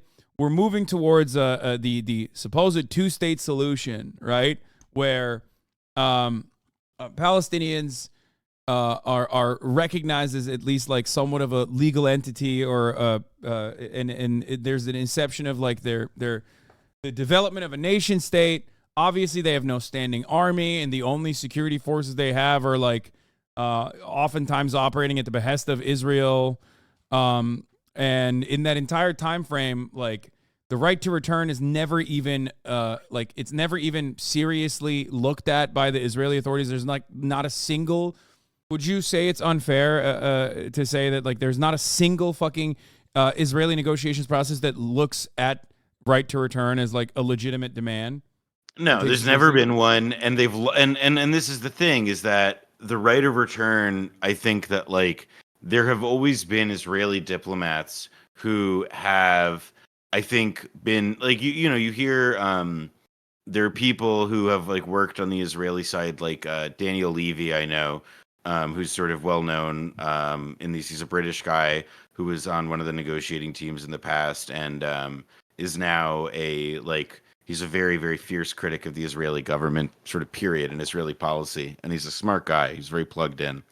And, they like, I don't believe that like anything's impossible in the sense that, look, we're heading toward a reality where the facts on the ground in the West Bank are making anything but binationality just like too difficult to fathom.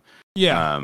And so like setting aside that, there is there are ways, and like, there is a constructive basis for thinking about like, well, how can right of return work, and how do we develop a framework for assessing what kinds of claims are, and so on. It's just that like nobody wants to do that because it would involve both Israel paying a price, and if Israel is going to pay the price, then that means clearly other countries are. So I also do think that there is like a real question of like, part of the basis for like why right of return and all these other things never get touched isn't because they not Daniel Levy, the owner of Tottenham Hotspur, another British Jewish guy. We have a lot of similar names, I know. Please try not to be anti-Semitic. But the like Daniel Levy, what I think people like him sort of make a point of saying is that, like right of return just never gets touched because it's that important, and it's that important. And because it's that important, it means that we've like the parties, Palestinians have to be in a position to adjudicate, there has to be a negotiation for some measure of adjudication or whatever. I don't think that there is I don't want to put words in Daniel Levy's mouth, but which is just to say though that like I don't think that like right of return is just some like red line that can never be diplomatically addressed. I think that actually like it's the kind of issue for which like diplomacy, theoretically exists, that like we, nations and people come together to try and figure out what is like a just process of rehabilitation, restitution, and, like land back. Like to what extent can that be accomplished? But it's a very like Israel has done a very good job of making sure that like that stuff never gets really broached, because it's always about like, it's never really gotten beyond land transfers meaningfully. Would you say yes, absolutely? And the land transfers are not even 1-to-1 either. It's like I think the last one is like the last one that's even discussed like a 1-to-8, right?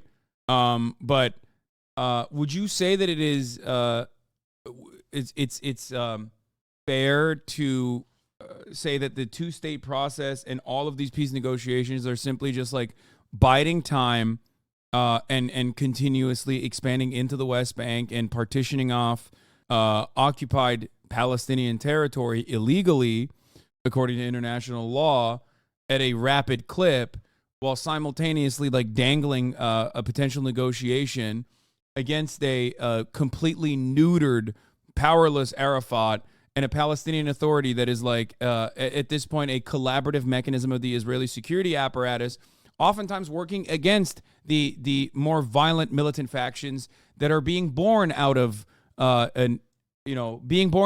like inability to come to terms with the Palestinians and their very just and understandable needs of ending this occupation. That was a long question, but I don't know. No, You I that think that's a fair assessment? I think it is. I think that the two-state solution in diplomacy, like it is, however, some of the like if we like, let's just call it like for simplicity, let's refer to it as like the Israel peace policy.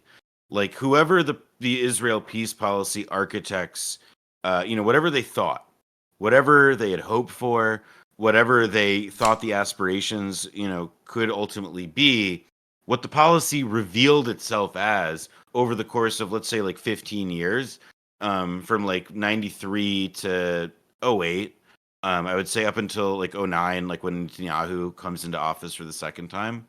It really is. It was just time wasting. The Israelis were never serious. The U.S. was only serious insofar as it felt that it had to assume the posture of seriousness. But, as is the case with like everything where the U.S. isn't like immediately forced by circumstance, it just withered on the vine, which is now why, we have this policy led by, Sleepy Joe that is about as sleepy as you can imagine, as reactive as you can imagine. Because we literally had no other idea than to support Israel in biding its time while it rearranged the reality such that like the actual idea that we had subscribed to of a two-state solution became, went from being impractical to impossible. Yeah. I think it's sheer arrogance. Like the Israeli policy, in my opinion, if you want to define it by one word, is arrogance. I think that's fair. I mean, it's arrogance. Sorry, you go arrogance. ahead. I think the arrogance is cultivated, though. That's what makes it so special to me. Because like lots of countries and lots of nations are arrogant, and they can't find ways to act on it, or they still restrain themselves, but they still have the sensation and the national attitude and the strategic outlook that is arrogant. In the case of Israel, it's just like it's like a fucked up kid. We just never said no. We never, we just like kept giving him more hamsters to kill. Exactly. And then we're like, Jesus, why are all these hamster corpses nailed up on the wall? I have to keep buying him hamsters. It's just like there's no fucking end to it until, until Israel does something that is so bad that America has to be like, well, fuck, the rest of the world will not respect us unless we do something. And, that is like, that's like, to me, like the worst case scenario of like what Israel could be testing today is how much can we get away with in the absence of a coherent, military strategy with achievable goals. Yeah. And anyone who tells you, chat, that like America is trying, because I see these liberals online that are, just reading fucking Wikipedia pages for the first time in their lives to learn where like Palestine is, or reading, watching PragerU videos to develop talking points for themselves to defend like a position that is indefensible. One thing that you'll hear is this notion that like Joe Biden is actually trying to stop and restrain Israel to the best of his ability. I'm sure you've seen this as well, Noah. Like, there's a lot of liberals out there who keep saying, like, Joe Biden is actually trying his best to restrain Israel, guys. And it's like, that's fucking bullshit. You can restrain Israel yesterday. You could have restrained Israel at any point. By the way, it's not just libs who say that. It's a conservative meme. They say that Joe Biden is holding back Israel as well. Yeah, but they say it in a negative way. Because Iran is making him do it. And so that, people say that, clearly to save face, but that just goes back to what we were saying earlier about the humanitarian pause thing, where it was like they needed to come up with something that sounded like it was something it would never get achieved, but you could point to it in hindsight and say, look, dude, like we tried, we did our best. Bro, and they got $325 million in additional funding, like that they found in their budget to send additional missiles to Israel like yesterday. This is before like an actual legislative action is implemented. And also, as you talked about as well, the Indies Time reporting showed that like they're looking for back channel, like secret ways of sending billions of dollars worth of weapons to Israel without any accountability whatsoever. So the idea that like these guys are trying. To restrain Israel is fucking ridiculous. When in the past, I believe it's over here somewhere. Hold on, let me pull this up real quick. In the past, where the fuck is it? Hold on. I don't know if you watched that Jake Tapper thing. That was mind-boggling. It was very frustrating.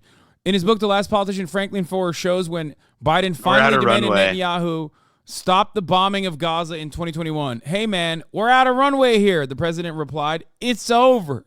He said it's Jover. And then, like that, it was. By the time the call ended, Netanyahu reluctantly agreed to a ceasefire that the Egyptians would broker. You know, what are the differences between then and now? The difference then is that all Joe Biden had to do was say, you've made your point, stop. Now, though, right, like Israel is hopped up. Israel is mad. Israel will not just be dissuaded by Sleepy Joe. And Israel also knows that Sleepy Joe does not have the domestic juice to pull this off. So the only way that like Joe could use this leverage is if he does something, you know, it's the ultimate tragedy, right? It's that the only thing that stops Israel is the one thing Joe will not give, which is a really, really full-throated argument for cut this shit out, stop it.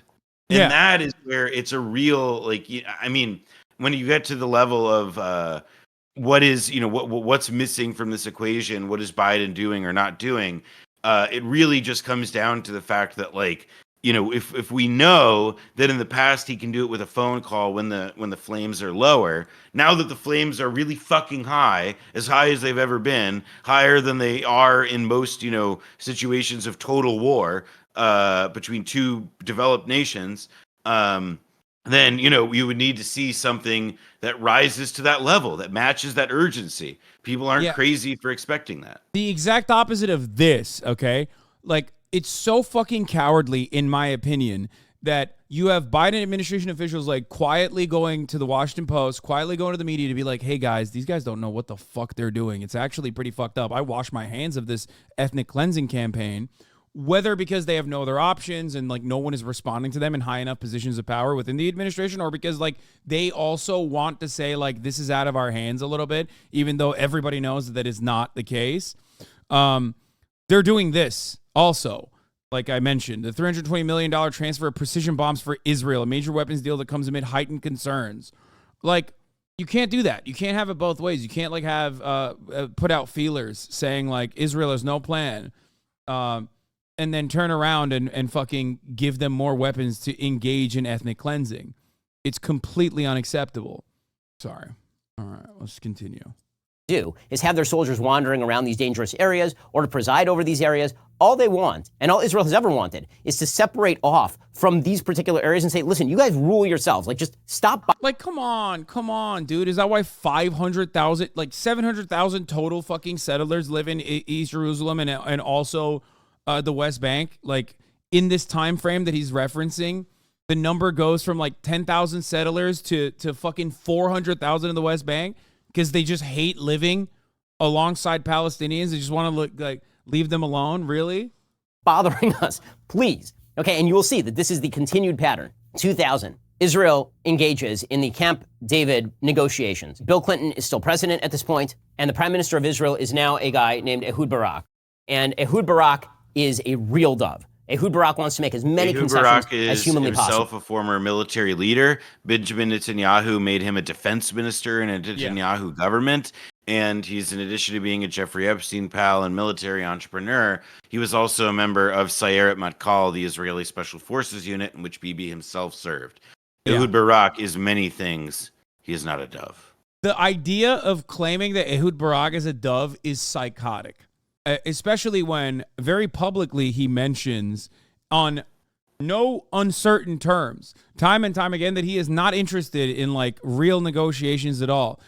Once again, I will state, I don't know if he's doing that because he cares about his, like, I don't know if it's because of electoral considerations, like political considerations, which at this point, the last time this is happening, he has no power, right? Like he's on his way out, like officially.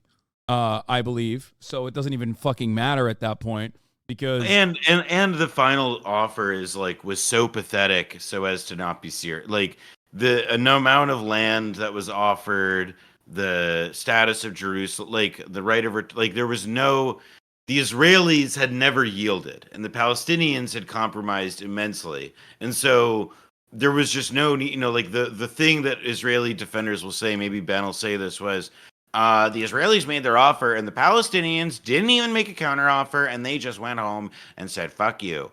And that obviously Disgusting. wasn't, it was like, well, no, actually, the Israeli offer was that stupid and that bad that it showed the whole thing was a farce.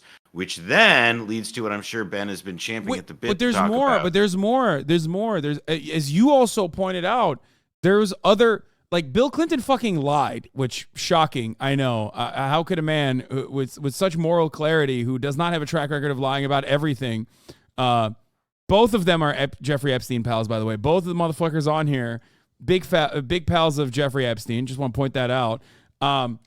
Openly collaborated, colluded, and literally fucking claimed that Yasser Arafat never wanted to deal in this final negotiations process, when in fact the only thing that was, as far as I understand, that was out of his hands personally was what to do with Jerusalem. That was like a non-starter. But even beyond that, Arafat still gave concessions on Israel's own demographic considerations, as far as like even allowing 15,000 Palestinian refugees to come back into Palestinian territories, and then kickstarting a process where they could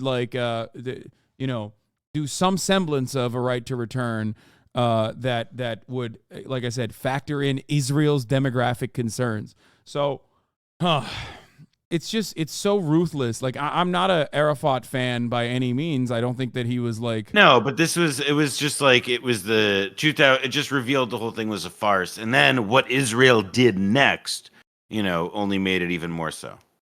Right? This picture here, which is just an unbelievable picture. Bill Clinton and Ehud Barak trying to push Yasser Arafat into negotiating, right? They're all joking, they're all happy and all this kind of crap. Ehud Barak offered everything. Ehud Barak offered complete control over the Temple Mount with just like a little bit of a recognition that Israel has a historic claim religiously to the Temple Mount. Arafat turned it down flat. He offered control over virtually all of Judea and Samaria. He offered control over the Gaza Strip, right? A Palestinian state, boom, done. Wait, no, that's not true. Why is he saying that? Is that true? I mean, what he's like, so he's collapsing a lot. So first, let's go to if you want to roll the tape on the 2000 offer, like the land swaps, 2000 Israel offer, land swaps. Bum, bum. An Israeli withdrawal from 91% of what Israel defined as West Bank, which didn't include large portions of the West Bank, were unilaterally annexed to occupy East Jerusalem post 1967. Here, I'm sending you a link. Oh, okay, that's what I was looking at right now, actually. That's the one I was looking at. It's a good one. An Israeli withdrawal from 91% of what Israel defined as West Bank. Israel's insistence on this definition of the much reduced West Bank, rather than the internationally recognized pre-1967 boundaries of the West Bank and East Jerusalem, precluded agreement on a starting point for negotiations on borders. Israeli annexation of the remaining 9% of the already shrunken West Bank in exchange for a 9-to-1 land swap for unspecified land in Israel. That's disgusting. That's the other thing he talks about. So you notice how Ben talks about the Temple Mount, because Ben is a religious Zionist for whom the third temple's exact location matters a whole lot and is a major concession, even though Jews will never rebuild it, as opposed to the existing mosque that's there. But anyway, the third holiest site for Muslims, either way, the thing is that but go down. It's like, oh, what's the settlements in East Jerusalem are not up for negotiation. So it's like, oh, the Temple Mount. That's like a very nice way of eliding the fact that Palestinians in East Jerusalem were basically going to be subject forever to encroachment by Jewish settlers. I mean, it's just there's this. The whole thing was Israel was offering not a state. It was offering not really the land. It was not offering anything that resembled control, and it did so at the in such a fashion, in such a spectacularly insulting fashion, that it became very clear that there would be no way for the PLO to continue negotiating and maintain credibility with Palestinians. Because Yeah. that's the other thing here that like Ben doesn't seem to give a shit about, which is, well, what do Palestinians want? And what Yeah. are their national aspirations? And if the PLO doesn't walk out of this room, doesn't say fuck you to the Israelis for this piece of shit offer, then what would have happened to them? And would it have been something that, you know, somebody like Ben ostensibly would consider worse, which would be the, you know, replacement of the PLO with, say, another political party in Palestinian politics? Yeah. Palestine would be a non-militarized state, of course, which is ridiculous, sometimes referred to as demilitarized, with only a police force for internal security. At no point is there ever a consideration for a standing military or like an actual military force for Palestinians, even when some of the counters suggested were to have like an international coalition of like international military forces to at least like be the standing army on the Jordanian border, right? And Israel, of course, says absolutely not. It would have had like American forces and everything else, but like they just never, it was never even in question. It was never even a consideration that like Israel will pull out their forces from occupied state of the occupied territories. So I think that this is this, of course, like at this point has completely eviscerated Arafat's broad governing mandate that he started off with like 85% or 87%, right, in the first elections that took place.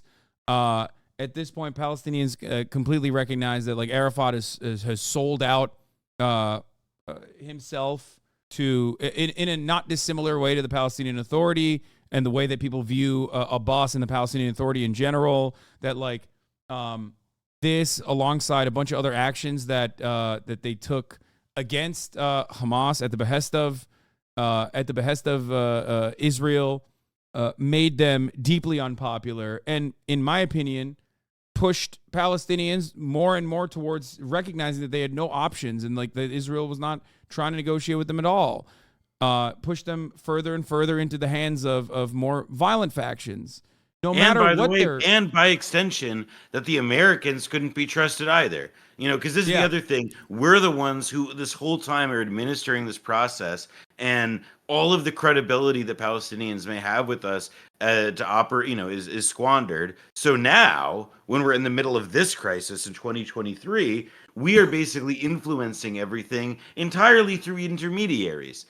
You know, we're dealing directly with Israel, of course, but Qatar is our way of interfacing directly with the Palestinians. Yeah. You know, we have, I mean, because obviously, you know, we just saw Tony Blinken sit next to Mahmoud Abbas, two people who quite respectively are not making the meaningful political decisions for their people. Yeah. You know, it's a great, yeah, I mean, it's, we can see how the failures of the present have become, you know, like emerged from those mistakes of the, or like those failures, really, not mistakes, those failures of the past. Like people talk about Hamas's popularity in general to be like, they voted for Hamas. It's like Hamas only beat out, even in its like neutered state, Hamas only beat out the secular parties by like 3%. I think they beat out Fatah by like 3% before the coup, and which was America's fault, obviously, as we talked about before. But no matter what, even now, when Palestinians are polled on the matter, like Hamas is still not necessarily like a super popular force in general. Americans of all people should be familiar with the concept of rejection of the status quo and incumbents. You know, like it's a very American tradition to vote for the other guys simply because the current guys suck fucking ass. Yeah. And that was surely the case for Palestinians who are just as human as the rest of us. Yeah. And so if Hamas's argument was we're not going to make the concessions that the other guys did, and that's pretty much all their platform, even if they are socially retrograde in ways that many Palestinians may put, you know, like pinch their nose at, it was an opening. And it made a lot of sense, especially if they were able to plausibly say we're less corrupt. Because that's the other thing that I think in a lot of, you know, Israelis point to and say, the corruption, the aid doesn't even reach people. When the reality is that actually, like what you're calling corruption is just the fact that the PA doesn't get enough aid. And so part of what ends up happening in that situation where you've got the skinflint aid program supporting a civil society is that it goes to favored friends and families and cousins and so on. And so you end up getting this, you know, very it becomes like a very degraded political situation when it has effectively this, circumscribed space to grow in. Yeah. All of which have forced the hands of Palestinians to, like you said, pinch their nose and go with the other guy. But in every single circumstance, by the way, the latest polling on this is that if there's only one group, Hamas is still not that broadly popular. But if there's only one group that's less popular than Hamas, it's fucking the Palestinian Authority. What does that say about the way that Israel has dealt with the situation? If we all understand... Says that they've learned from the Americans, that they've modeled their system on ours. Exactly. If there's no way to deal with Hamas other than a political solution. There's no... not an economic one in the way that Israel tried to, where they were like, oh, we'll just offer some work visas to the Palestinians in Gaza while simultaneously still starving them and putting them on a diet and maybe through marginal neoliberal economic prosperity measures, the Gazans will come to their senses and even though we won't allow them to do an election, they'll overthrow Hamas or something. It's just doesn't make any fucking sense whatsoever. But ultimately, the guys that you're supposed to show the Palestinians that you're dealing with, that are collaborating with you, that are colluding with you, you're not even offering them anything. You're not allowing Palestinians to thrive under the Palestinian Authority. Why the fuck would any Palestinian think that why the fuck would any Palestinian ever think? And so what do they do, right? So this is, and it's not just, and the thing is Hamas officials do this too as well, but it's, this is a very common ailment. The Palestinian and Hamas officials, they develop foreign reserves. They put money away in Dubai. Maybe they get a kid who gets into college in the United States or in somewhere in Europe. This is a classic, fairly non. I don't think that this is this part of the story is not particular to Palestinians. Western powers are able to get a subordinate government or state power, quasi-state powers elite pretty much under their thumb and focused on making sure that their own personal families, familial accumulation can move on and that they can advance and their kids can advance, as opposed to obviously, thinking about well, how could we as a societal unit all together, resist the conditions that we're in hopes of getting better ones? Yeah. Arafat does not even negotiate. He just launches a massive round of violence. I remember Oh, dude, come on. He's this is Arafat. Arafat's doing. He's the one who's doing violence. Dude, these are such classic fucking tropes, dude. It's just there's no nuance, it's he didn't think of any way to put a little bit of stink on it. It's just the most dumbed down, stupid. He could have just said Hamas at this point. That's or the he could have thing. said or he could have also said that that there was he doesn't even bring up the Arik Sharon stuff, his fucking boy, doing the walk on the Temple Mount and pissing off the entire fucking Muslim world and really launching off the second Intifada. I'm sure he'll get to the suicide bombing soon, but ugh. This because I was actually in Israel right about the time they launched the Intifada, and there were suicide bombings on a fairly regular basis. They blew I'm up not as far gonna as say anything. I'm not going to say anything, but I guess Ben was there during the second Intifada. Pizza shop. I was supposed to be at that corner a couple of hours later. This was a thing that was really scary. It was really violent. Remember, he launched that not after Israel did something aggressive. He launched that after Israel offered him everything he could possibly want. This is such a ridiculous bastardization of events that took place. Okay? Yeah, no, it was Arafat personally who was it's time. It's time to send the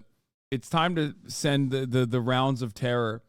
I think the only thing tying this to Arafat personally is what, Arafat's widow, 10 years after or some shit, what said that that Arafat told her to stay put in Europe because he was gonna do the second Intifada.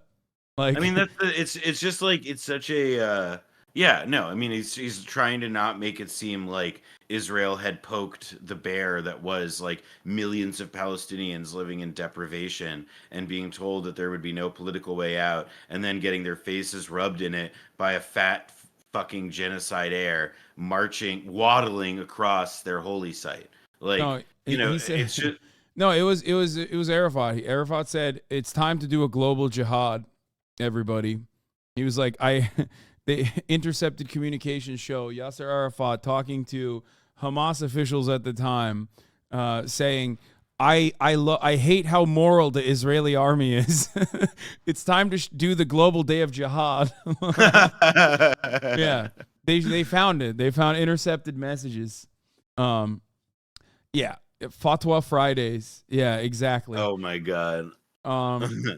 Anyway, yeah, that's also ridiculous. And once again, small bean Israel not at fault for, at this point, having a permanent stranglehold on the Palestinian population with no way out. There's also, would you say that at this point pulling out of Lebanon factors in? He never says that like they only withdraw in 2000 and that withdrawal sucks.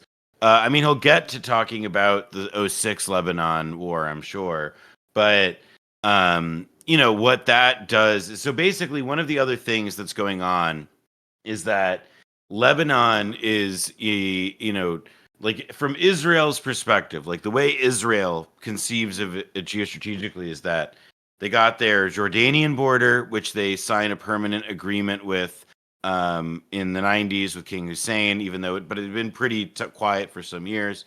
And Jordan is an aid state.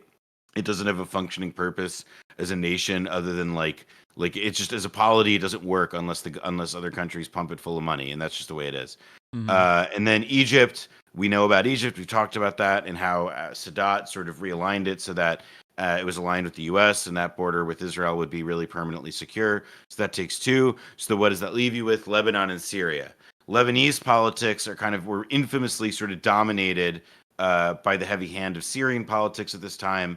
Iran helps build a client political party and militant group, Hezbollah, that over the course of this time, by now well into the story, really is able to take on a life. It's it's able to take on a life of its own. It's not fair just to describe it as some Iran patsy or anything like that. And Israel is no longer in it's not in a strategically favorable position to just leave its soldiers in southern Lebanon occupying, whether it's the bases that they have and the patrols that they go on to just try and, to keep space, to keep the border area secure. It is no longer worth it. And so they begin withdrawing. And once upon a time, part of the purpose of being in Lebanon had also been because there was a lot of Palestinian resistance activity in Lebanon. But those days are over. And Israel utilizes two different groups. Like there's their own settlers that they put into places to expand. And then they also utilize Palestinians as a reason to expand or at least occupy other areas where they're like, right. Okay, well, you got Palestinians there. We got to deal with and that. Once upon a time, they would also say that they were, there on behalf of, say, Christian Arabs. So that had been the case in Lebanon. But by the 1990s, Israel has worn out its welcome completely with Lebanese Christians, and they're not really able to be a viable patron for them. And so essentially the strategic quandary that Israel is faced with in the 2000s then is, well, how do we secure our northern border? And in the case of Syria, that problem kind of fixes itself with the outbreak of the Syrian civil war, which is a huge boon for Israel in that its biggest border threat is suddenly now basically focused on maintaining its own survival. And Israel, that's why Israel feels free to annex the Golan in later years. And in the case of Lebanon, the state authority there just gets so weak. The military itself does not pose any threat and has no chance of it. And Hezbollah and Israel, we'll hear more about from Ben's point of view in this, but by 2006, they're sort of it's like the post-Israeli withdrawal and the rise of Hezbollah in the 2000s or further rise of Hezbollah in the 2000s Israel suddenly feels compelled, and the Israeli security state feels vulnerable to a threat from the north. And that is where the roots of the 06 conflict come in. Can I say something even before 06? Do you think it's appropriate to say that the 2000 Israeli withdrawal was also, in the eyes of at least some Palestinians, like a way more meaningful solution to end an occupation from the way that they see it? That also shows them like, well, what the fuck? These guys, like Hezbollah, got what they wanted. Israel's no longer there. There's no longer a military occupation. Our guys are fucking trying to negotiate with Israel, and all they're getting is like more occupation, more territory taken away. I think that's like another competing factor or another competing motivation that like is a political fuck up, thinking that like you can just pass the buck down the line on what to do on the Palestinian question and what to do with the Palestinians, while simultaneously showing the Palestinians like you're not willing to negotiate with them. You're going to keep fucking settling. You're going to keep building settlements. You're going to keep occupying them, while they see other places being able to violently resist. So again, pushing them further and further into engaging in violent emancipation. I mean, this is why giving Palestinians a state, arguably like a state, actively, it shows like, yeah, that's one of the advantages that Hezbollah has, and part of why also Nasrallah and others have spent so much time developing its political capacity well beyond its military force projection against Israel. Like, it's a party. It's in government. Its ability to resist Israel is one thing, but like political authority and political power counts for so much. And in the case of Palestinians, like that's kind of what makes Palestinians, not unique, but in this case, it's what makes them, and I would certainly imagine enrages Palestinians themselves, because they're so much more disempowered. They don't have any of those advantages that come of statehood. They don't have a political infrastructure that they can rely upon to generate support. They don't have outside, don't have external trade partners. Lebanese trade has been decimated, to be clear. But, even in the 2000, you have like foreign interests that have a vested interest in not seeing your government fall to shreds. Whereas in the case of, like Palestinians, it's like, yeah, Palestine doesn't have native industry. It has like a network of NGOs, a faucet from Israel, and the UN, and like that's it. And like they could try to build an economy, but like that's never going to happen so long as they're under this, in this non-state permanent subordinate position. Yeah. If he weren't a damned liar who just wanted Israel wiped off the map. This again is the great lie: is that there is desire for a two-state solution from the Palestinian side. So far, there has been no evidence whatsoever that this is the case. Okay, 2004, except for like every single exit poll ever conducted, every single poll ever conducted, even all the way up until like 2017 on the Palestinian side, at least, like where there's like 53% support for it, despite the fact that like a two-state solution at this point is like obviously a death sentence and a continuation of the subjugation and a continuation of the apartheid state. Palestinians still are like, no, we'll take the two-state, please give us anything. Or Arafat dies and Mahmoud Abbas takes over. Mahmoud Abbas is himself a terror supporter. By the way, Arafat poisoned by the Israelis. Yeah.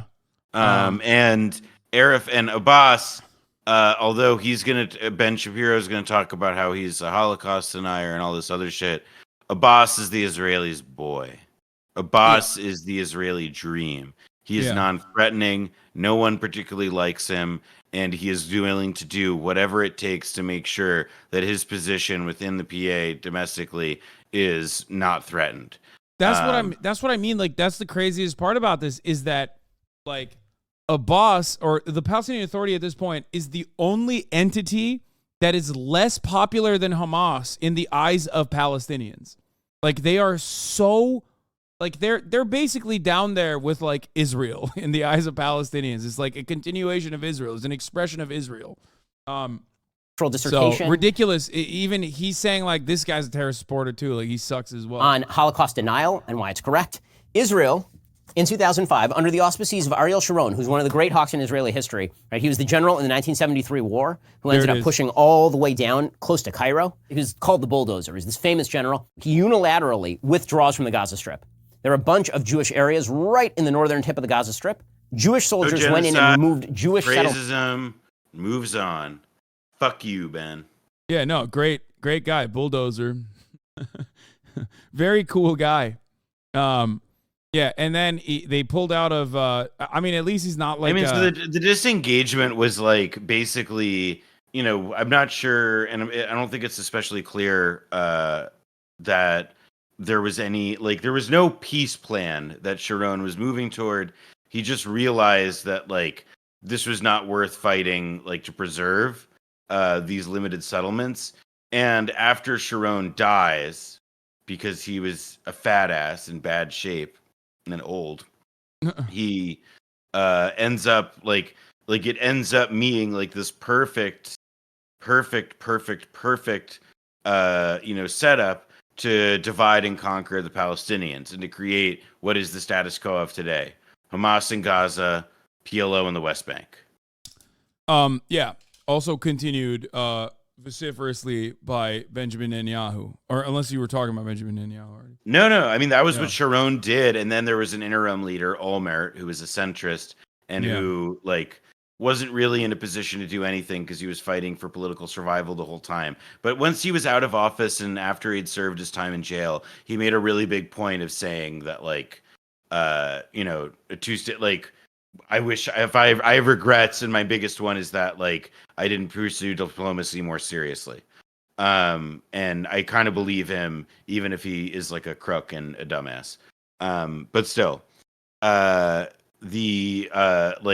Netanyahu comes in 2009, you know, there's a lot of like questions about like what exactly may you know, like I think we'll be learning more and more about whether Netanyahu maybe has some direct relationship with Hamas, because I really do believe that ultimately, while Hamas is committed, you know, very evidently committed to some form of continued struggle against Israel, armed struggle against Israel, it has also, over the last 20 years, clearly entered into phases of either negotiated or strategic peace or ceasefire or whatever, some relative calm with Israel. And you know, the period of which that is beginning to start to happen is where Ben is starting to get into now in his Fantasyland version of events. Yeah.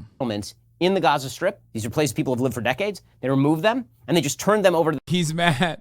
He's mad that I mean, I knew he was going to say that. I knew that he was going to say like. And they turned them over, and look what those ungrateful dead.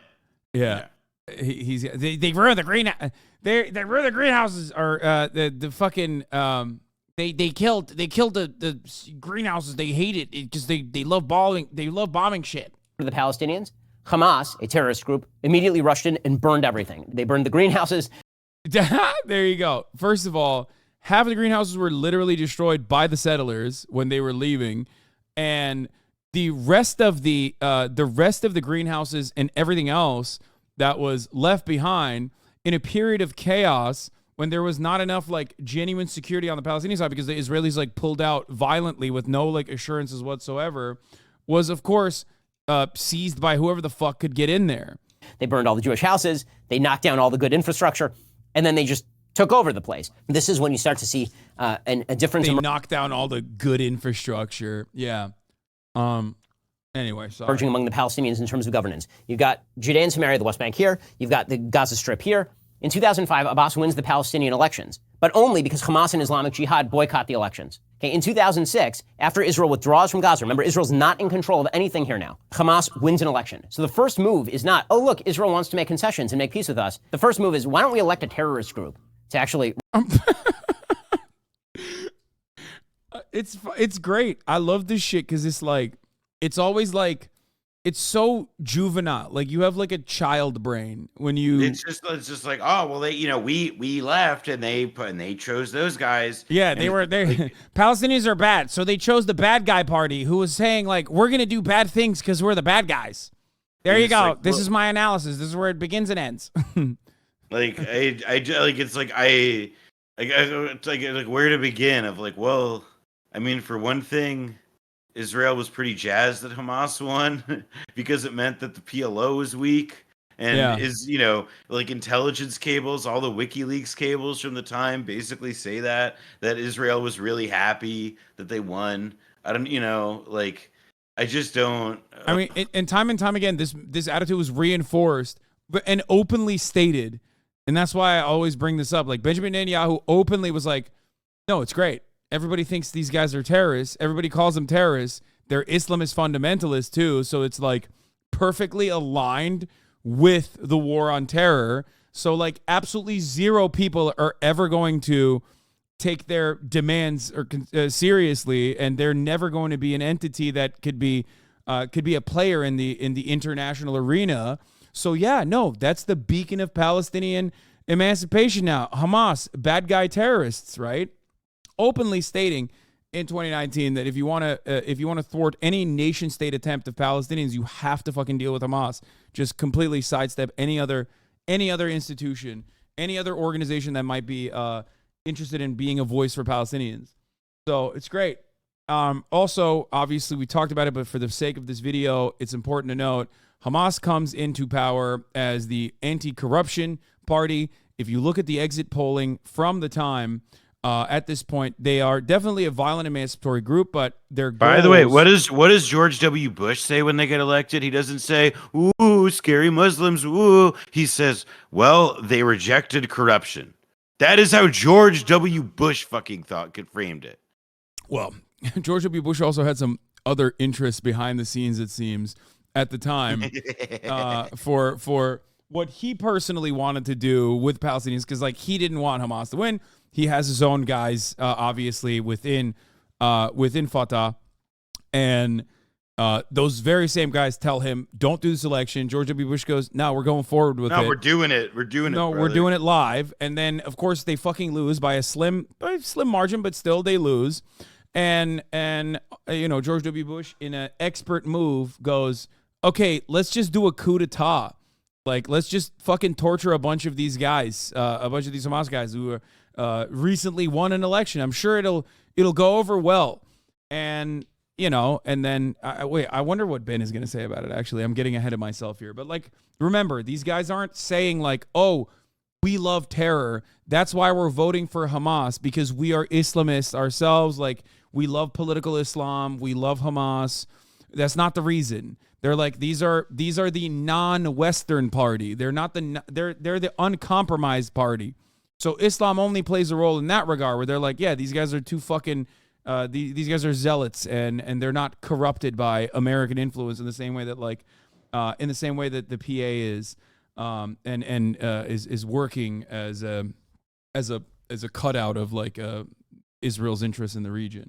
Represent us. Okay, in 2008, Israel's response to this is, what if we just offer you everything? So Ehud Olmert becomes prime minister of Israel, and he proceeds to offer everything to Abbas. He gives him basically the same offer, but better than the offer that Barak gave in 2000. He offers everything. He offers Judea and Samaria. He says, we're going to keep some of the big Israeli settlements that exist here, but we're going to give you land swaps. You can keep the Gaza Strip, everything. Wait, Abbas, he says, we're going to keep some of the big Israeli settlements that exist here. Bro, it's 2008, dog. Yeah, wait, I want to see. Hold on. Yeah, let's pull up a map. Google a map and show what does 2008 settlements look like. Hold on. I think there's like B'Tselem at this point. 2008 is like 2008.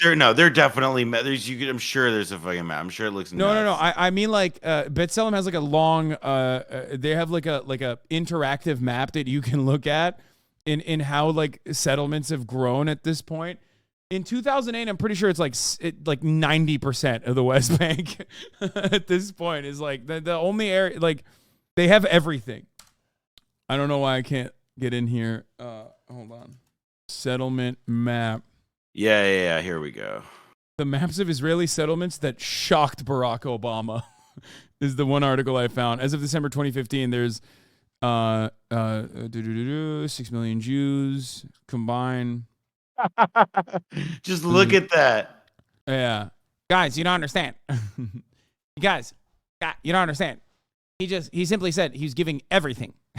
Everything. Yeah, like it's so insane. Like it's just so crazy. Yeah, everything except for, 90%. Also, no contiguity ever That's the other part of this. No contiguity means that like no freedom of travel in your own fucking, no freedom of travel in your own land that is internationally recognized as your land. Okay? Ridiculous. There you go. This is a CIA map. Does not even bother to issue a counteroffer. He just walks away from the table and launches violence. Gaza war begins 2008. Missiles flying in from Gaza. This is the first Gaza war. Israel has to go in Operation Cast. What do you got? You got something for this? I thought Abbas ruled the West Bank and that Gaza was Hamas. But maybe no, you don't understand. Abbas is a terrorist supporter. I just like it's. Yeah, I don't know what to like. I guess in 2009, like look at Cast Lead, man. It's just such a fucking like. Let's see. I love when it's like when dudes like Omer or like when they have no political power remaining, they go back to the Palestinians and they're like, "Hey, let's do a deal." Just kidding. Here's the same piece of shit. I mean, like the thing is just that there was a ceasefire and it expires in December 2008. There's a lot of provocation beforehand, but that doesn't matter to Ben. It's just. Abbas had a bad diplomatic meeting, and so he launched some more war. And then Israel had to do it again in 2014, and there was something similar in 2018, 2019. Ignore the fact that those people were unarmed, blah, blah, blah. And shut that down. 2014, this breaks out again. Another giant rocket attack from Hamas in Gaza. Israel has to go back in 2014 and shut it down. And that brings us to today. I like that he just glanced over it though. He's like, Israel. By the way, I want to say, look at where we are in the fucking video. So he finishes the actual chronology until now, and then the rest of this video is just like piddling bullshit. It's crazy. Wait, really? Yeah, I'm not kidding, man. Like I'm actually shocked. We made it. There's still 19 minutes remaining in this video, and we've made it to 2014. And he skipped over. Every single time, it's like, oh, they launch rockets, and then Israel has to go in and shut it down. Oh yeah. What about when What about when Israel machine gunned people walking to a fence? Yeah. You know, how about by the thousands? Oh, he didn't know what that was. When he was at Oxford, he was talking to someone, and one of the students literally brings that up. He was like, brings that up. The Great March. And it was like Eric, and it's like he replied like Eric Cartman deadpan, like I don't know what you're talking about. No, he did like can you clarify, please? What are you talking about? And then he immediately deflected to, what do you mean Palestinian land? What do you mean Palestine? And then like, I watched him like in his mind go, oh shit, I have no fucking clue what this girl is talking about, and deflect away. Clarify. It's really fucking gross. But all right, I think I gotta duck. I've had my Ben Shapiro fill for tonight. Okay, I would be down to do more. I want to do more Ben. Well, I want to do some more Ben Fisking later, but Oh, you want to keep doing this video? I don't know about this video, but I would do another one because I feel like we've done all of the history. We've gone through this one. Like, what's he gonna do? He's gonna do like Ben Shapiro explains the physics of Iron Dome. Like, come on. Oh, the rest of it is like Iron Dome? Sick. Like he literally, that's what I skipped ahead because I got to this. I watched it. And I was like, I don't understand this. Like, why is it? It's half over, but we've already got to the present day. So what does he do? And it's just like, it's so boring. And it, like, for one thing, it gets even more boring. But then he literally just goes into like talking about Iron Dome. I don't understand. I thought he would at least like dignify us with like, you know, super racist diatribes about fucking Palestinians loving to blow stuff up and living in sewage. I think that he has a very special gift for taking something and like combining it in like, because for years I never understood his appeal. I really don't, and I still don't by and large. I think of him as like a kind of a wretch, just a fundamentally 3.6 million views. I know, I don't understand, but here's the thing. If you are a really hateful person or a really ignorant person, everything is a soundbite. Nothing is an idea that connects to the other. There's no line of thought. There's no story. There's no anything. It's just sound bites and sound bites and sound bites about like, you know, like this pithy quip to respond to this thing that doesn't even make sense. But like, if you don't know anything, it sounds real good. It drives me crazy. But I like that. I understand that that's his appeal, that like he's the quip soundbite guy. I think he makes a lot. I think he makes a lot of people sound or like feel intelligent. Like a lot of stupid people can just like repeat what he's saying. Yeah, exactly. Because he speaks in like that clippable way. Like you'll remember a thing that he said that one time about it. Like it's very, I mean, it's a talk radio habit, truthfully. If that was the secret of Rush. In addition to being a provocateur, like a shock jock, it was also that he really, really was able to like make his audience feel like they were both in on something, but also that like they were able to, he was giving them, tools in some sense. Which is why he's like literally in front of a fucking fake chalkboard. Bullshit. Like this is like a dumb guy's idea of how to teach. Insane. He's the guy that makes you feel confident he's the most annoying person on the planet that wants to come across as smart but has no friends and can't comprehend why he has no friends because he's constantly doing shit like this. Okay. Well, Noah, thank you so much for coming on again. I can't believe I had you on for another like 8-hour session where we went through these Bitch Beer videos. I will have you on again soon for dismantling maybe a Sam Harris one next time. He's even worse. I Mr. Rationality. Yeah. You're mine. You're done. You're cooked. Yeah. All right. Well, thank you. Thank you so much for coming on. My pleasure, dude. I'll see you. All right. Bye. That was Noah Cohen, everybody. I'm very fortunate to be able to have such a bright mind on the broadcast, come and dismantle these ridiculous propaganda talking points from Ben Shabibo. Entirely ahistorical.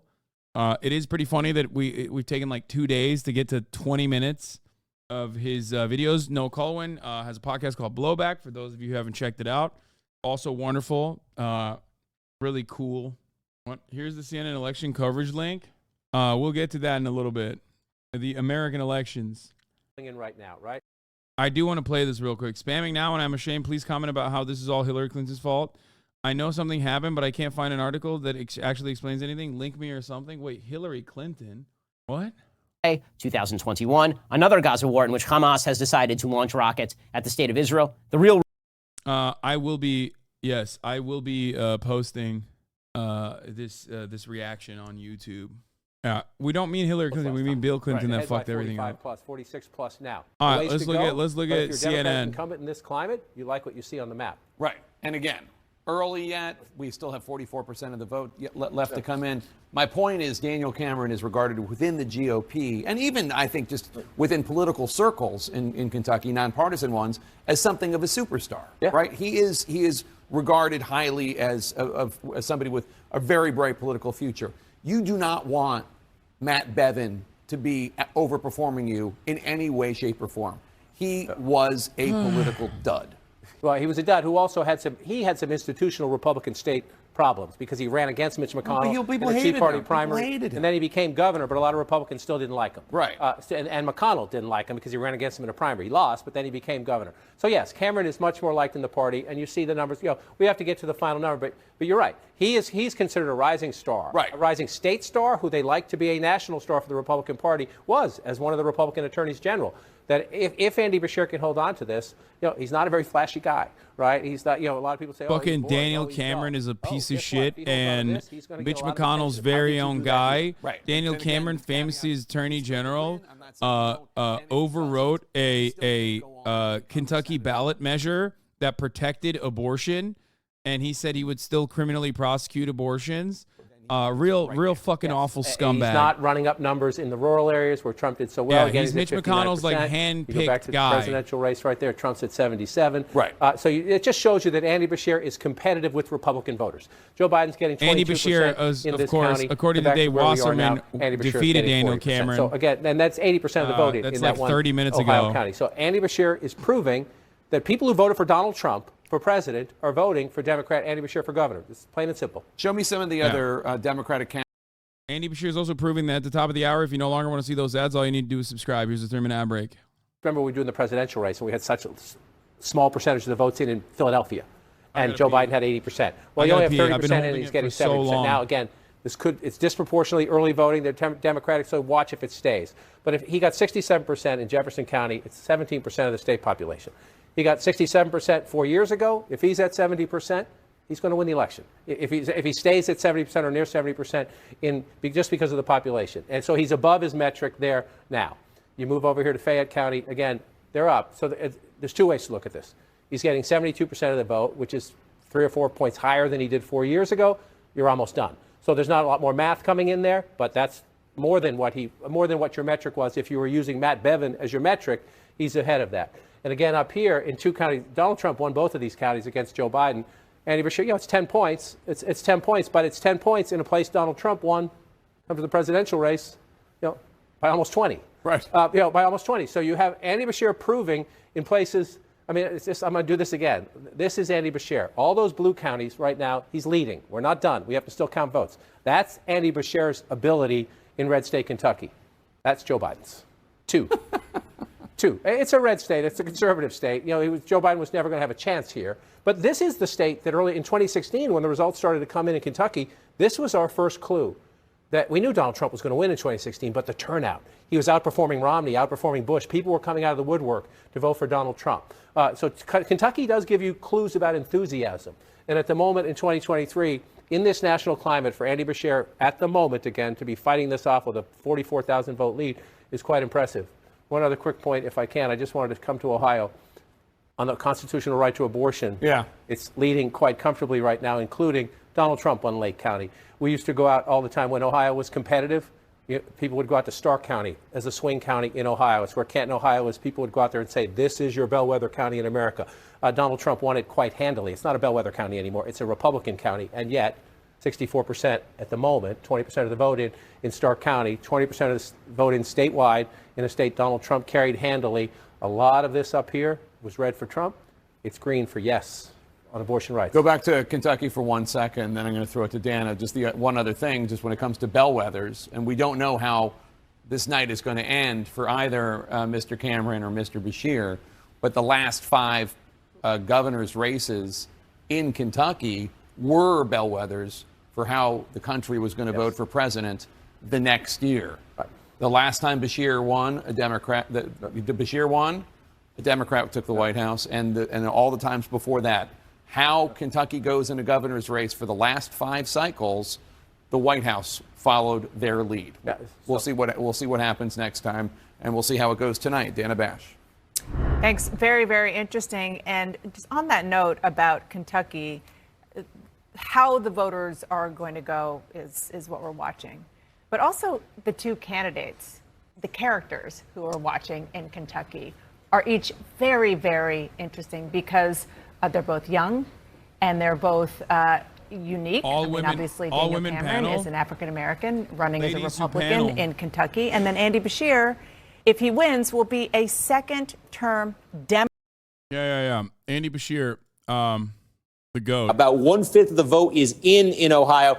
Issue 1 would put the right to an abortion in the state constitution, would allow for restrictions after the point of fetal viability, about 22, 24 weeks. And it's basically almost 65% yes on that right now. Our declaration from the decision desk is that yes is leading in this. No surprise when you see numbers like that. And I think if you just start to look at the pattern that's developing here, there was, if anybody remembers, there was this test vote in Ohio this summer. Opponents of issue 1 anticipating this night put a question on the ballot this summer that would have raised the threshold for a constitutional amendment to 60%.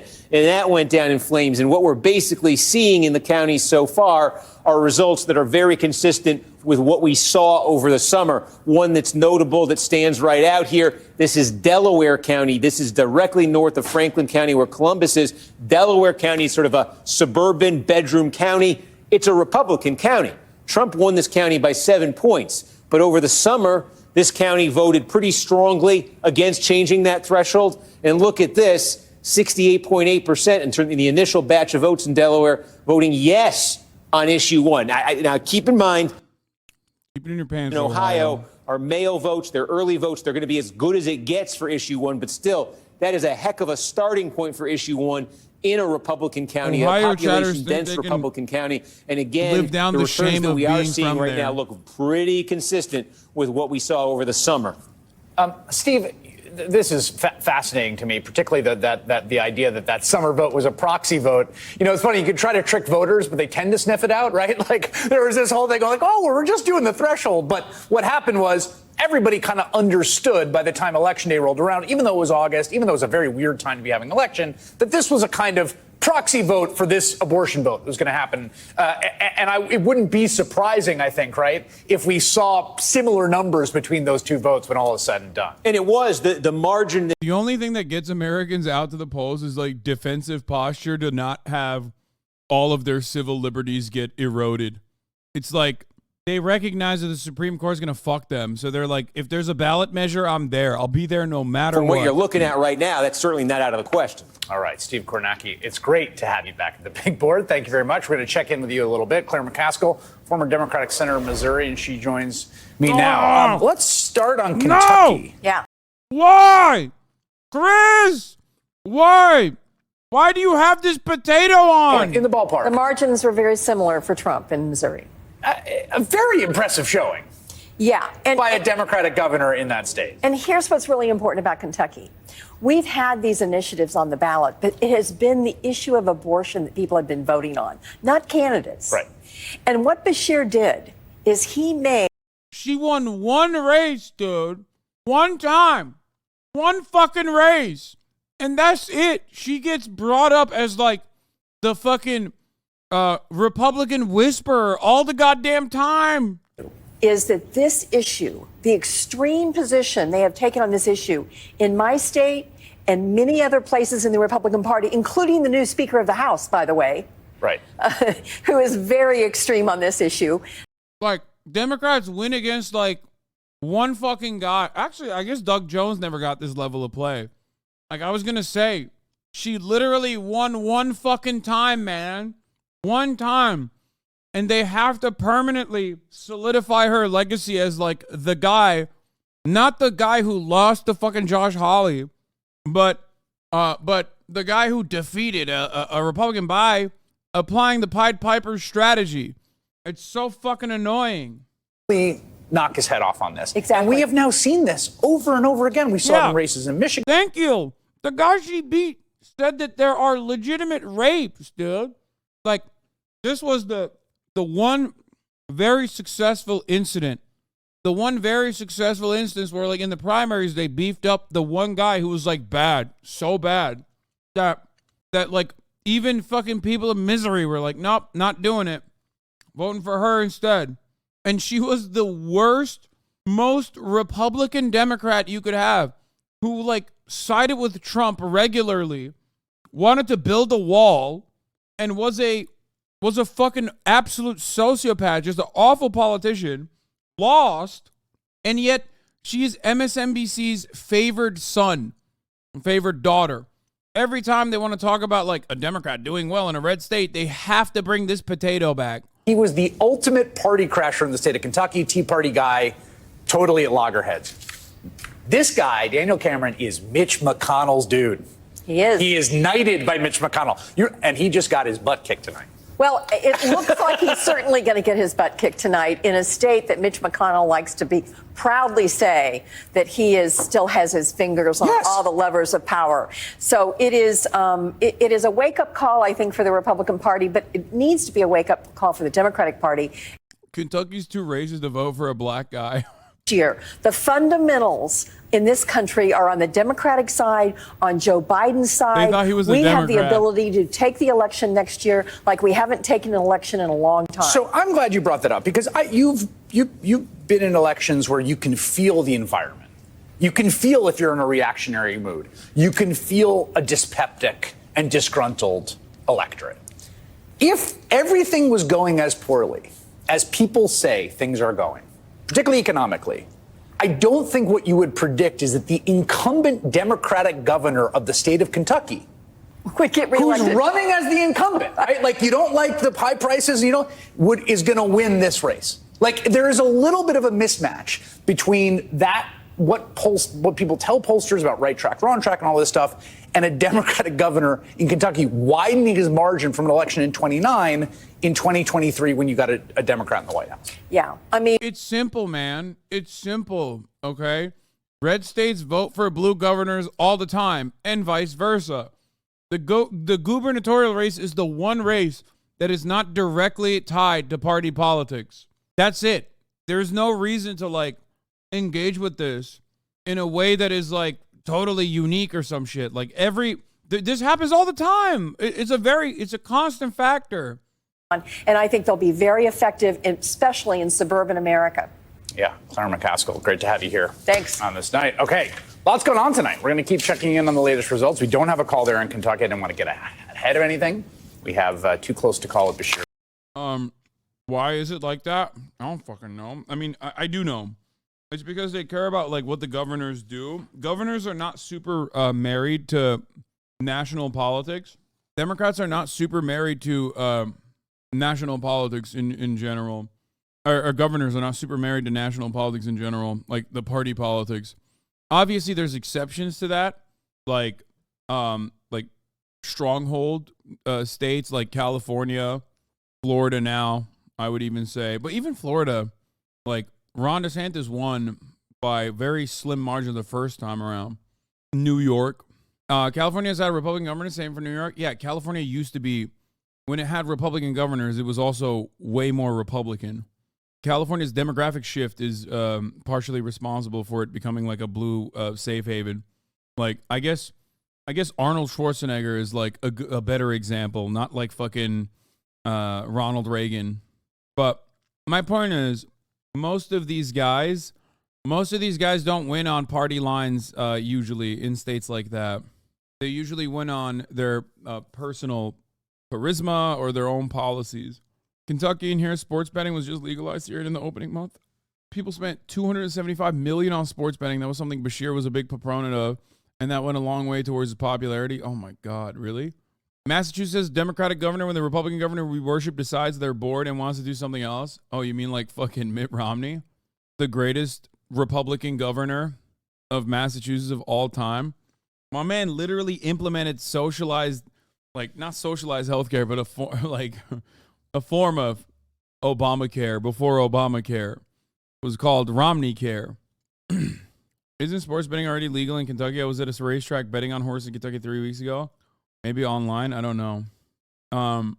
Do you think the Democratic Party is going to spend a whole year trying to tell us how Biden is somehow still reelectable after all that's happened? Yes. Also, Israel does not factor into Biden's electability that much, because I would say that most of the fucking demographics that were not going to vote for Biden also happen to be the only demographics that care about Israel from the perspective of Palestinians. So if anything, it just like solidifies that he's lost the youth vote in its entirety, and there will be lower youth vote participation unless like they're able to do something. I don't know, like maybe additional, like somehow bringing back like student loan debt relief or something. But under the age of 44 are the only demographics that are like, Brandon is doing too much for Israel and needs to do a ceasefire. But he was already not very strong on the youth vote anyway.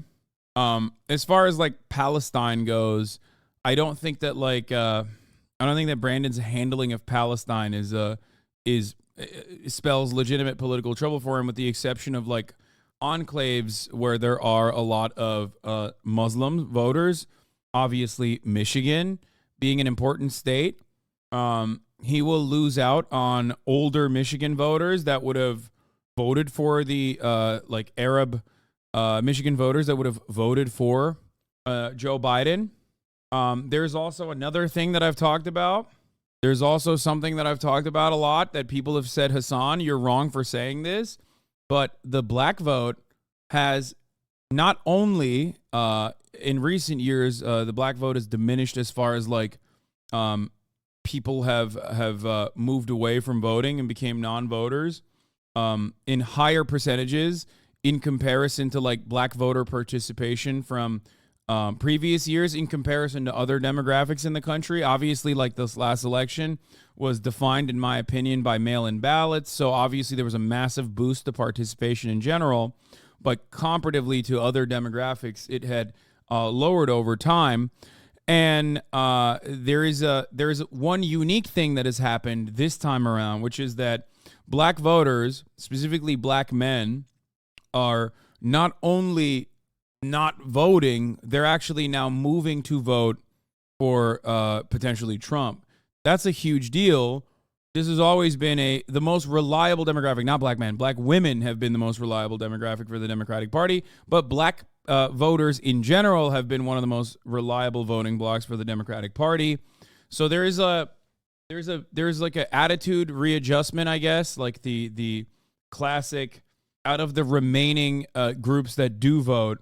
Democrats are kind of dominating with Joe Biden with white men in ways that they haven't before, specifically college-educated white men. College education is a big factor where Republicans lose out on a lot of college-educated voters, but they're picking up voters on other demographics that they normally would not succeed in, whether it be Latino voters, depending on which area you're looking at. And like I said, even black voters as well. What the fuck is this? God damn it. Anyway, meanwhile, all the courtroom theatrics are not doing anything for Donald Trump and only helping him. Sometimes Democrats seem like we're the party of people who eat a lot of kale, right? That's the most important criteria. Wait, you don't? and want to teach you how to eat kale. Here is Mao's third world is Van Jones. The good news is this. But here's the good news is this. We're a year out. The good news is that we are a year out, and I am glad that we're getting this news. Biden is down pretty bad in battleground states, though, while most U.S. supporters supports a ceasefire. Brother, I wouldn't. There's one constant in American politics. It's that we love killing Muslims, okay? Americans will always consistently be in favor of killing Muslims harder. Brother, sister, okay? So... yeah, Americans want a ceasefire, but I mean, if you look at all of these other, if you look at all the other polls conducted on this, like, there's more Americans who think Biden is doing a good job or should even do more. Usually, people, the largest chunk of those polled in America think that Brandon is doing a good job, and then the second largest chunk thinks that he should be doing more for Israel. So. I don't think Americans care as much. I don't think you. I think you're motivated a little bit by like what you hear here. Okay, even though yes, voters agree for a ceasefire and a de-escalation of violence in Gaza. I have seen this. Okay, yes, even though voters across party lines agree that the U.S. should call for a ceasefire and a de-escalation of violence in Gaza, you have to remember, if you look at all these other polls that have been conducted. I'm telling you, there are plenty of polls that show Americans are broadly in support of Joseph Robinette Brandon's actions in Israel. You forget that the only group of voters that are even remotely moved away from the unconditional support to Israel attitude are those who are under the age of 44. I've seen enough, and a victory for the pro-choice side. Ohio issue 1, a measure to establish a right to an abortion in the state constitution passes. Yeah, except, for all of you who living in Ohio, lol, you still live in Ohio. I'm just saying. You might be celebrating now, thinking, God damn, we did it, except now you must remember that you still live in Ohio. So, exactly. Index pointing at the viewer, I can't. Seriously, dude, fuck yourself. Do you think there's a bounce back on the approval if Biden says Hamas is coming in through Mexico or whatever fear-mongering rattles Americans? Mike from PA thinks Biden is done. I think it's too early to tell, but it's certainly not looking good. I mean, it's still too early to tell. A lot can happen in a year. Remember, at this point, last time around, COVID had not happened yet. Think about that. This point, last time around, in the last election cycle, COVID had not happened yet, boys. So, obviously, that's like a dramatic world-changing event. But having said that, a lot can happen in a year is what I mean. But that was detrimental to the incumbent. What would happen that benefits Biden? I don't know. There's like 98 charges that the Biden's opponent is withstanding. That's huge, man. Like, what? Also, both of them are so fucking old they could die. I'm not even joking about this. I mean, Biden more than Trump, really. So just wait. You know, you fucking don't know, is what I mean. You don't know. Stamina and sharpness to serve as president via new national CNN poll. Donald Trump, 53% yes, has stamina/sharpness. 47% says no stamina/sharpness. For Joe Brandon, 25% say yes, has stamina and sharpness. 74% say no stamina and sharpness. Oh my God. Who the fuck is the 25%? Will Stancil or whatever? That's the only guy. I love not knowing about a guy and then having to see him on my timeline so much because everyone is slamming on him. Just everyone is dunking on him. Like, I guess he was like a Warrenite or something. And in 2020 was talking about how fucking stupid Joe Brandon is and how his brain is melting. And then now, like, he's repositioned himself as like the liberal guy. Well, I guess you are a liberal guy when you're talking about when you're Warrenite, but what is this? I'm on the second slide. Oh, anyway. Who cares about that goober except for other extremely online Twitter geeks? Log off instead. I agree. How excited are you for another 4 years of Trump content? I might die. Because, like, I think people forget. My roommate is a shitlib who thinks you're being unreasonably hard on Biden when you say he's barely conscious. What? An unreasonably hard on for Biden is a death sentence, okay? That's all I'm going to say on the matter. Your roommate is delusional. A light breeze could take my man out at this point, okay? A light breeze. Or the Trump train. As far as answering your question, how excited are you for another 4 years of Trump? While on the one hand, I do love Trump for content because he's so content. I also remember how angry he made me over the course of the 4 years of his reign, where I totally remember being way more upset than, having fun with it. Only because I've maintained this position. Trump is at his best when he has no power. Like when he's just tweeting. Like he's so fucking sick when he's not like leading a movement, when he doesn't have the bully pulpit, but instead is just like kind of being stupid and petty and sassy. Like if he had a television show, I would watch it forever. I would watch it nonstop. When he's the president, though, all of his like dumb shit turn into like very real forms of white supremacist terror. And I don't like that. Biden 2.0 expect a more aggressively left-wing second term. Hey, is Earth Cafe the same as Earth Cafe in Santa Monica in 2008? I was addicted to their GF cheesecake, which I found within my first hour of LA visit. Well, I don't fucking know. I wasn't chatter. I was in Turkey in 2008. What the fuck? Thoughts on a third-party candidate like Claudia de la Cruz? Okay, dude. Sure. Have fun with that. Every single person that said Who Omega Law is about to get fucking sternly written letters about how the party of socialism and liberation is the only way forward to build a vanguard movement or whatever. I mean, they're fine. They're like great activists overall. I don't have a problem with like PSL. It's fine. They're great organizers. If she gets more than 0.1%, I will donate 100 gifties. Okay, well, you know that's not going to happen. What the fuck? Who knows? But despite the lawsuits, he's still head-to-head with Biden, so shouldn't it be worse for Trump? Like, do the voters even care that much? No, I think, like, voters saying they would vote for Donald Trump right now versus voters saying they will vote for Donald Trump if he's, like, arrested and in jail are two entirely different set of standards. A guy who's voters might say they're going to vote for Donald Trump even if he goes to jail right now, but hopes dreams for him. Even if he does not win tonight, you haven't heard the last of Daniel Cameron. Let me ask you a question that we're going to hear from some Biden-supporting Democrats tonight and tomorrow, assuming that Andy Beshear's lead holds, which is this Andy Beshear defying the Biden drag, or are we underestimating Joe Biden? I mean, I know what I think, and I think I know what you think, but No, there is a trial that will happen. There's a trial that is about to happen in February or March, and it will be televised. Now, that could backfire dramatically on those who want to see Trump removed from power.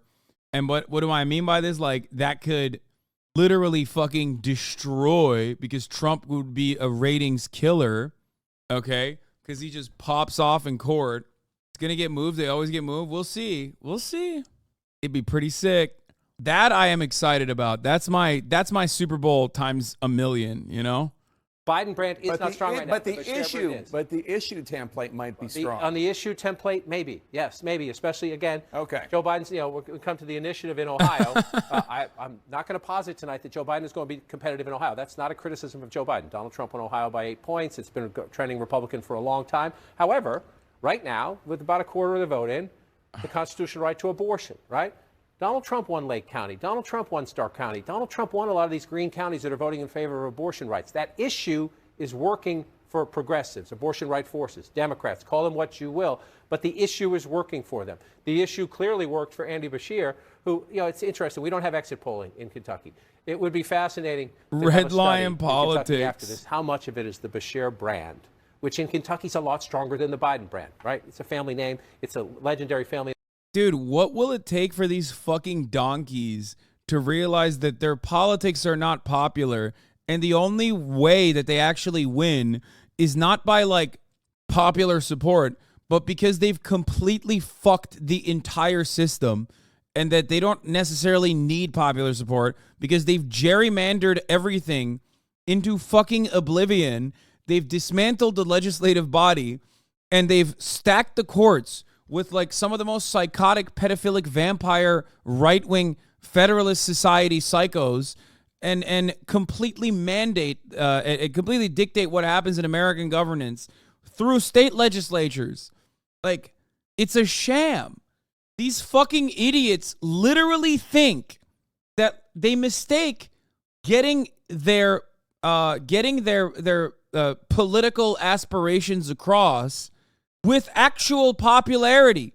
This is why they constantly fucking cry about not having enough representation for incredibly annoying, acne-faced weirdos that wear suits and look like they're 55 years old when they're actually 18, young Republicans in television. That's why they're like, why aren't we being represented in culture more? It's like, because you're fucking annoying. You suck shit. Nobody likes you. Your politics are violent and awful. Nobody likes you. You have mistaken being able to realize your political aims through non-democratic means with actual popularity. You are not actually popular in a country that I would say is pretty fucking socially conservative too. That's how bad your politics are. Like, we're talking about a nation where the overwhelming majority of citizens just have apathy for trans people, right? But your politics are so gross and so violent that no one will ever be a single issue voter on the issue of like killing trans people because the one guy is hysterically, constantly, sweatily telling them that they're chopping off little girls' penises or little boys' penises and little girls' pussies or whatever the fuck you've made your political aspiration. Nobody cares about that. You come across like a fucking psycho, okay? Most people are like, dog, I was with you. I think trans people are kind of weird, but holy fuck, dude, you're way weirder than trans people. That's like literally most of the country looks at these sweaty fucking losers like they're absolute freak lords, okay? Because it's nuts. It's nuts. Nobody is as sweaty as like trying to fucking murder 14-year-old girls for the crime of like getting an abortion, okay? It's nuts. Okay, but do the Democrats have rising stars? Oh, I know exactly what photo you just posted. The female mind, the beta mind, and the liberal mind are all the same. None of them can comprehend the levels of alpha male in this photo. I like that they're kind of making fun of themselves. Like, this is exactly what I mean. These are like, I'm not allowed to make fun of these kids because they're literally 12, okay? Very weird. Anyway, it's just so shitty. I'm willing to bet even these kids, I'm willing to bet are like way more interested in like, I don't know, instituting like Fourth Reich style politics. But like even they're not like as on board with the anti-trans shit as like Matt Walsh is, okay? A lot of these like younger Republicans are just like super invested in like Nazi stuff, like esoteric Nazi memes. But like even they don't give a shit that much about trans people. They just think like trans people are weird or whatever or gross. But like nobody has the hysteria and the singular mind to like eviscerate all trans people as the average Republican state legislature that's backed by like the Prosperity of Families Council or whatever kind of like weird Republican 501c4 that just like dumps $100 million into like every fucking tiny race that they can because they are literally just like invested in one thing, okay? ISIS-style Sharia law on fucking trans people. Yeah, at least 3 of them have like a femboy Nazi girlfriend. Exactly. They love cross-dressers or trans people. It's very popular in young conservative circles for like the last 15 years, lol. Yeah. Anyway, if you showed these kids photos from Abu Ghraib, they would be ruined instantly. They're not as extreme as the real freaks yet. Maybe. These kids should stay the fuck away from Republican Party politics, okay? It's a target-rich environment for pedophilia. I don't know why they're all like, why they're so invested. I'd stay the fuck away from Matt Gaetz. I'd stay the fuck away from, what's his face? God, which the one who was like sexually assaulting his staffer? Fuck. I mean, there's so many of them. Jesus Christ. Yeah, Matt Schlapp. Anyway, what is this? I agree with Ben that Danica Rome will hold on and win the Virginia SD30 race. There basically is no path for GOP to win the Senate, although there's not enough votes yet in SD22 to call it. Democrats on track to hold Virginia State Senate.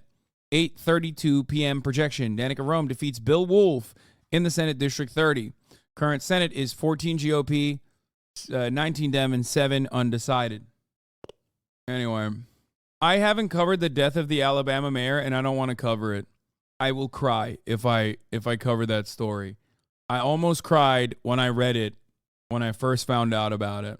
It's one of the most depressing, most monstrous things I've ever fucking read and ever seen.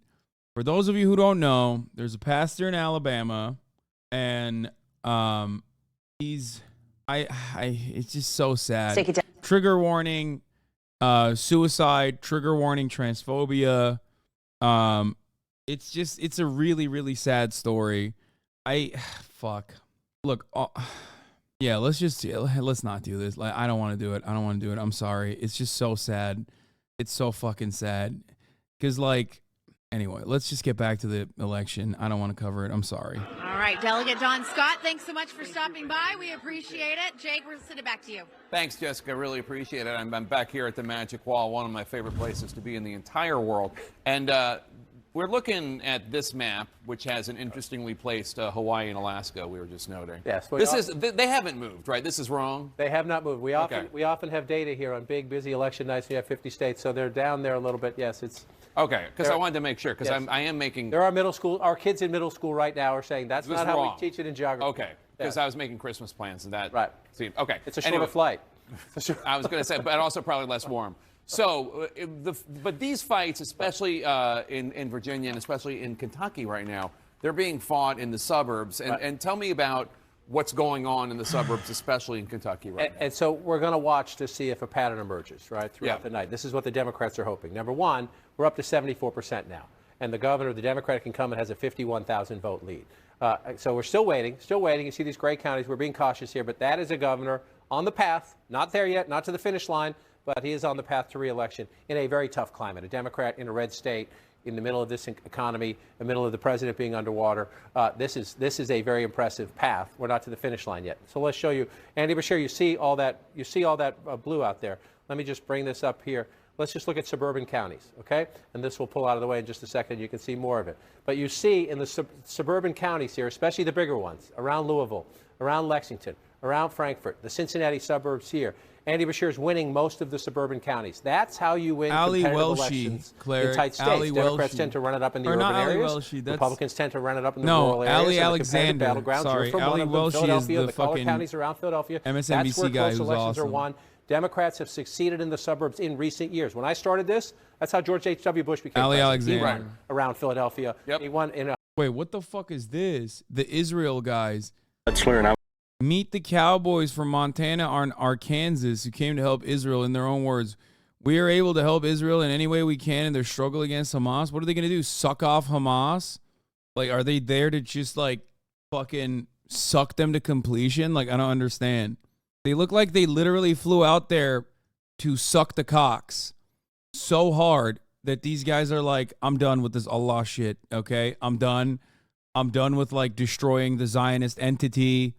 I've never had my shit sucked this hard. My name is John Ploker, and I'm from Montana. I'm Ezekiel Strain, and I'm from Montana. Hey, y'all, I'm Luke Hutzler, and I'm from Huntsville, Montana.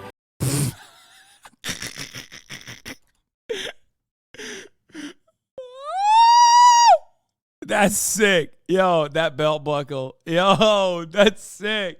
I need that. Hey, y'all, I'm Luke Hutzler, and I'm from Huntsville, Arkansas. My name's Joseph. I'm from Montana. I'm here to serve Israel. I'm here to... Where are them ham-ass boys at? About to show them a real ham and a real ass, if you know what I'm saying. Like, what are they supposed to do? I don't understand. Like, actually, what are they supposed to do? This is what they're doing in Israel? Just putting speed bumps down? Like, what? We're here to stop them ham-ass boys by putting speed bumps down, okay? I don't We're get here to it. serve Israel any way we can during their hard time here and their struggle against Hamas just out in the West Bank, Judea and Samaria, just serving people whatever way we can help. So, my name is John. Okay, dude, this is... Dude. Okay. You versus every dude in this video, do you win? Fuck no, dude. Dude, my shit would be sucked so fucking hard in this video, my knees would buckle. Huh? My shit would be getting sucked so hard. Okay? Oh, shit. Hold on. Geliyorum baba, geliyorum. 1 second. Sen aldın mı? Okay. Never mind. Sen onu koy oraya. Koy. Getirme. Getirme, oraya koy. Evet ya, Allah koy. Tamam. You know every Deborah out there is drenched from these cowboys doing Lord's work. Yeah, no, there's no fucking way I could withstand this, okay? There's no way. Israel asking India for 100K migrant workers to replace the Palestinian workforce. Nice. I had to, in a panic, switch over to CNN. No, Dad, I'm not talking about some gay-ass cowboys sucking me off. Just cover normal politics, Dad.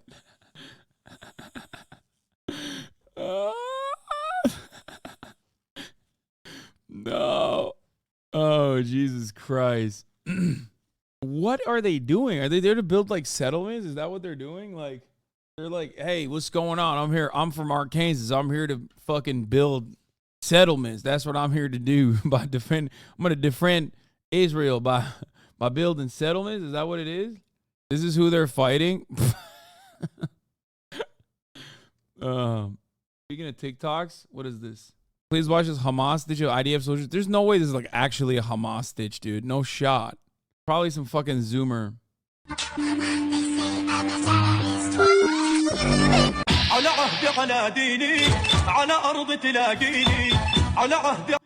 Hamas is all Zoomers? No, I know. God, Twitter video is so bad.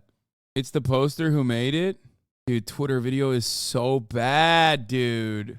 على عهد على ديني على أرض تلاقيني أنا نهلي أنا فديهم أنا دمي فلسطيني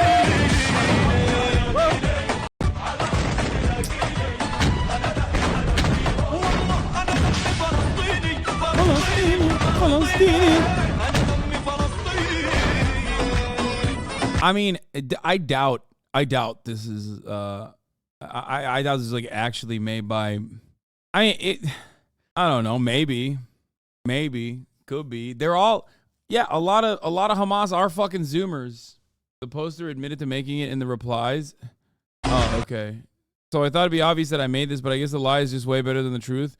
Either way, Palestine should be winning the propaganda war, so I'm doing my part. Yeah. Oh, okay. There you go. No shot. It was like fucking. I know that they have a lot of Zoomers. Hamas. Or even like almost the entirety. If you ever like watch a video from like PFLP people, is literally kids. Like there's like there's PFLP people in the fucking West Bank that will every now and then like make videos. Like you'll see when it's from them. Like the tank footage and the editing is from them. That's definitely from them. They release the stuff on the Telegram channels, and they do definitely have a bunch of Zoomers and Gen Alpha at this point. The third Skibidi-Fada toilet versus Israel. Skibidi-Fada. Hamas Skibidi toilet edition. Anyway, yeah, I've seen this video as well. Yeah, exactly. I'm not sure what the guy on the right is trying to hide, but it's pretty obvious he's a kid. Anyway, this is the DFLP in Jenin, West Bank, issuing threats and calling anyone that has access to a weapon to attack Israelis. What's going on with Twitter video today? Actually, it's X video. Don't fucking say it.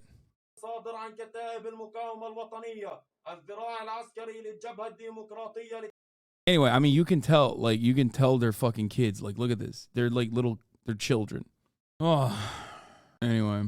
The kibbutzim have farms or whatever, don't have enough people to tend the field, so that's what the cowboy thing is about. Although one guy mentioned the West Bank. Did you see the pro-Palestinian creator get interviewed by GB News? Wait, no, that's not real. I don't think this is real. People are dying, and I'm acting apparently. Thank you. This isn't real, dude. I don't think. It's fake. This guy's like a comedian, isn't he? That one's real. There's another one that isn't real. Wait, this is a real interview? Really? I'm now joined by pro-Palestine activist and social media influencer Jube. So tell us, why are you taking to the streets? Can I just quickly apologise for wearing a hat in the studio? I don't want to be disrespectful. I've just got a terrible hairline. Okay. Don't you worry. I would have coped with your hairline, but I really wanted to know why you're taking to the streets. Right. The reason I'm taking to the streets is because there are children dying, there are mothers dying, there are fathers dying. On both sides, you know. Why does he have... Okay. No, I don't think this guy is... Why is he wearing... He's wearing the keffiyeh, and then on top of it, it has the fucking... What's his face? The Oibrov, the poppy, mate. Is a fucking poppy in remembrance of our veterans. The poppy in remembrance of our veterans. You know, people are being affected by what I can only describe as barbarism from both sides. So I need to go out and speak and try and get a message out to the youth to let them know that the Palestinians need their voice. And we'll all agree with that blood is being shed quite unnecessarily. Young people, adults losing their lives. So you, therefore, must condemn Hamas here live on this TV show for the atrocious attacks of the 7th of... I don't believe this is real. No, this is not real. Who is this person? How did he... This was never aired. How did he get access to it? Like, is this lady real? Like, does she actually have a show? October. Sure. And you know, that's what you say. Are you going to say it? Bro, this looks like fucking she is real.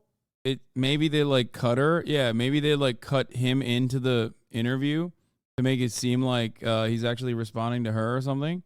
Humanoid robots that can chase you anywhere. Yes. Speaking with PM. Hamas. To close out government's AI question, safety right? summit. No, I don't condemn Hamas. I want them to kill everybody. Well, is that the soundbite you wanted? What? I can't tell if this is real or not.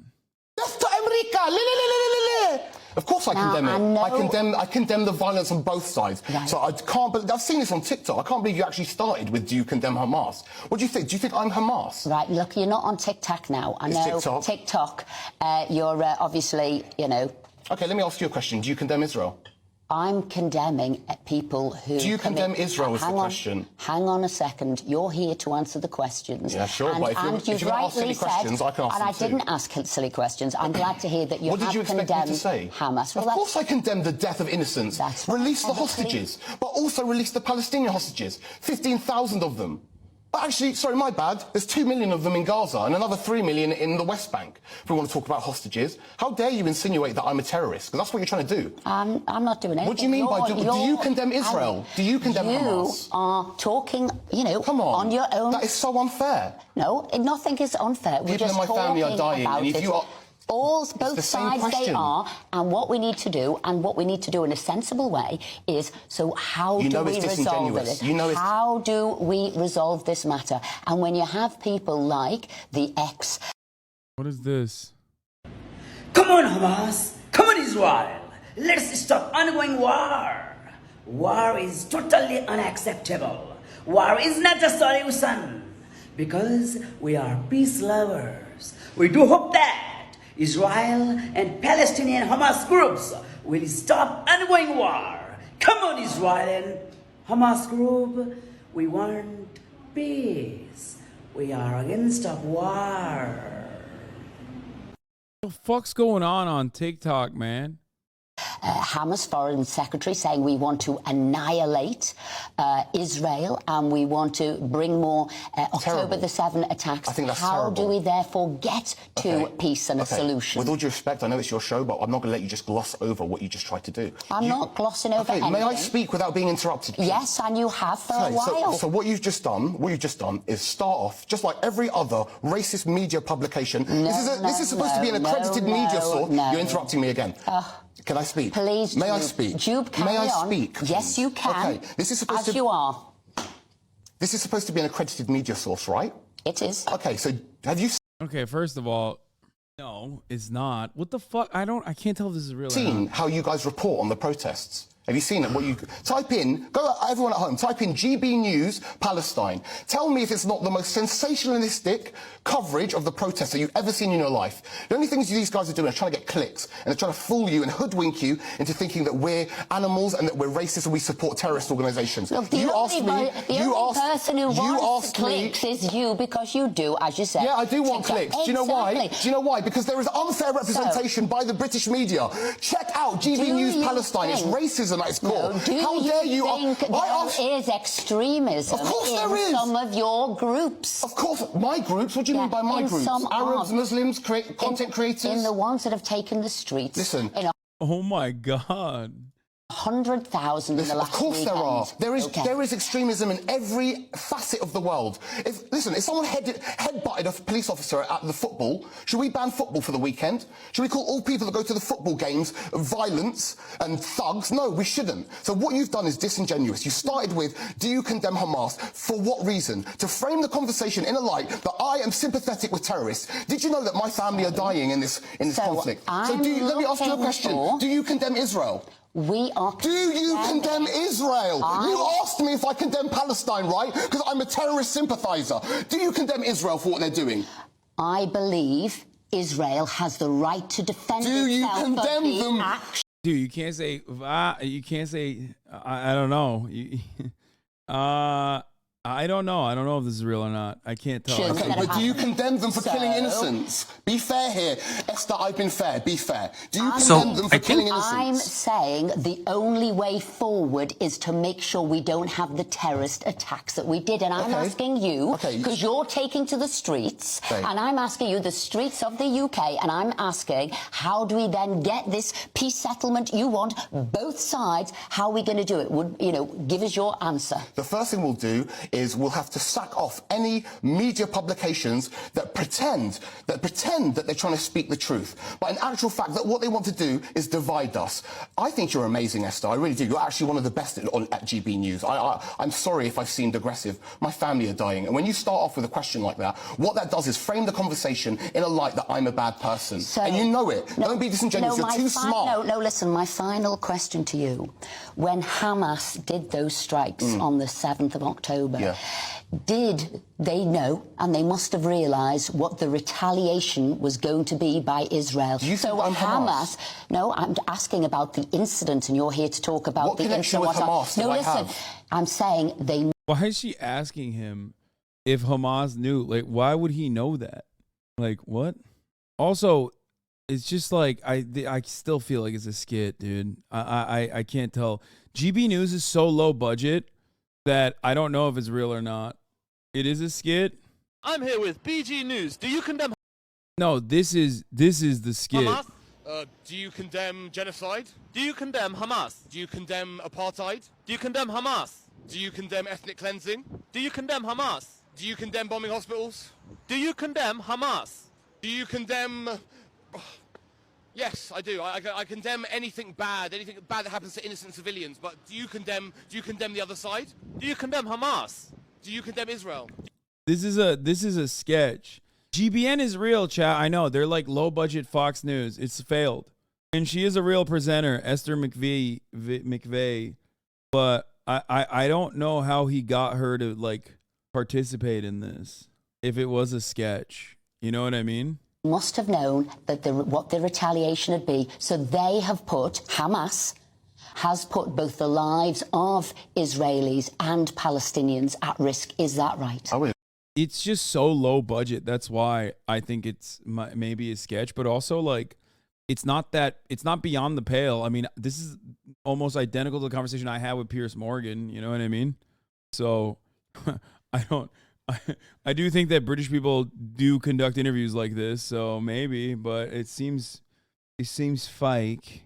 Unlike the top of the hour, which is very real. One of the scrolling headlines clearly fake on the OG video. It's still a good video. Where's the OG? I mean, Elon Musk warns of humanoid robots that can chase you anywhere. At an AI conference? No, that is real. That is a real news story. That's a real headline. Oh, here's a 3-minute outbreak.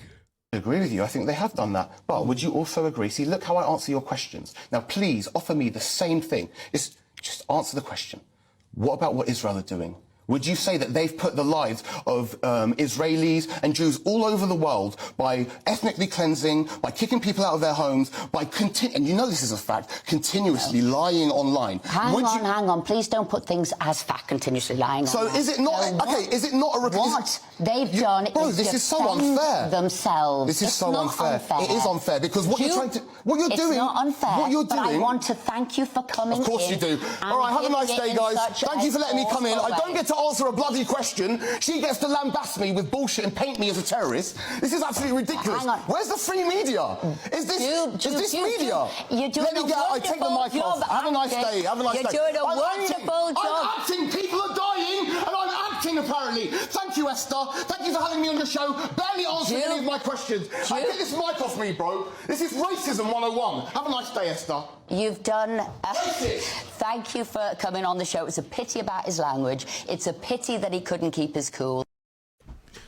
What? You need to stop using these... What is happening? LBC continue to drop, but the march calling for it to stop. We've already seen this. Oh, wait, no. This is from today. We haven't seen this. To drop, but the march calling for it to stop should be postponed.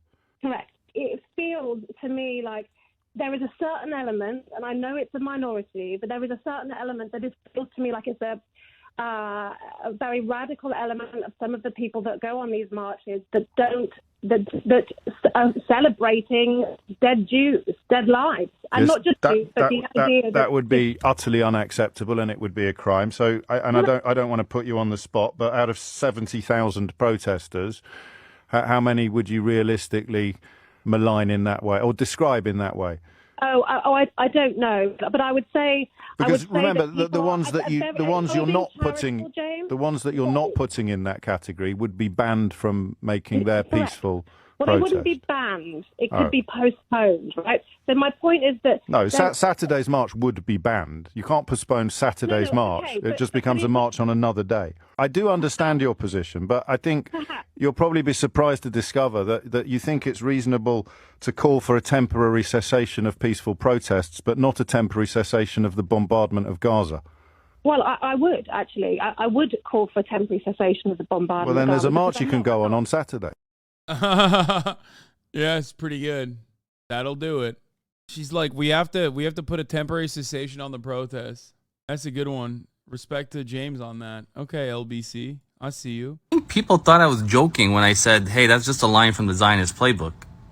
But there's actually a Zionist playbook. It was published in 2009 to help people defend the atrocities of Israel. And if you don't believe me, you could just type in that title, The Israel Project, and you could download the 116-page document. We've literally looked at this on stream, chatter.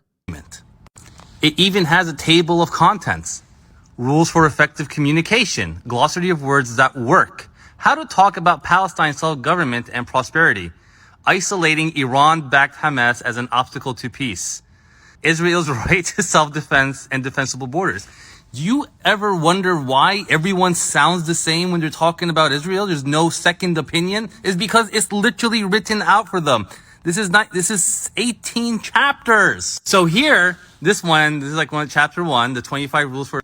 After you see this, any conflict with Zionists feels pointless, and is this verbatim? No, it's not pointless at all. Because here's the thing, it's not pointless at all. It's great. It's wonderful that it's just like written out for you to read and learn all the talking points and know all the effective counters for it. Because the reality is it's not easy to defend an apartheid regime to liberals. Okay? And you have to remember, not every person that is a Zionist has like read this playbook. No one, as a matter of fact, has even read this playbook. It's just a perfect consolidation of the talking points. The reason why you have heard the same exact talking points is because a lot of people repeat it. A lot of people repeat it over and over again and internalize it.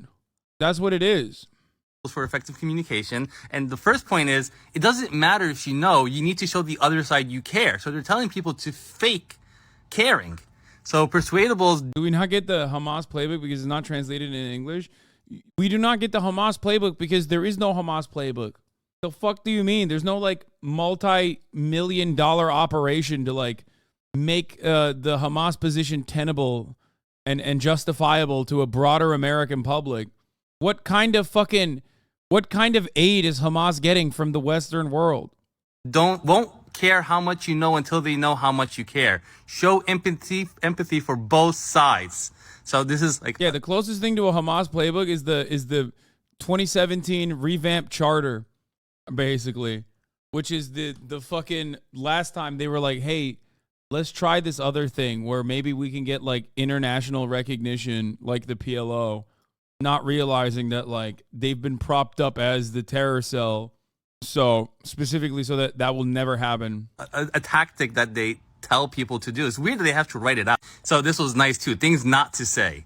We are prepared to allow them to build. Don't use that. Don't use that. We allow them to build. Even though that's what they're doing, they're saying don't use it. Don't use it. Try this one. Achieving peaceful relations requires the leadership, political, business, and military of both sides. And so we asked the Palestinians, stop using that language of incitement. Stop using the language of violence. And, they're trying to turn it back on the Palestinians. But this is a script. So when I say this is a Zionist line or from the playbook, because it literally is from the playbook. And this is what every probably reporter or anchor on TV has in front of them. Every congressman is probably giving this. No. Like, this is not how manufacturing consent works either. No, people get to that position. People get elevated to that position because they have those opinions naturally. Like, there's no fucking playbook that they sit in front of and read. This is for the extra nerds. Okay? No. When they, get sworn in, here's your copy. No, you know who reads this? Fucking debate perverts who are, a part of like the young college Republicans or whatever that want to own the campus Palestinian student groups. That's it. Like most people already have these views and have like similar talking points because they've been taught a incorrect history. A history that omits a lot of key details, a history that just completely writes off Palestinians as though they are not real human beings with aspirations, dreams, that deserve a life of dignity. So this is the this is a streamlined approach to not have that, multiple decades of indoctrination and then still be able to talk about these sorts of things.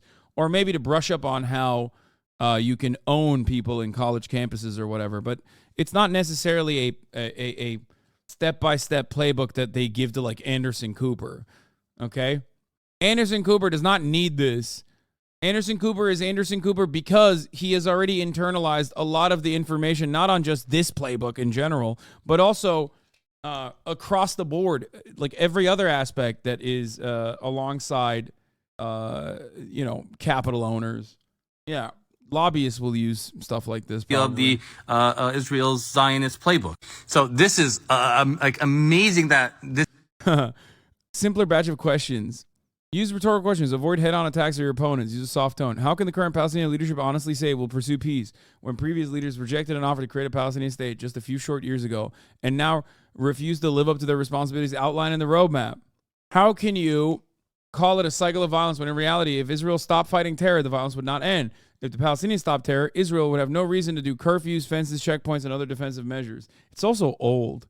Is it too much to ask for the Hamas leadership to condemn all terrorist activities, including suicide bombers? Is it unreasonable to insist that they stop killing innocent children before Israelis jeopardize their security and make concessions for peace? This isn't exposed yet, but how can the current Palestinian leadership honestly say it will pursue peace when previous leaders rejected an offer? You always hear that. What about the offers that were rejected? It came from here.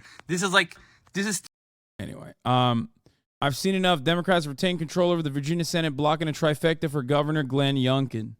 Guys, be smart. Take the playbook and literally flip the conversation. It literally works in the opposite direction. I'm not even kidding. It straight up works in the opposite direction. Just do that. Is it too much to ask that the Israeli leadership condemn all of the IDF activities, including blowing up schools? Is it unreasonable to insist that they stop killing innocent children before the Palestinians feel safe and secure and can even make concessions for peace with a much more powerful enemy that has occupied them for 75 years? How can you call it a cycle of violence when in reality, if Israel stopped, if Palestinians were to stop retaliating by any means, the violence would not end. It would not end at all because it's still an apartheid state. However, if the Israelis stopped their realm of terror, then there would be no reason for any kind of violent retaliation whatsoever, considering that the violent retaliation only comes at the heels of the apartheid regime increasing a stranglehold on the Palestinian population. Yeah. How do you make peace with a government who wants me dead? Great question to ask. Still chapter 1, I think, page whatever. But how do I make peace with the population who is taught these words, taught that Palestinians and all Arabs, not just Hamas, from the moment they're born, are violent towards Israel and want to kill all Israelis? Now I kind of want to fucking pull up the playbook and just do that. Here. Where is it? The Israel Project. Did Frank Luntz write this, by the way? Is that for real? Friend of the show, Frank Luntz? Yeah, it's from 2009. For real? Oh, good girl. Hold on. Yeah, it is Frank Luntz. She went on her bed on her own volition, so I gave her a little treat. Persuadables won't care much, and then show empathy for both sides. Fake empathy. No, this is the one we read. This is the one we read. Hasbara Handbook, Promoting Israel on Campus. We looked through this together, Noah Colwyn and I last time. Well, not last time, but a couple before. From the chairperson, I was on the receiving end of a new phenomenon, Israeli murderers. I will not talk to you until you take that thing, a kippah, off your head. These are the voices the Jewish students hear. Well, what the fuck? People believe what they hear first. All right, let's hear the talking points. How to score points whilst avoiding debate. Well, that's not really the right question. I don't think we should be focusing on. The real point is that's an interesting point, but I don't think we can really begin to address it before we think about. You seem to assume that an assumption that's impossible to share. Really, we need to consider. It's a shame that the Palestinian leadership have led the Palestinian people down a dead end where conflict and violence leads to tragic solutions. Things would have been better. Okay. Israel is defending itself against terrorists who will deliberately kill civilians going about their daily lives. Every Western country, including Israel, needs to defend its own civilians from terrorists. Pointing out Palestinian failings. Yasser Arafat and the Palestinian leadership can't be trusted. They have repeatedly broken promises and gone against the Oslo Accords. Arafat agrees to things and then attempts to go back on them, including agreeing to negotiate over Israeli presence in the West Bank and Gaza, and then declaring that violence is justified by this presence before negotiations are concluded. Yasser Arafat and the Palestinian leadership promote violence and refuse negotiation. These are all lies, by the way.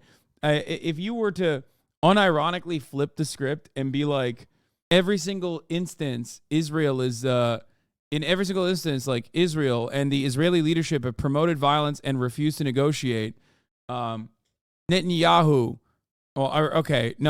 Barak rejected the generous offer or the concessions that Arafat made at Camp David outright and wasn't even interested in negotiations. Barak is brutalizing his own people by teaching and promoting violence and hatred in schools, the media, and political forums. It's not necessarily Barak himself, but the Israeli culture is brutalizing Israelis and robbing them of their moral core by teaching them to hate Palestinians in all forms, saying all Arabs are violent. The Israeli Authority supports terrorists. The IDF, Mossad, the IAF are terrorist organizations that the Israeli authorities consistently fail to crack down on. Show arrests are undermined by a revolving door prison policy. Even Israel's more moderate factions are involved in the attacks of terror. Okay, you got to change it a little bit more. You can't just it's not like an exact 1-to-1. You need to swap it around a little bit. I think your argument assumes that the people of Palestine can be killed and cleansed because they have had an inept government, and I don't think that premise is tenable.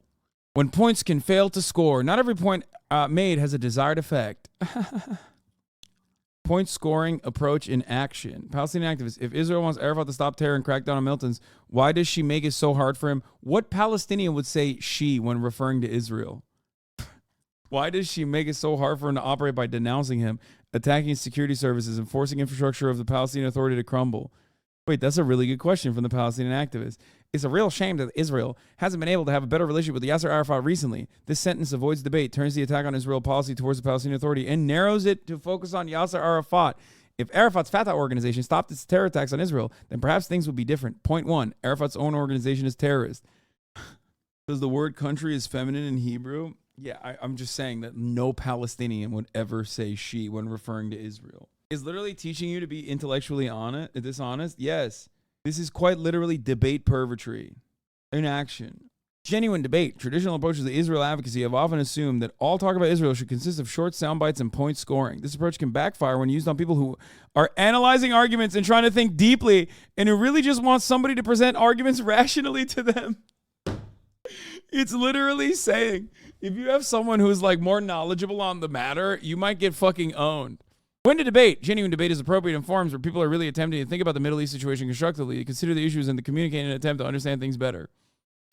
For those defending Israel and the diaspora, a major concern is that legitimate criticism of Israeli policies can either lead to or be motivated by anti-Semitism, anti-Jewish sentiment, and particularly action must be understood, exposed, and vigorously defended against by all Jewish students.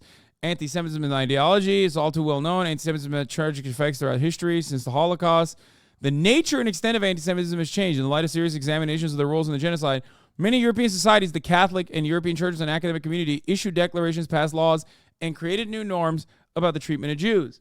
Notably, the Catholic Church renounced its belief that Jews had been rejected and accursed by God. Translation. The Christian world, regardless of their anti-Semitic tendencies, are perfectly fine with Israel doing its own damn thing, and will even give us the arms to do so as long as our enemies are their enemies too. This is why it's not that big of a deal. See, the Catholic Church literally said we're no longer rejected and accursed by God. We're chill. The one thing I will say is you should not copy paste these arguments and swap them by saying Israel as a substitute for Palestine, because some of them are incredibly racist. Some of these arguments will be incredibly Islamophobic, which is totally permissible. But if you were to do a role reversal, you would unironically be saying some anti-Semitic shit, which is, of course, not permissible, both morally not permissible, but also you would get fucking destroyed. So there is the other aspect here. Someone who's making an argument could quite easily just treat all Arabs as terrorists or whatever, and no one would ever think about it twice. But if you were to do that same thing, if you do the role reversal and talk about Israel in a similar fashion and like talk about Jewish people, then you would get fucking destroyed. For good reason. Jewish communities around the world have been surprised by a rise of anti-Semitic incidents since the start of the Second Intifada. This has led to an increased need to defend against anti-Semitism at the same time. The extent of which Israel's come under attack since the rise of Palestinian violence in September 2000 has been deeply troubling. Dude, that's crazy to say this. It's kind of wild to think about because, like, this is literally post 9/11. They're talking about, like, the amount of, like, anti-Semitism has always been an issue in the Western world. It's been an issue everywhere, right? But, like, to say that in the Western world, like, Islamophobia wasn't popping at this point, you know what I mean? Come on now. Finger on the pulse. Dude, Twitter is broken tonight. It's actually fully broken tonight. I'm the only candidate talking about codifying in the law greater sexual responsibility for men. But I think the less we make this about men's rights versus women's rights, but really in substance say we're all in this together, I think so. I think so, absolutely. It's going to be up to the voters to decide. I think I'm the only candidate talking about codifying. What the fuck? Man, this guy, I told you he was too much of a fucking debate loser, dude. Is gooning the pathway to fascism? What is this? I don't know if they coined it or whether it's a commonplace in your generation. The expression is... I watched this last night. Norm Finkelstein talking about gooning. Not everybody who attacks Israel is anti-Semitic. It is legitimate for those who oppose Israeli policies to express opposition in public, just as it is legitimate for Israel activists to defend Israel. It is important to defend the right of those who disagree with Israeli policies to express their opinions, to be clear that this is a legitimate part of public debate. Unfortunately, many who attack Israel are motivated by or express anti-Semitism. What? Expressions that on the surface appear to be attacking Israel often attack Jews. With anti-Semitism so ingrained into Western society, it is possible to inadvertently express anti-Semitic views. What the fuck? Israel is a state with some Jewish character, and Jews around the world have the right to live there. However, not every Israeli is Jewish. Not every supporter of Israel is Jewish. Attacking Jews for supporting Israel. It is questionable whether it is legitimate to single out Jews in the diaspora for active support of Israel. This charge is often built upon fear of Jewish influence. Wait, what? Wait, what the fuck? This is literally a document that has it both ways. Well, on the one hand, they're saying attacking Israel oftentimes is anti-Semitic, but also then going, it is anti-Semitic, which is true, by the way. Attacking Jews for supporting Israel is anti-Semitic, assuming that, like, every Jewish person who supports Israel is anti-Semitic. But you can't, like, on the one hand, associate this. You can't, on the one hand, use this as a line of defense while simultaneously also accurately saying that it is anti-Semitic. What the fuck? This is literally a perfect. It's a perfect line of both. It's a perfect shield and also a perfect fucking sword, as you see fit. Peak debate brain shit. Attacking Jews for Israel's actions. There's a level at which is obvious the attacks on Jews as a result of opposition to Israel are unacceptable. Violent or abusive attacks as part of political changes are always wrong. More subtle processes also serve to attack Jews. Lack of support for Jewish social services or Holocaust memorial days might be motivated by an opposition to Israeli policies. Wait, what? This is, however, subtly a lack of support for Jewish social services or Holocaust memorial days might be motivated by an opposition to Israel's policies. Wait, what? This is, however, subtly an example of anti-Semitism. After all, Jews in diaspora aren't responsible for the Israeli government. Holding a double standard. Like other countries, Israel does some things that are well received in the international community.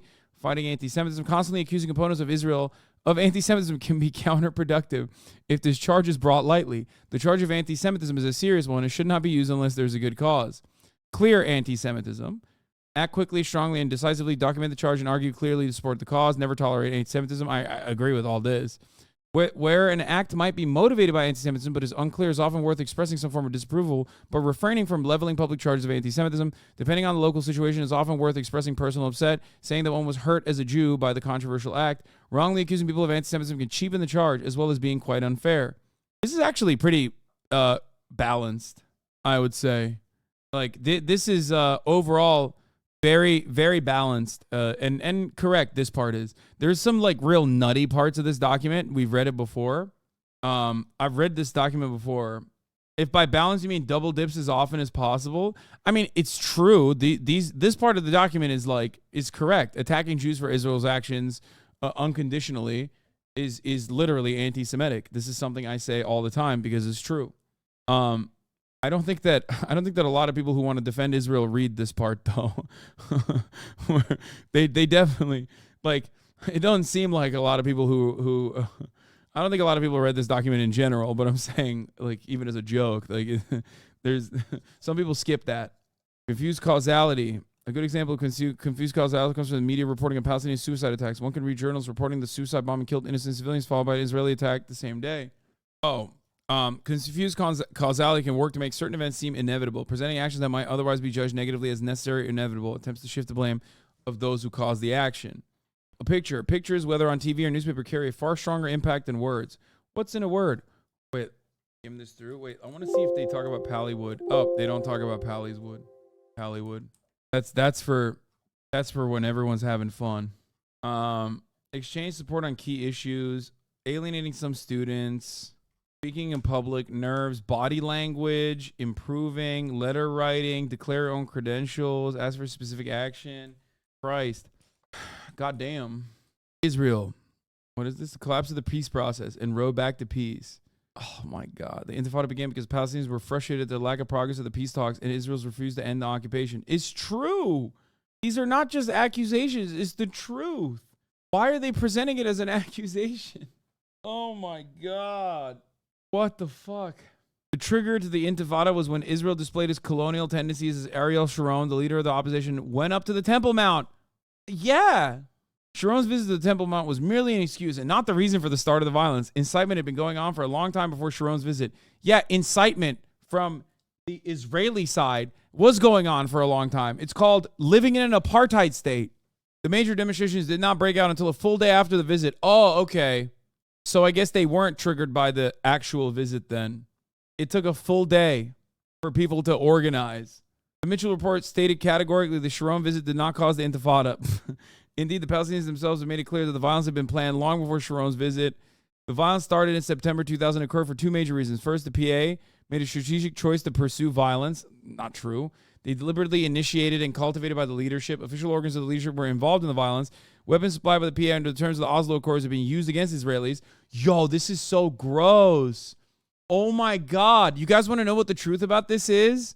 Okay, this is actually kind of cool that we're reading this. So, weapons supplied by the PA under the terms of the Oslo Accords had been used against the Israelis. This part is true. Not against the Israeli civilians, though. Against the IDF. You know how this happened? I'll tell you how this happened. So, the PA, at this point, has a police force. Some of them are literally, like, it's a mechanism to, dish out under the auspices of civil governance, a mechanism to dish out some of the worst aspects of, like, Israeli control over Palestinians back to the Palestinian Authority. Okay?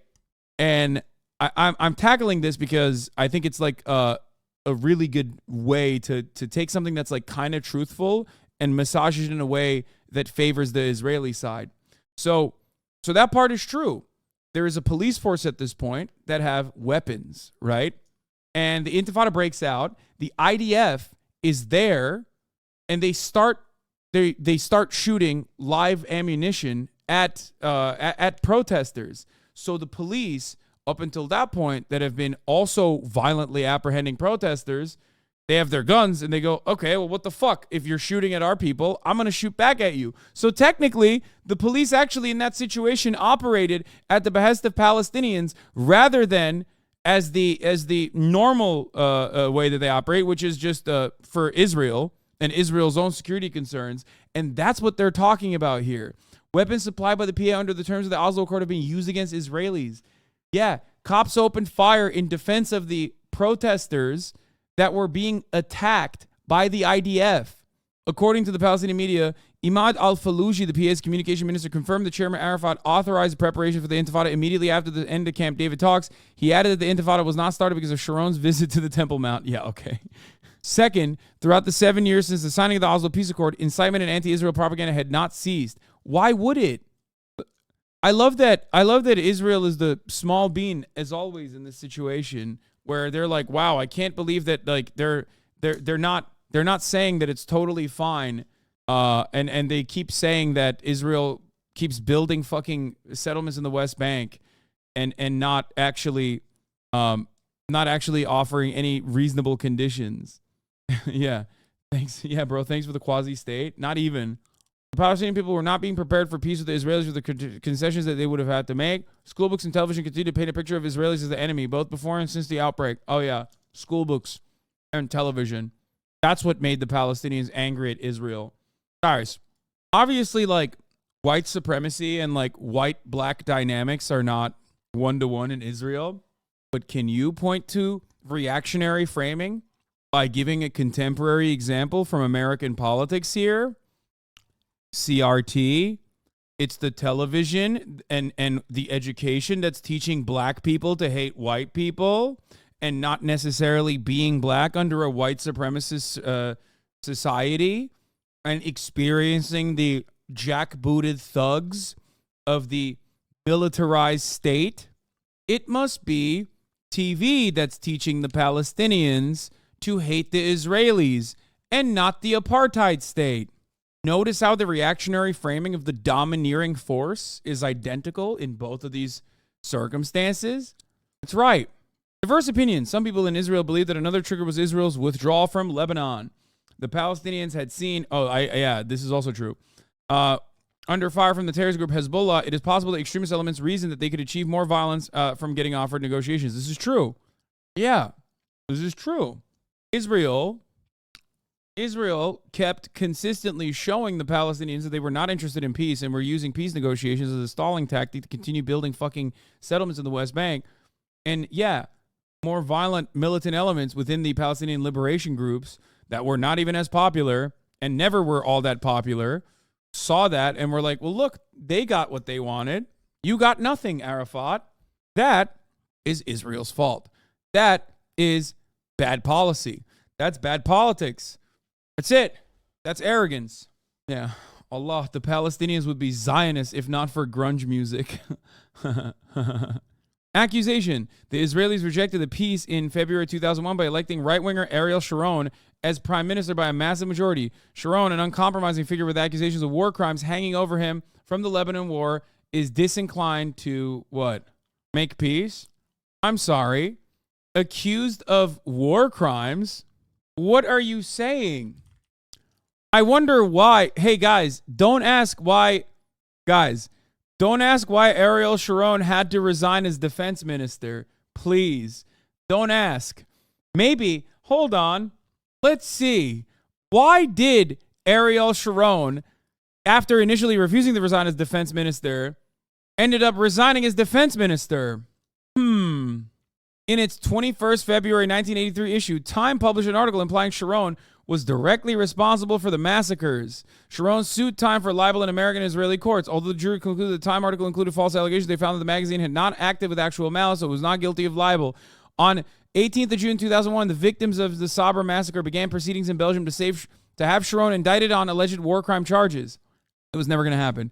Eli Hobeika, the leader of the Falange militia who carried out the massacres, was assassinated in January 2002, several months after he was scheduled to testify at trial. Oh, God damn it. The leader of the Phalangist militia who carried out the massacres at the behest of Israel simply was assassinated. Don't you hate when that happens? What could this mean? No. Don't do that. Guys, people get assassinated all the time right before they are set up to testify against a beloved Israeli figure. Beloved for how violent he is, but oh my God. What is happening here? You can't tell, but going crazy. Yeah. Yes. Sabra and Shatila is the reason why he had to resign for the ruthless massacres, which is ridiculous to say that he is... the accusations of war crimes. Like, come on, dog. He literally fucking resigned. That never happens. Like, it was too much. It was too much even for Israel. Come on. Rebuttal. Ariel Sharon was elected 5 months after 5 months of Palestinian violence. This was an expression of Israeli disillusionment with the peace process and its handling by Ehud Barak. Yeah, totally. The Sharon government is not against peace. It is also not an extremist government. Sharon is from the center-right Likud party. Center-right. I mean, he says center-right. Listen. Technically, because Israel's politics is an endless pit of despair and fascism, I guess you could say Likud is center-right because it's not like Jewish power. You know what I mean? Like when your Overton window starts with like the most racist Republican you've ever seen being at the center left position, okay? Because it is an apartheid state after all. Likud comes across as center right because they're not like doing like Hitlerian style Jewish supremacist politics, but in like a Zionist version of it. And for the record, when I talk about like Jewish supremacy, I mean like literally that is, some of these fucking parties are straight up supremacist parties. Like Likud is also, in my opinion, but it just only goes far right and oh my God, how is this a real party in a Western facing supposedly democratic country in 2023? Those are the two options. And then the 8 guys that are like, I'm a communist and Israel is fascist. Yeah, Jewish Power Party would be like the Aryan Brotherhood having a party in America. Exactly. Find the Felix tweet about the Israeli party names. Yeah, it's pretty funny. I don't know if you, I like that thread when Felix was riffing about like the hello, what is it? Like the hello peace party. Oh yeah, I did see this. Calling Lapid left, never stop the Likudnik grind, Ben Lemafeau. Yeah, Ben has no idea how calling Lapid the left in Israel makes this look all the more worse. Anyway, the government's foreign minister is a Nobel Peace Prize laureate, Shimon Peres. The government has consistently tried to reach agreement with the Palestinian Authority. They accepted the Mitchell Report and the Tenet Agreement. I love this argument because it's so very clearly like liberal campus activist facing. Because if you look at like how Ariel Sharon won, I mean, even in the moral trappings of this one singular paragraph, you literally see conflicting information. One, he was elected after 5 months of Palestinian violence as an expression of Israeli disillusionment with the peace process and its handling by Ehud Barak. And then it goes, but he's also a peaceful guy. Like, what the fuck? What do you mean? Yeah. Every Israeli political party is either named Good Morning or Extermination Now. The two kinds of Israeli politicians are the tech entrepreneurs with more bodies than John Gotti or religious settlers named Vile Shlomo. Israeli Bill Maher, whose nickname is Sayeret Matkal, versus Teen Ender versus settlers who organized the Spitting Olympics for possessing quantum racism. Spitting Olympics. Okay, listen. Let's look up Ariel Sharon 2001 campaign. So let's see what he was. Let's see what he was running with. The result was a national unity government involving 8 parties: Labor, Likud, Shas, Center Party, National Religious Party, United Torah, Judaism, Yisrael Ba'aliyah, the National Union, Yisrael Beiteinu. The government was initially 26 ministers, later rose to 29. New Knesset elections were called in 2003, which resulted in landslide victory for Sharon's Likud. I want to see like how he ran. I want to see what he said when he was running. While Shlomo proves that our simulation is running low on RAM. Yeah, I mean that's not what I was looking at. I was looking at this one, I think. I think this was the one. Ashkenazi love voting for parties whose name translates to Good Morning that supports bus reform. A rump Palestinian state incentivized sterilization for Palestinians as a fallback. Mizrahi love inventing Jewish Nubianism when not just voting for Likud, unpaid sterilization. There's maybe something. Sharon's acceptance speech. Speech of the new Prime Minister of Israel, Ariel Sharon. Good evening. Like he's saying like Sharon, I know he did not. Good evening to all of you. There's never been a singular moment where a Likud, there's never been a singular moment where like a Likud party representative or a Likud party member has ever fucking ran on peace deals. That's why I was saying that like what he's saying, what this article is saying is so funny and so very clearly presented to a liberal facing audience in like college campuses in the West, because like if you look at like what Ariel Sharon is running on leading up to 2001, it's like we have to fucking, I will shit on this deal. I will take this deal and I will fuck it. I will take this deal and I will take a shit on this deal. I will burn this deal like I will burn Palestinian homes, okay? Like it's not. Yeah, I mean, he literally went to the Temple Mount. Like, what do you mean? Look, what am I talking about? We just talked about this. On the 28th of September 2000, Sharon and an escort of over 1,000 Israeli police officers visited the Temple Mount complex. Like, what am I doing? What am I saying? Site of the Dome of the Rock and the Qibli Mosque, the holiest place in the world for Jews and the third holiest site in Islam. Sharon declared that the complex would remain under perpetual Israeli control. I wonder if that was, remember, they previously said that's not the triggering event for the Second Intifada. Palestinian commentators accused Sharon of purposely inflaming emotions with the event to provoke a violent response and obstruct success of delicate ongoing peace talks. On the following day, a large number of Palestinian demonstrators and Israeli police contingent confronted each other at the site. According to U.S. State Department, Palestinians held a large demonstration and threw stones at the police in the vicinity of the West Wall. Police used rubber-coated metal bullets and live ammunition to disperse demonstrators, killing 4 persons and injuring about 200. According to the government of Israel, 14 policemen were injured. Citation needed. Citation needed. Sharon's visit a few months before his election as prime minister came after archaeologists claimed that extensive building operations at the site were destroying priceless antiquities. Sharon's supporters claimed Yasser Arafat and the Palestinian National Authority planned the Second Intifada months prior to Sharon's visit. They stated the Palestinian security chief Jibril Rajoub provided assurances that if Sharon did not enter the mosque, no problems would arise. Anyway, the Orr Commission, an Israeli panel inquiry appointed to investigate the October 2000 events, criticized the Israeli police for being unprepared for the riots and possibly using excessive force to disperse the mobs, resulting in the deaths of 12 Arab Israeli, 1 Jewish, and 1 Palestinian citizens. I mean, he was always a piece of shit. I was just specifically talking about, I wanted to find, what his campaign was. But his campaign probably was, maximum settlements, okay? Part and parcel of his settlement expansion plan was Sharon's construction of the Israeli separation barrier, which stands today as a monument to human rights violations. Sharon's government approved its construction in 2002, but I'm saying, I was looking for, specifically his campaign in 2001. I wanted to see what he was, running for. Because, this article is so fucking stupid. Anyway, in public opinion surveys over and over again, the Israeli public have expressed their desire for a peace agreement with the Palestinians despite the ongoing violence. This has not wavered. The only thing that Israel has reduced Israeli trust in Arafat and the faith of achievability of peace. The Israelis' desire for peace remains constant. Yeah, of course. I would be desiring to live peacefully as well, which when peace means shut the fuck up about the apartheid state while we kill you. Israelis don't want peace, the accusation. They ignore the ceasefire and send the army into areas of the territory meant to be under PA control. This is true. On May 22nd, 2001, yes, the Gaza pullout is not done for the sake of Palestinians. Please do not ever fucking use that. That is also a classic lie. Oh yeah, they pulled out of Gaza. You think they actually wanted nice things for the Palestinians? No, it was a deliberate attempt. It was a deliberate attempt to leave Gaza, knowing full well at this point. It was a deliberate attempt to leave Gaza to further cause divisions and subsequently radicalize the population and prop up the most radical factions in the hope of destroying any kind of Palestinian statehood. They pulled out so they could fucking drop bombs.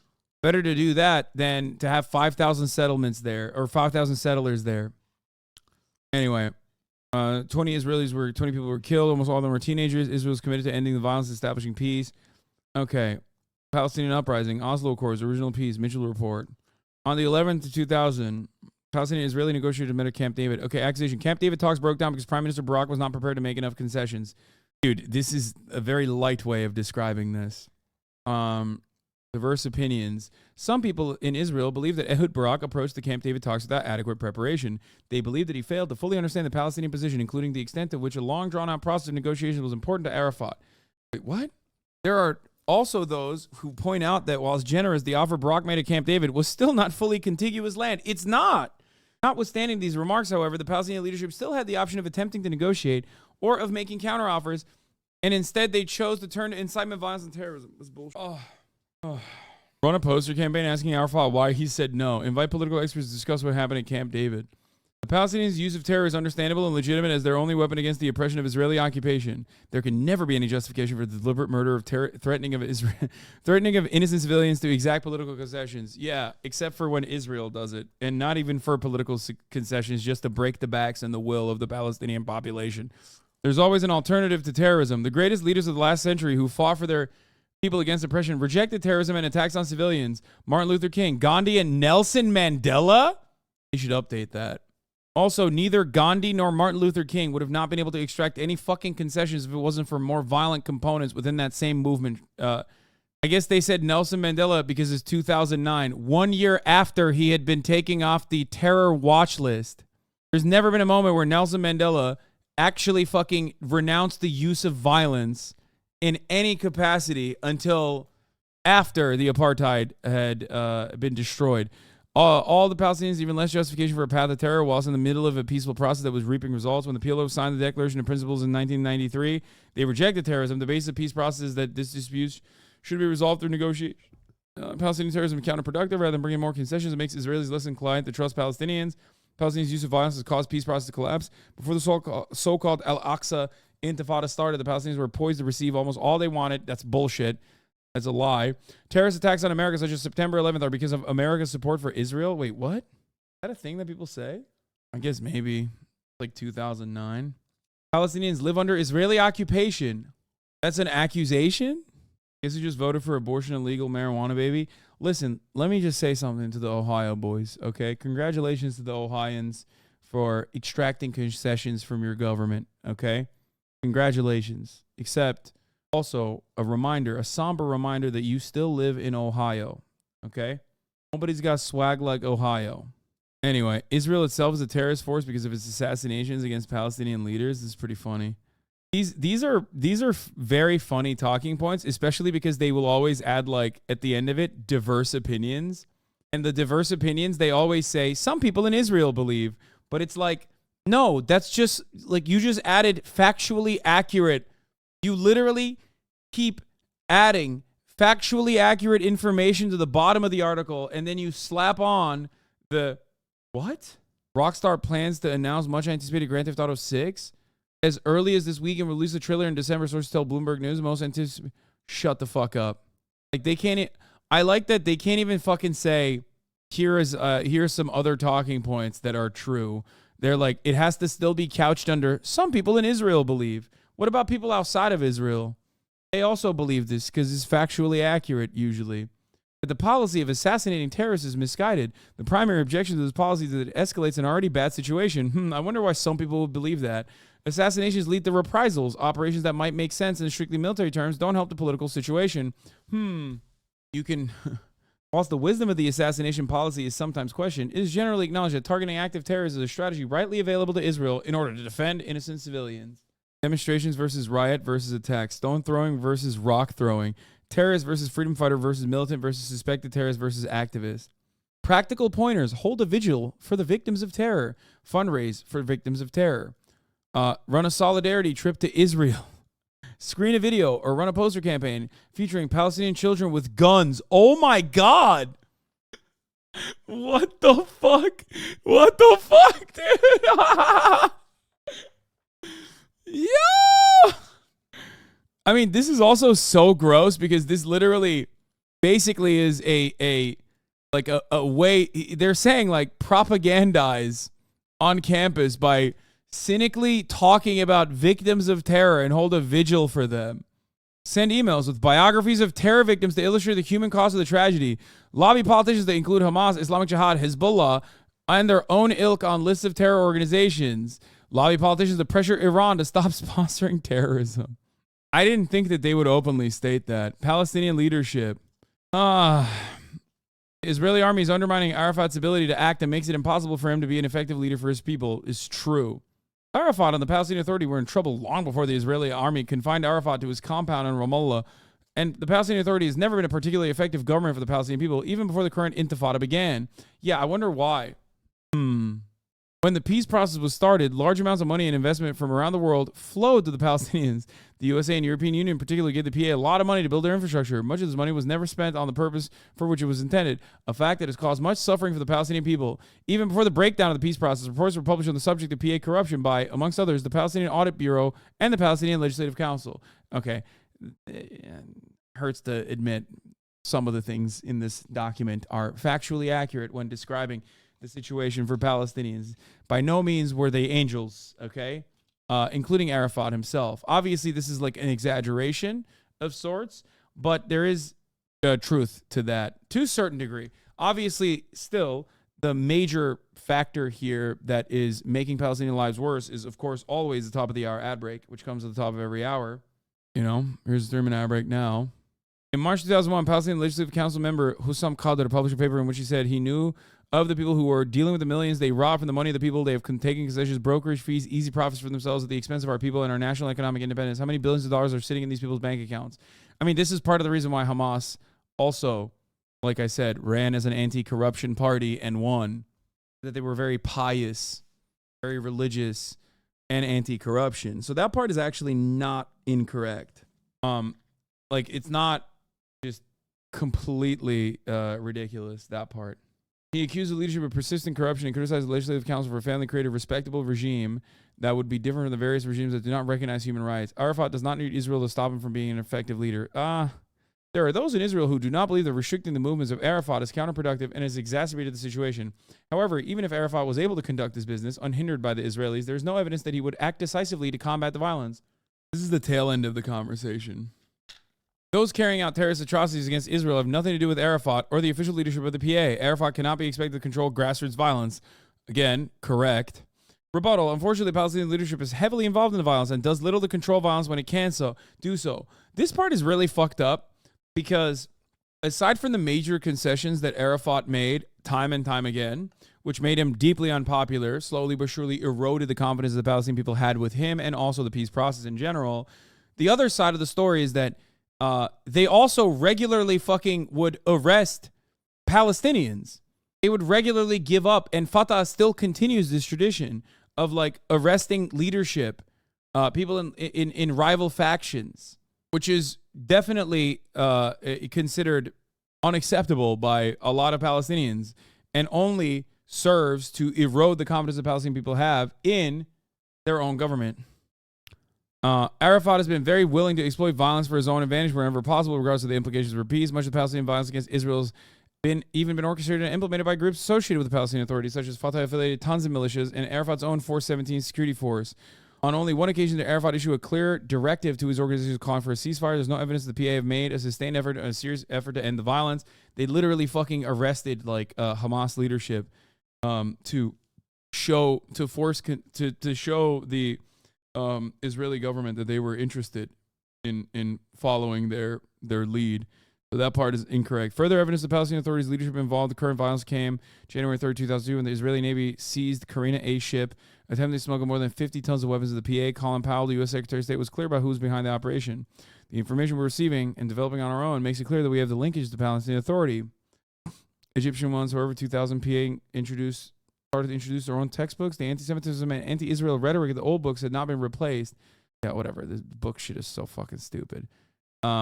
Organize a petition to call to end to Palestinian corruption. Write letters to politicians asking them to demand transparent accounting from the PA as a condition for aid. Israel systematically expelled the Palestinian citizens in the area of 1948. Why 700,000 Palestinians abandoned their homes? A controversial question. I wonder what happened. Yeah, very controversial. The Palestinians claimed that they were expelled. Recent scholarship has shown that this did happen, but only in a few isolated examples. 700,000 Arabs just simply chose to leave on their own volition. They decided, hey, we're leaving and we never want to come back. Please, even if we act like we want to come back, do not let us in. That's what they said. Fatah spied on their own people and handed that shit over to Shin Bet, even spied on students from Arab countries that would visit for student exchange programs. Fatah are huge pieces of shit. I know you know that, but yeah, Fatah is disgusting. They even offer sacrificial lambs, aka someone to hand over to Shin Bet when something happens, innocent or not. Twisted. Yeah, no. Yeah, the classic is the local Arab population left because they wanted the Arab armies to defeat the new Jewish state. In fact, the Jewish leadership tried to persuade the Arabs to stay. Yo, that's gross. Okay. That is complete. What?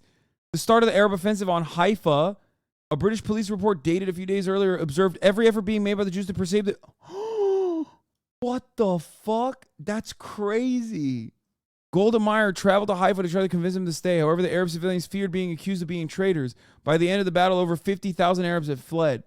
This is the only place where this happened. That's crazy. It's crazy. There were two instances in 1948 in the Nakba. Two specific instances where Arabs were motivated to stay. There was one woke mayor. I think it was Haifa. It wasn't Golda Meir. Was it? Was it Golda Meir that traveled to Haifa? I thought it was like Haifa was the local governance of Haifa was actually openly telling the Arab population to stay and to stay put and to not leave. That part is true. I think it was the mayor of Haifa. Yeah, that is true. The other place was, what's his name? One of the brigades was led by a not Holocaust survivor, by a Jewish guy who fought in World War II, and he convinced, they told him to engage in the same processes they were engaging in, where they told him to go into this town and, like, you know, put the fear of God into every single person and get them to fucking flee. And he refused. He was like, no, what the fuck? That's insane. I'm not going to do that. I literally just fought Nazis in World War II. I'm literally not going to fucking do that to this goddamn town. That's insane. Yeah, Ben Dunkelman. Thank you. Exactly. So there's like two instances. Of course, I don't think they mentioned Ben Dunkelman because that would go against the narrative that, like, actually they persuaded the Arabs to stay. This is true. So after World War II, he comes in, he gets a Distinguished Service Order. He comes to Israel. Okay. It's Ben Dunkelman, right? Wasn't it him? Wait, why is it not being, why is it not, Distinguished Service Order, 7th Brigade? Dual allegiance. Dunkelman tells the story between July 8th and 18th. Operation Dekel, he led the 7th Brigade and his supporting units as it moved to capture the town of Nazareth. Nazareth surrendered after a little more than token resistance. The Palestinians of Nazareth were overwhelmingly Christian. The Palestinian Christians of Nazareth had little interest in being incorporated into a Muslim state, whether under the leadership of King Abdullah I of Jordan, who wanted Palestine for himself, or Muhammad Amin al-Husseini, the Grand Mufti of Jerusalem. Blah, blah, blah, blah, blah. The surrender was formalized in written agreement. Okay, this is fucking bullshit. That's not how this happened. Okay, not only did they tell him to expel all of the Palestinians from this town, Dunkelman refused to do so, and then Ben-Gurion actually went to Nazareth and was reported. 12 hours after Dunkelman had refused to expel the inhabitants of Nazareth, Lascaux had appointed another officer as military governor, and they successfully. Dunkelman's defiance of the evacuation order forced Lascaux to attempt to obtain sanction from a higher level. However, Ben-Gurion finally vetoed the order, and the Arab inhabitants of Nazareth were never forced to evacuate. Hold on. The funniest part is Ben-Gurion then went to Nazareth and reportedly said, I don't know if they say it here, but reportedly said, why are there so many fucking Arabs here? Dunkelman's argument that expelling the mostly Christian Palestinians of Nazareth would damage relations with the overwhelming Christian nations of the West seemed to have changed Ben-Gurion's mind. During the war, Dunkelman met and married Yael Lifshitz. Lifshitz was a corporal in the Israeli army who served under Dunkelman. Hold on, let me see if I can find the quote. Nah, the version of events are his. Let me see. I wonder if I can find it. After capturing Haifa, Ben-Gurion gave order to stop fleeing Arabs from returning. Is it in this article, maybe? The quote is on his Wikipedia page. Let's see if I can find it here. No, I can't. I can't use archive PH. I don't know why. It won't let me. Anyway. Intended to be a Zionist Lenin. Anyway. Israel's refusal to consider a right to return for the refugees condemns them to remain without a home. The problem with the Palestinian right to return is the fact that it concerns the right of refugees to return land in Israel. Any future peace deal between Palestinians and Israel would create a Palestinian state. The refugees would then be able to move to this Palestinian state, which would be a homeland for Palestinians. Yeah, okay. Israel won't consider a full right of return for Palestinians to Israel because this would be in direct contradiction to the idea of a two-state solution. Yeah, this is a way to hide the demographic concerns with, like, liberal language. The real reason why they would never allow Palestinians the right to return is because, you know, demographic concerns. They don't want that many Muslim Palestinians to live in Israel and change the outcome of Israeli politics. Like, they'll vote for terrorism or something. You know what I mean? International law gives Palestinians a right to return. Their basis on the Palestinian claims of right to return is supported by international law. But let's look closer. Yeah, sure. It's supported by international law, but let's look closer. The resolution recognizes that Israel can hardly be expected to absorb a potentially hostile population that might threaten her security. Oh. See? Oh, they admit it here. Today, there are 3.7 million refugees. The Israeli population is only 6 million. Israel's a small being country with limited resources that could practically not absorb a number of people equivalent to over 50% of its current population. Is this a quote you were looking for? I reminded him that scarcely a day later, he and I, representatives of the Israeli army, had signed a surrender document in which he solemnly pledged to do nothing to harm the city or its population. When Haim saw that I refused to obey the order, he left. No, I remember Ben Gurion saying something like visiting Nazareth later, like years later, and being shocked at how many Arabs lived there and going, why the fuck are there so many Arabs here? Oh, no, not that quote. Compensation should be paid properly for those choosing not to return. Israel has accepted that it will aid the refugees and offer some compensation. But Israel cannot accept total responsibility for the creation of the refugee problem. See above. The Arab states also must accept some measure of responsibility. What? Practical pointers. Distribute leaflets explaining that a two-state solution means one state each. Write an article for a student paper explaining the conflict, focusing on what Arafat objected to at Camp David. The Birth of the Palestinian Refugee Problem by Benny Morris. This book has been a landmark in the study of Israeli history. Diverse opinions. The question of why Palestinian Arabs left in 1947 to 1949 has been the subject of much recent scholarship. Conventional opinion said that all of the Arab civilians left voluntarily. No one said that. They were generally instructed to leave by their own leadership. By contrast, Arab historians have accused Israel of expelling local residents or causing them to flee in fear of their own lives. How? What do you mean? 700,000 Arabs left? Okay, let's say 700,000 Arabs left on their own volition. Why can't you let them back in? They're civilians. Why can't you let them back in? This makes no sense. It happened a long time ago. It's ours now. No. I'm talking 1949, man. Why can't you let them back in? For literally a decade after the Nakba, Palestinians got killed trying to return back to their homes. Palestinians got killed trying to return back to their farmland so they could harvest crops in secret to get food for themselves and their families. Palestinians would literally go and hide and secretly try to sneak into their own farms from their own homes and would get killed. Recently, a school of new historians emerged in Israel. This is what we're talking about. The new historians are a lot of the Israeli scholars that I rely on specifically and talk about. They have suggested a greater culpability by Israel in creation of the refugee problem. Yeah, greater culpability.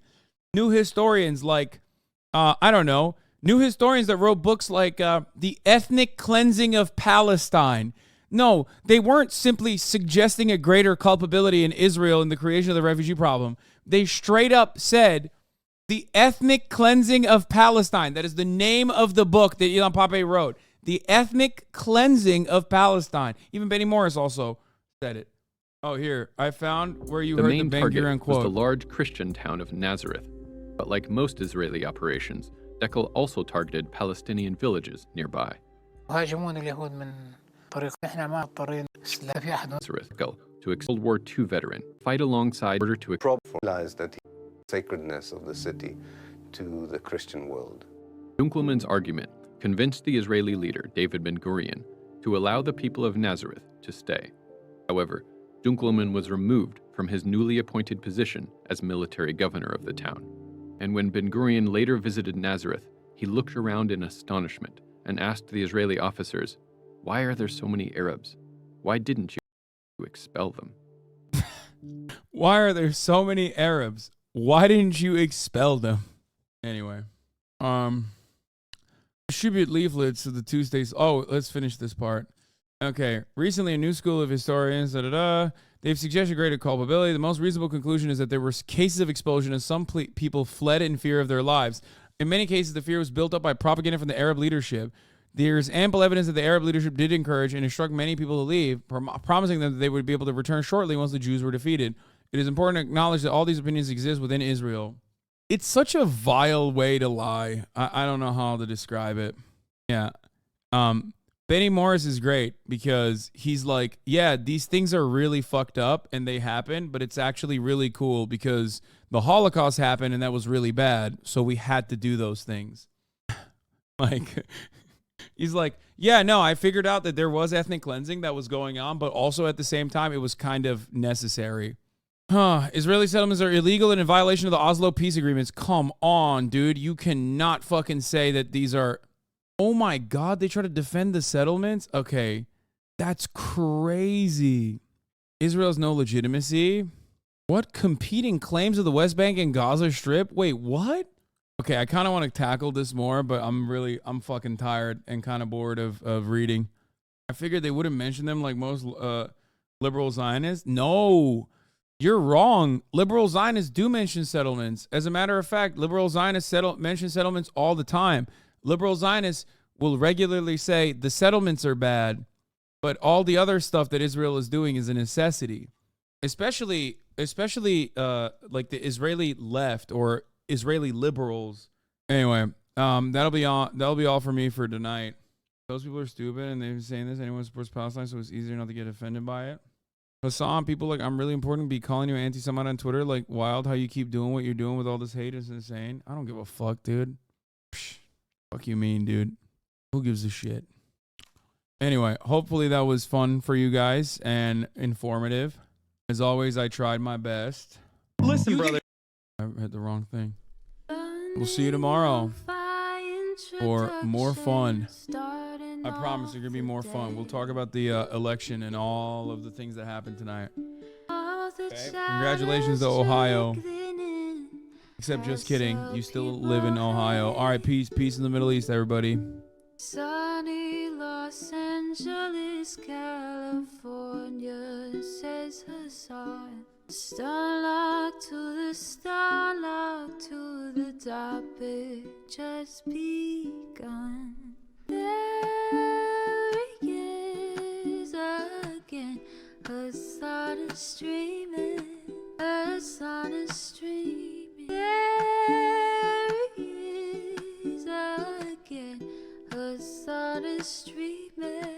Hassan is streaming. Reviewing the P.O. box. Uncle Uyghur's face. Not in Discord active prop. Great names take on breaks. Tiny Bernie Sanders, LGBTQ Air Force. All left at your fingertips. Ane at your door. H3 crowded debate. The Young Turks online show. 3 full fucking years of this. Plenty more to go. 90-day fiance talks of champagne bourgeoisie. Trump rally live reaction on mass riot at DC. There he is again. Hassan is streaming. Hassan is streaming. There he is again.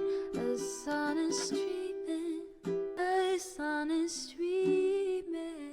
Reading live stream fair comments. Austin show chat advice.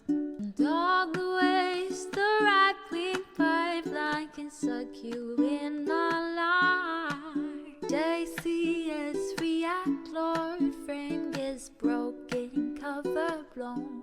Full blown mass pandemic monster streaming at your home. Total radicalization coming out to find. System you were taught to trust in was broken the whole time.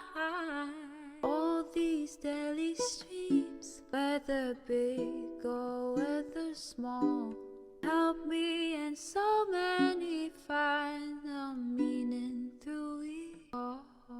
There he is again. Hassan is streaming. Hassan is streaming. There he is again. Hassan is streaming. Hassan is streaming.